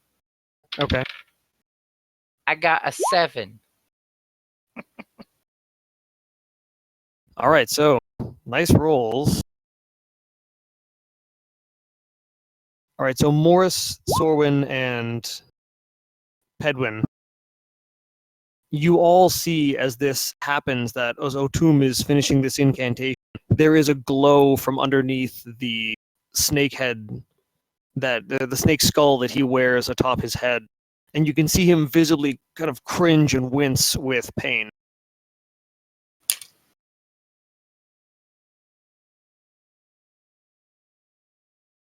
I didn't see shit. You truly did not see shit. Besides maybe his own. No, I just peed myself. I didn't poop myself. Let's not be ridiculous. And as these creatures emerge from the flame, O'Toole simply stares down at Morris, and these two creatures take off running. Hodobo. And they're able to just make it to you, Morris. Oh. Gonna get rid of that guy for now. For now, I don't know if somebody goes investigates him later. Actually, that body is crushed. You know what? It's gone. There's nothing left of that. yeah, I was gonna say he turned into dust. No, that body withered. Oh, Hey, look at that body. look at that body. Okay, Look at that that is I work an out. 8 to hit and a 22 to hit. Second one hits. Did you make any reckless attacks last round? Yes. Then the other one has advantage. Technically, they both have advantage. It doesn't matter for the second one it hits. Unless you want to try to go for crits. I was, but there were no crits there, but there were 2 hits. So I need you. Wait, do you make a strength? Do you make a save with this or no?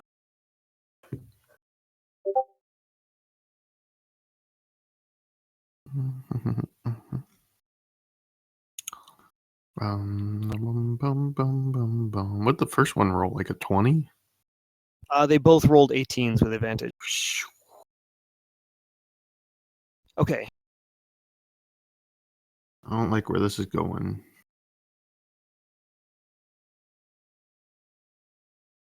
Those guys are gonna blow up too.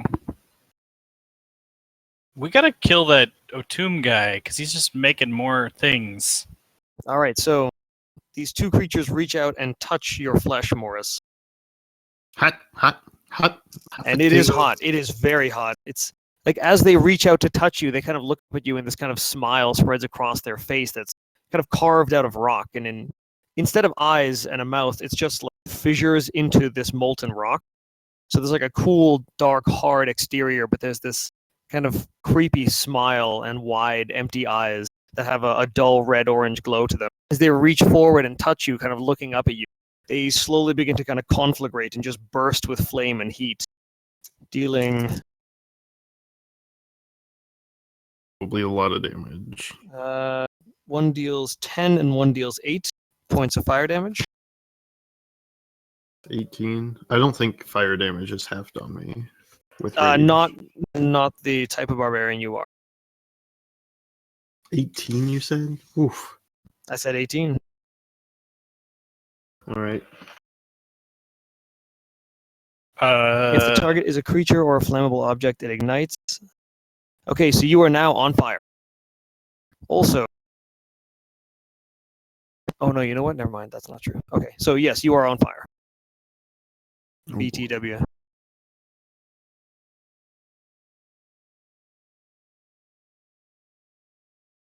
Are you dead, Morris? No. Okay, there's no symbol for on fire, but there is a symbol for leaves, which looks kind of like fire. So you are in leafy fire.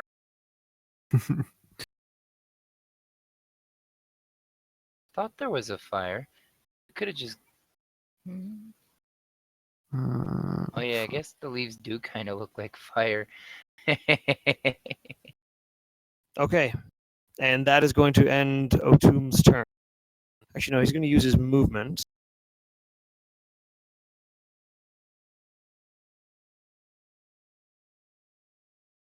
Work out. Now, you know what? He's going to stay right there. He takes 2d6 fire damage.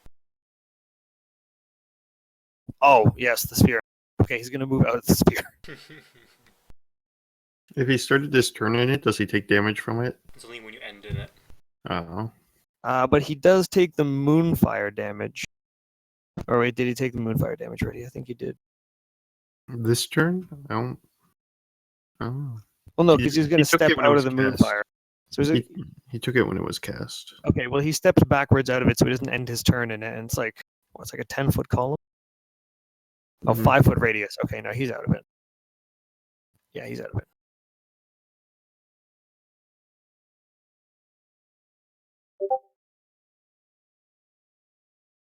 Okay, and that ends his turn, which means it's Sorwin's turn. Hmm. What would I think Sorwin failed his save against the. Yeah. Is it an action to break free? It is. He Um, can also just move Moonfire onto him again, right? Like that's how that works. I don't know if you can move Moonbeam. Oh yeah, I Yeah. can. 60 feet. I can use an action to move it. Okay, so you can't escape, but you could move Moonfire. Yeah, I'm gonna move Moonfire back onto O'Toole. Okay. So Moonfire changes location. Does it do damage when it goes over him? Yes. No, it's going to do damage. I think when he starts his turn in it. Okay. And then I guess I'll command the bears to attack the snake.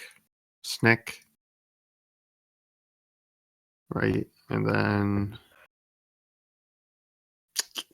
I don't think I can do anything with my bonus action. So I guess I'll Is healing word Mm. bonus, or does he not have that? Healing word is a bonus action. Is it a bonus? Yes, it is. Oh shit. I guess I'll cast Healing Word at level 1 on Morris, who is being close to fucked. Or maybe I should cast it level 2.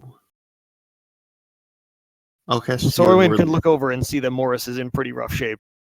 I'll cast Healing Word level 2 on Morris. And I'm just gonna roll the 1d4 separate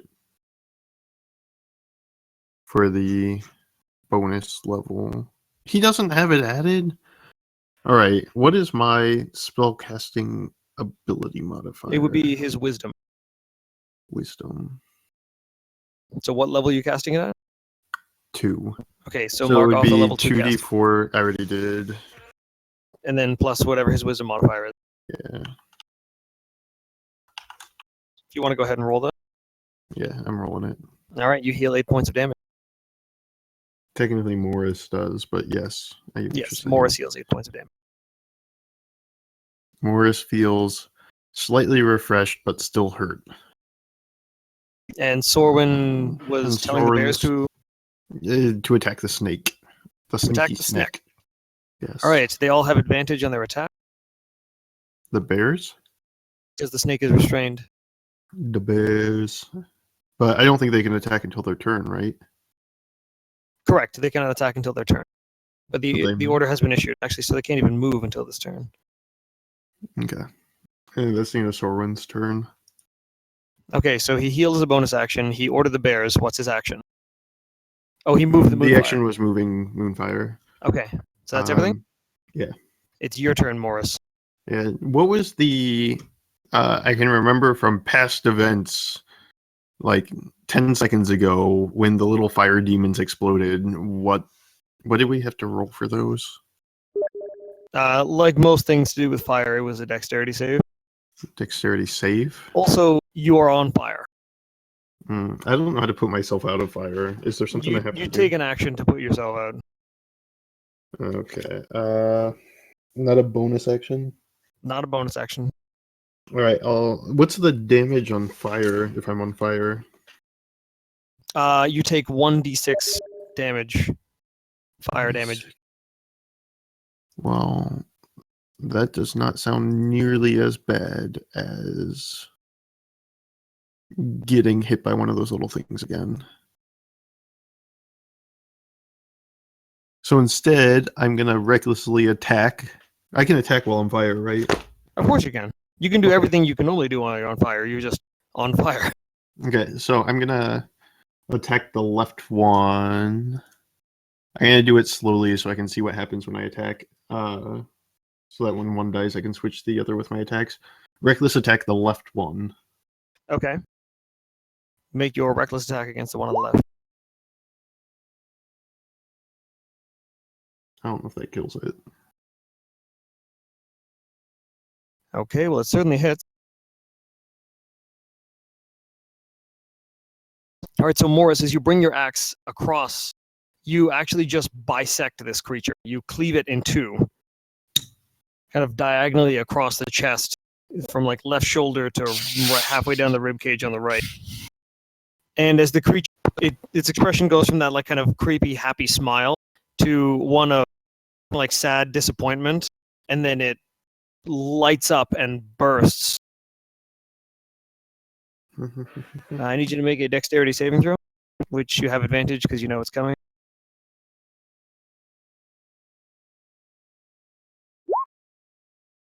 Easy. Oh, you know what? What? I just need to roll some damage. Okay.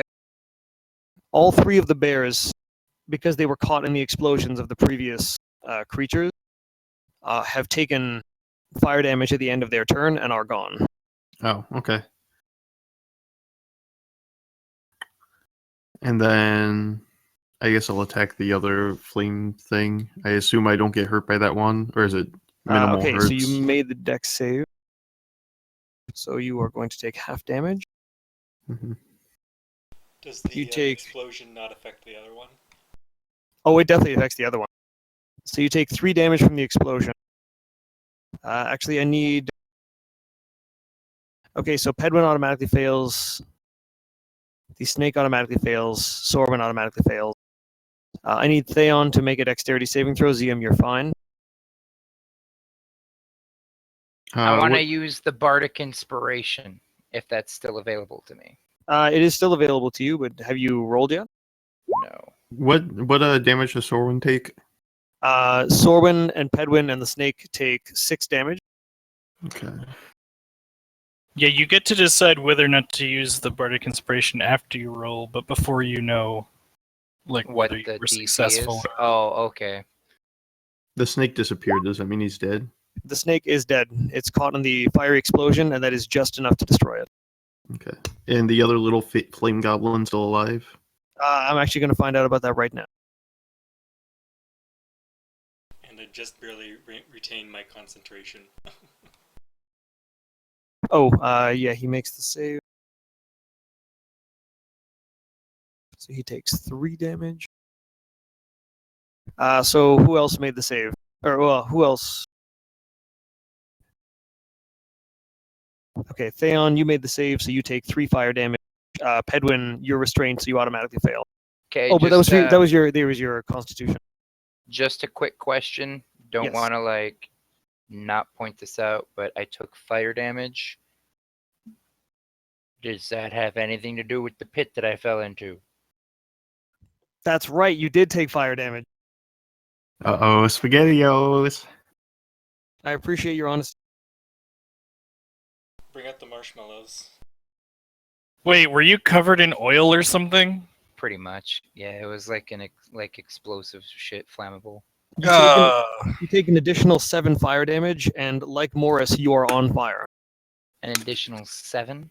Yes. And the other What? fire demon's still alive? The other fire demon is still alive. It took a hit, but it is still alive. Alright, I'm going to use my second attack action to swing at it. Reckless Okay. again, of course. All right. Guys, I Uh, will mourn for you when this is all done. 15 with 13 damage. I take it I roll a dex. 15 just hits. That is enough damage to put it over the top. Yes, so you need to roll another dex save. Actually, everybody needs to roll another dex save. Pedwin automatically fails. Sorvin automatically fails. Fuck. Not me though, because Nope, I you're ran safe. further away. You are further away. What's the damage? I don't even think Bardicans. Do I know what the save is, or am I able to know what the save is? I mean, you don't know what the save is. No. Okay, I'm not even gonna like it because it's only a D6, right? Yeah, it's just a D6. I'm not gonna use it. No, the explosion is more than a d6. No, the Bardic Inspiration. Oh, dies. yes, yes. I know what you mean. So, like, if he improves it with Bardic It'd Inspiration, be a 12 at most. can't be more than 12. Okay, so Morris, you just saved. Oh. Okay, so So Theon I- takes full damage. Morris takes half damage. Pedwin and Sorwin take full damage. So have you been tracking Sorwin's damage? Yeah. Okay, so he took 6 from the first explosion, and it is 5 from this explosion. So anyone that's saved is taking 3. hmm But Pedwin and Sorwin are taking a full 5.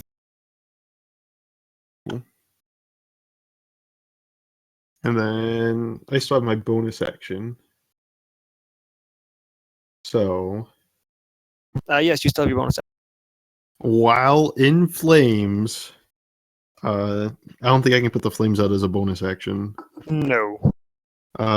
While in flames, I'm gonna reach into my bag and pop a potion of healing while staring down O'Toole. Okay, it's a regular potion of healing, right? Yeah, it's 2d4 plus 2 is what it's described as in my inventory. Okay. So roll your 2d4 plus 2. At the end of the turn, you take 1 fire damage because you are on fire. Same. Oh, and you as well, Theon. How much damage did I take from the second explosion? Because I 5. failed that one. You took 5. 5.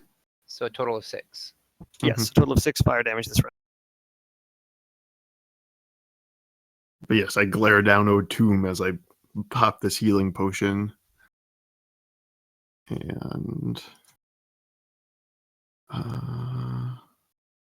I'll take like a couple steps towards him.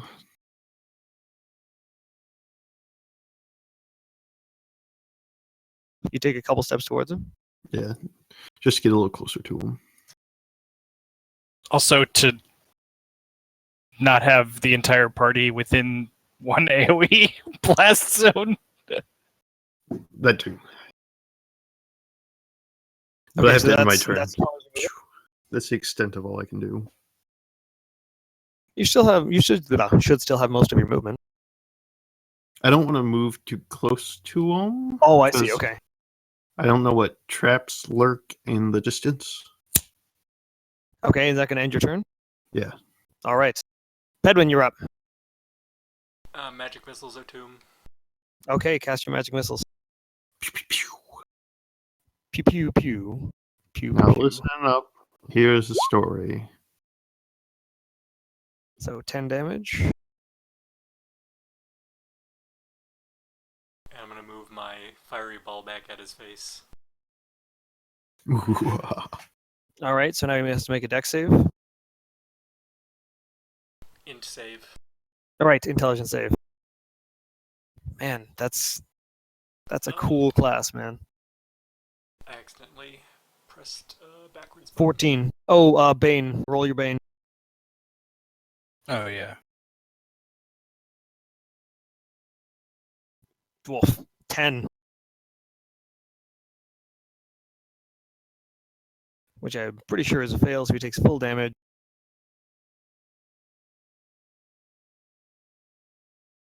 Okay, half to 4. All right.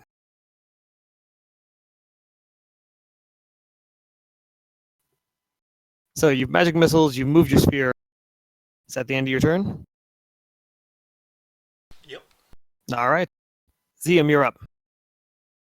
So this dude's got a sphere and a moonbeam, like Yeah, just he's on just- his nuts right now. Oh, yeah. Okay, I would love to cast Hold Person now. Oh, shit. Theon, you're on deck, by the way. Yeah, I know. Okay, that's a wisdom save, right? Yeah. So Hang on. Let me check something. Okay, he's humanoid. It's fine.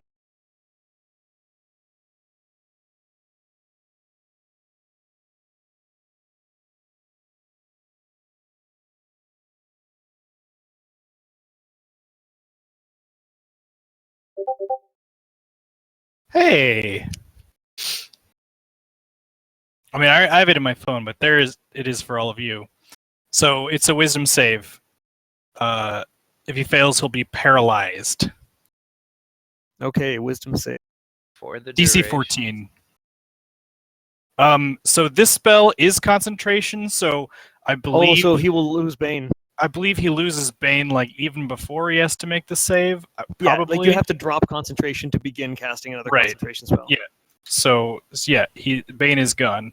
I think concentration spell will still persist around. I have no I- idea. Are you Could sure be. about that?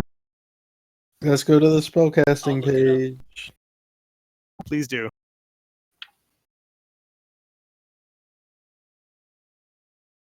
I just figured it'd be cool if I just held him there in that shit. Oh, it is a cool idea. Now, he rolled a 16, so that's why it's important if Bane actually applies. Yeah. Bad guys tend to have pretty good wisdom saves. You which lose is- concentration on a spell if you cast another spell that requires concentration. You can't concentrate on two spells at once. That's all it says. All right. Yeah, it's not explicit about the timing, but I think that probably you lose it like before the way I you'd think have of to it, make the you- save. Yeah, you would probably lose it. You'd have to drop the concentration. Okay, so he does not have Bane. So that is a 16, which I believe makes the save. Yeah, I think that for hold person, it's just a whiff on a save. Yes, I've got it here, and so if they resist it, then they're just free to move. Speaking of free to move, you are free to move. Oh, because no, I'm stuck in the entangle, right? I don't think so. I think you saved against. No, I saved back when it was a dex save, but then it was a strength save. Oh so it yes, and so yes, you are restricted. So instead, I'm just gonna be a little bit sad. All right, That's a little my bit plan. sad. Zium, a little bit sad. I'm gonna end my turn. Okay. Theon, you're up. Okay. So, I'm still on fire, right? You are still on fire. I never get like what I can use this on, so I'm gonna try it once again. Could I Well- use control flames to extinguish the flames? Yes, because these are non-magical flames. I just wasn't sure like how they started, kind of thing. So Like the origin of the flames is magical, but the effect of the death burst is that creatures that are in it are ignited. okay, so I do that, and then I am also going to do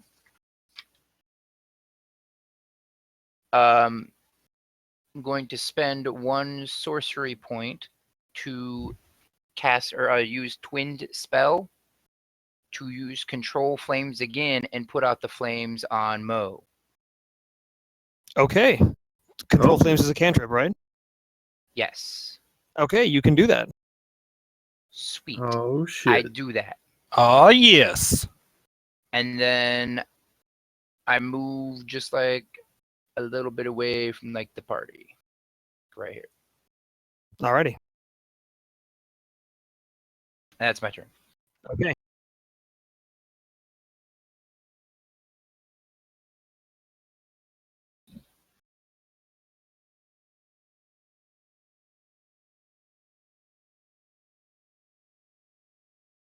Did he succeed the hold? No, Yeah. he did not saved against the hold. Healing Word's a level 1 spell, right? I think so. Hold person would have been amazing for a variety of reasons. Unless it's cast at a higher level. One of which is that if he's held, he's paralyzed, which means that when Mo walked up, he'd automatically crit him. Yes, that is a pretty sweet. Also, let's not forget his helmet that's covering the big sign on his head that says he's an asshole. But instead, it just didn't do anything. Sometimes you swing and miss. Sometimes. But you always get another chance. Sometimes. Wait, did someone use Sometimes. healing word on me? No. I use Okay. Control Flame. Okay. I heard healing word thrown around, so I didn't know. Okay. What did the healing word sound like?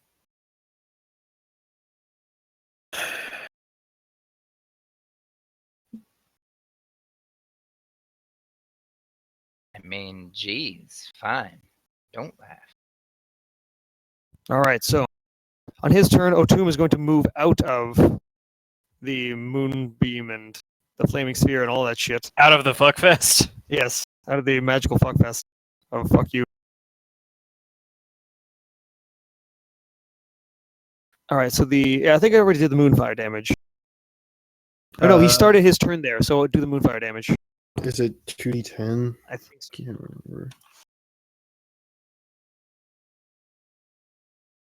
Moonbeam is yes, 2d10. 16 damage, nice. I don't know if does he have to roll any saves for that or. Oh yeah, I think he does. Balls.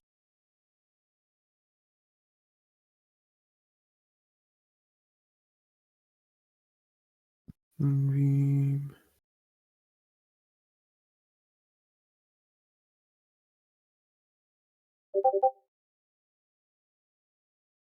Constitution saving throw.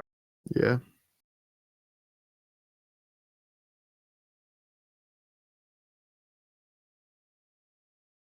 Oh, wow, he failed hard.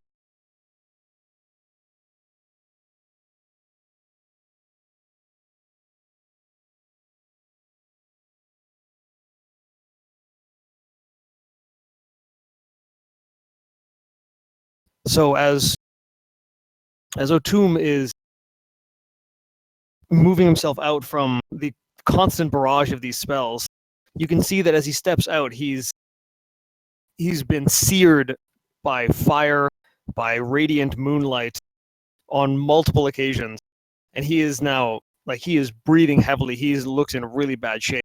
And you see him turn towards the nearby shaman again.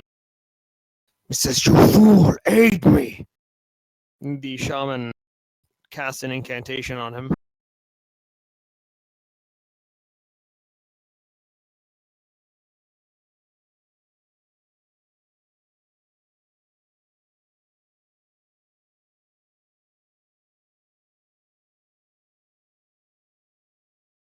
So one thing I've learned about Otum is he really likes calling people fools.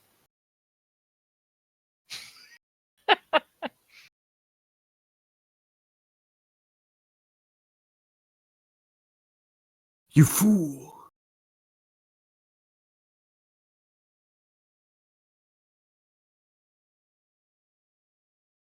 Joe, did Okay. you ever watch Soul Eater? A long time ago. Or was it the sword that always said, "You fools"? Fly, you fools! Okay, so it's just 4 feet of movement.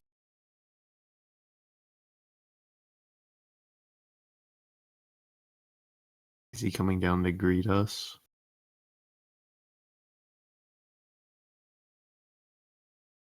Hmm.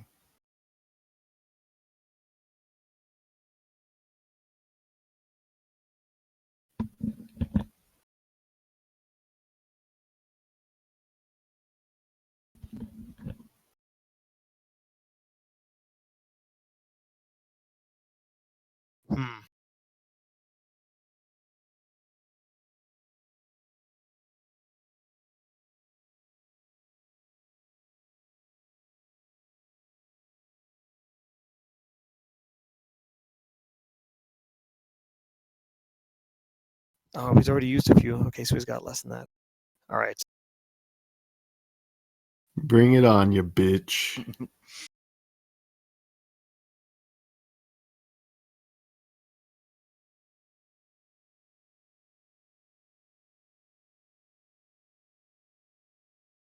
All right, let's see how he does on this.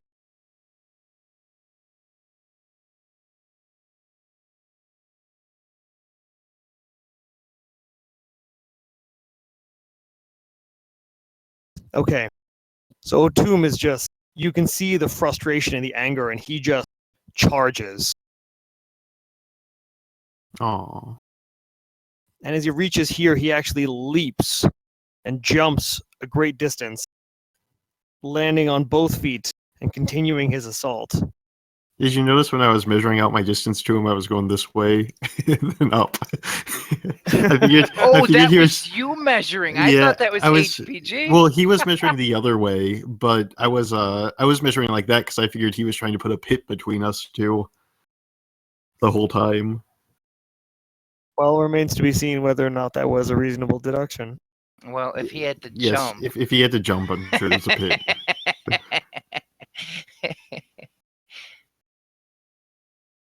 It's not science class.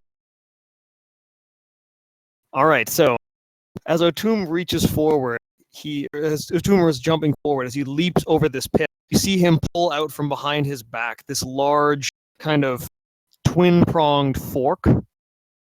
He's gonna eat me. And well, it's very large, and these prongs are more like spear tips. So it's like a but they're- trident. Yes, He's gonna eat me.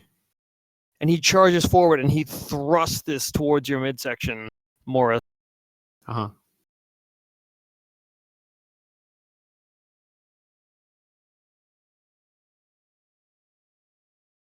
Did you make any reckless attacks last round? Yes. Oh, you know what? Actually, it doesn't matter because it's the same number. Okay, so he surges forward with his trident in both hands, but Morris, you managed to see it coming, and having predicted what he might do, managed to navigate yourself out of the way, and you see him lash his jaws and take another attempt to spear you. That last one was ass, so I'm going to roll here.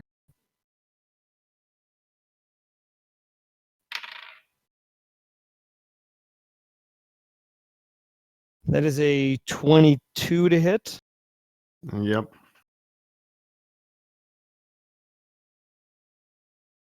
HPG, why do you even ask? It's a 22. I don't think any of us can survive a 22. That is correct. So you take. All right. So you take 10 piercing damage from the initial jab of the trident, and as he pushes That's- into you, you can that's see half, in Or that is it- no, half to 5. Okay. And as you see him and you look at him, you can see this kind of feral ferocity in his eyes, and as he pushes it into your gut, there is a glow that seems to pulse over his form, and some of his wounds they don't a vampire. close. They don't close, but they stop bleeding as much. He's sucking your life force out of you, bro. Don't worry, I have a plan. Good. So you also take, so as this pulse happens, you take an additional 9 points of piercing damage, half to 5. Or have to, yeah, 5. All right.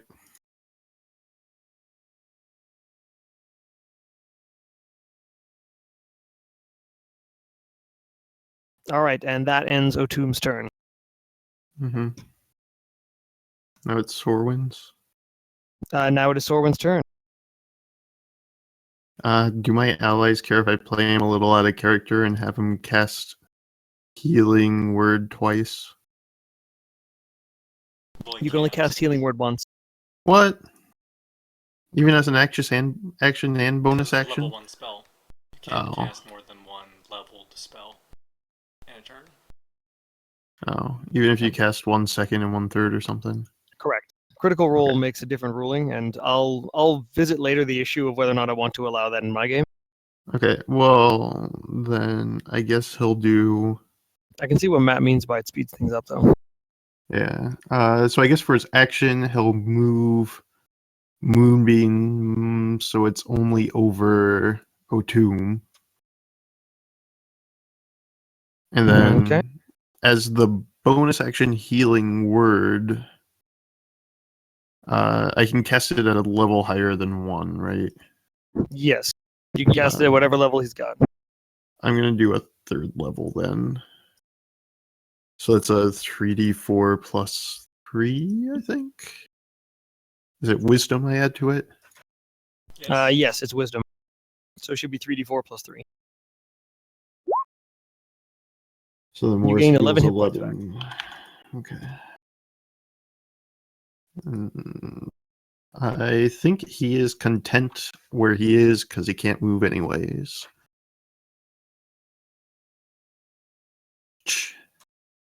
All right, And- so that's his bonus action, his action, and he can't move. That ends his turn. Yeah. Morris, you're up.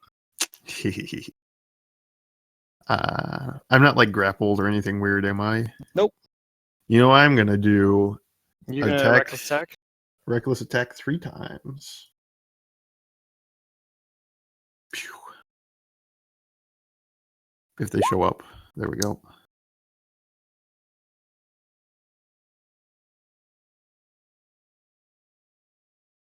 I did say those were reckless. Yes, you did. Just noting it. Otherwise, that would be bad.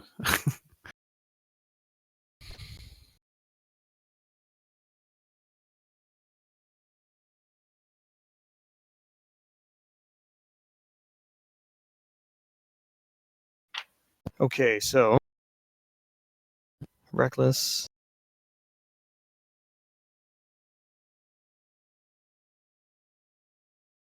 Okay, so Morris, the first attack that you bring down towards him, Otum actually sees the blow coming. He withdraws the trident, and there's a kind of spouting of blood that comes out of your midsection, and he actually deflects the first attack off of him. Oh shit.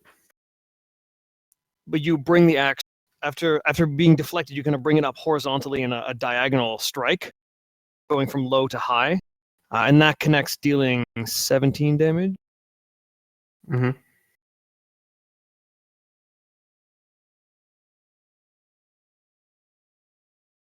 All right, and with your second stroke, how do you want to do this? Oh. Oh, snap. Yeah, those fucking great axe attacks, man. Look at that. Holy cow. That is insane damage, man. He rolled an 11 and a 12. Let's see. How do I want to do it? I want to bring the great axe up and down over his head, splitting his skull helmet in half. Okay. So it basically falls off, and then the axe just continues down through his midsection. A good ways. Let's say to his if he had to his crotch. We'll go like right above his crotch. Okay. Yeah, and then he just So- sort of like heals open a little.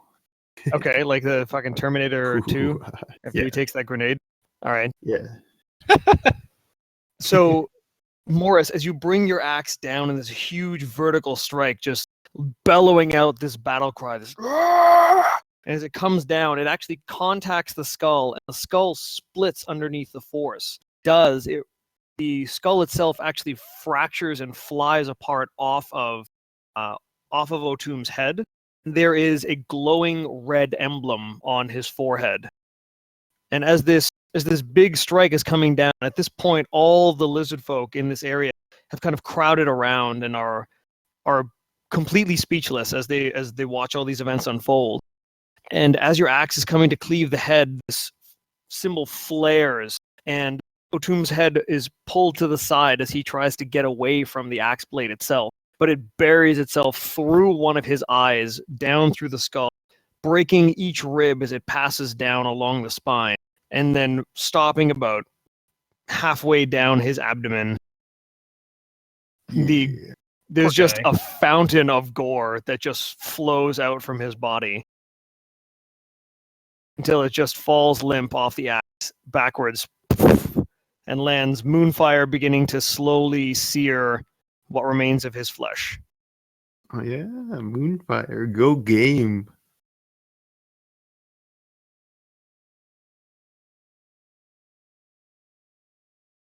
All right, that's going to end combat.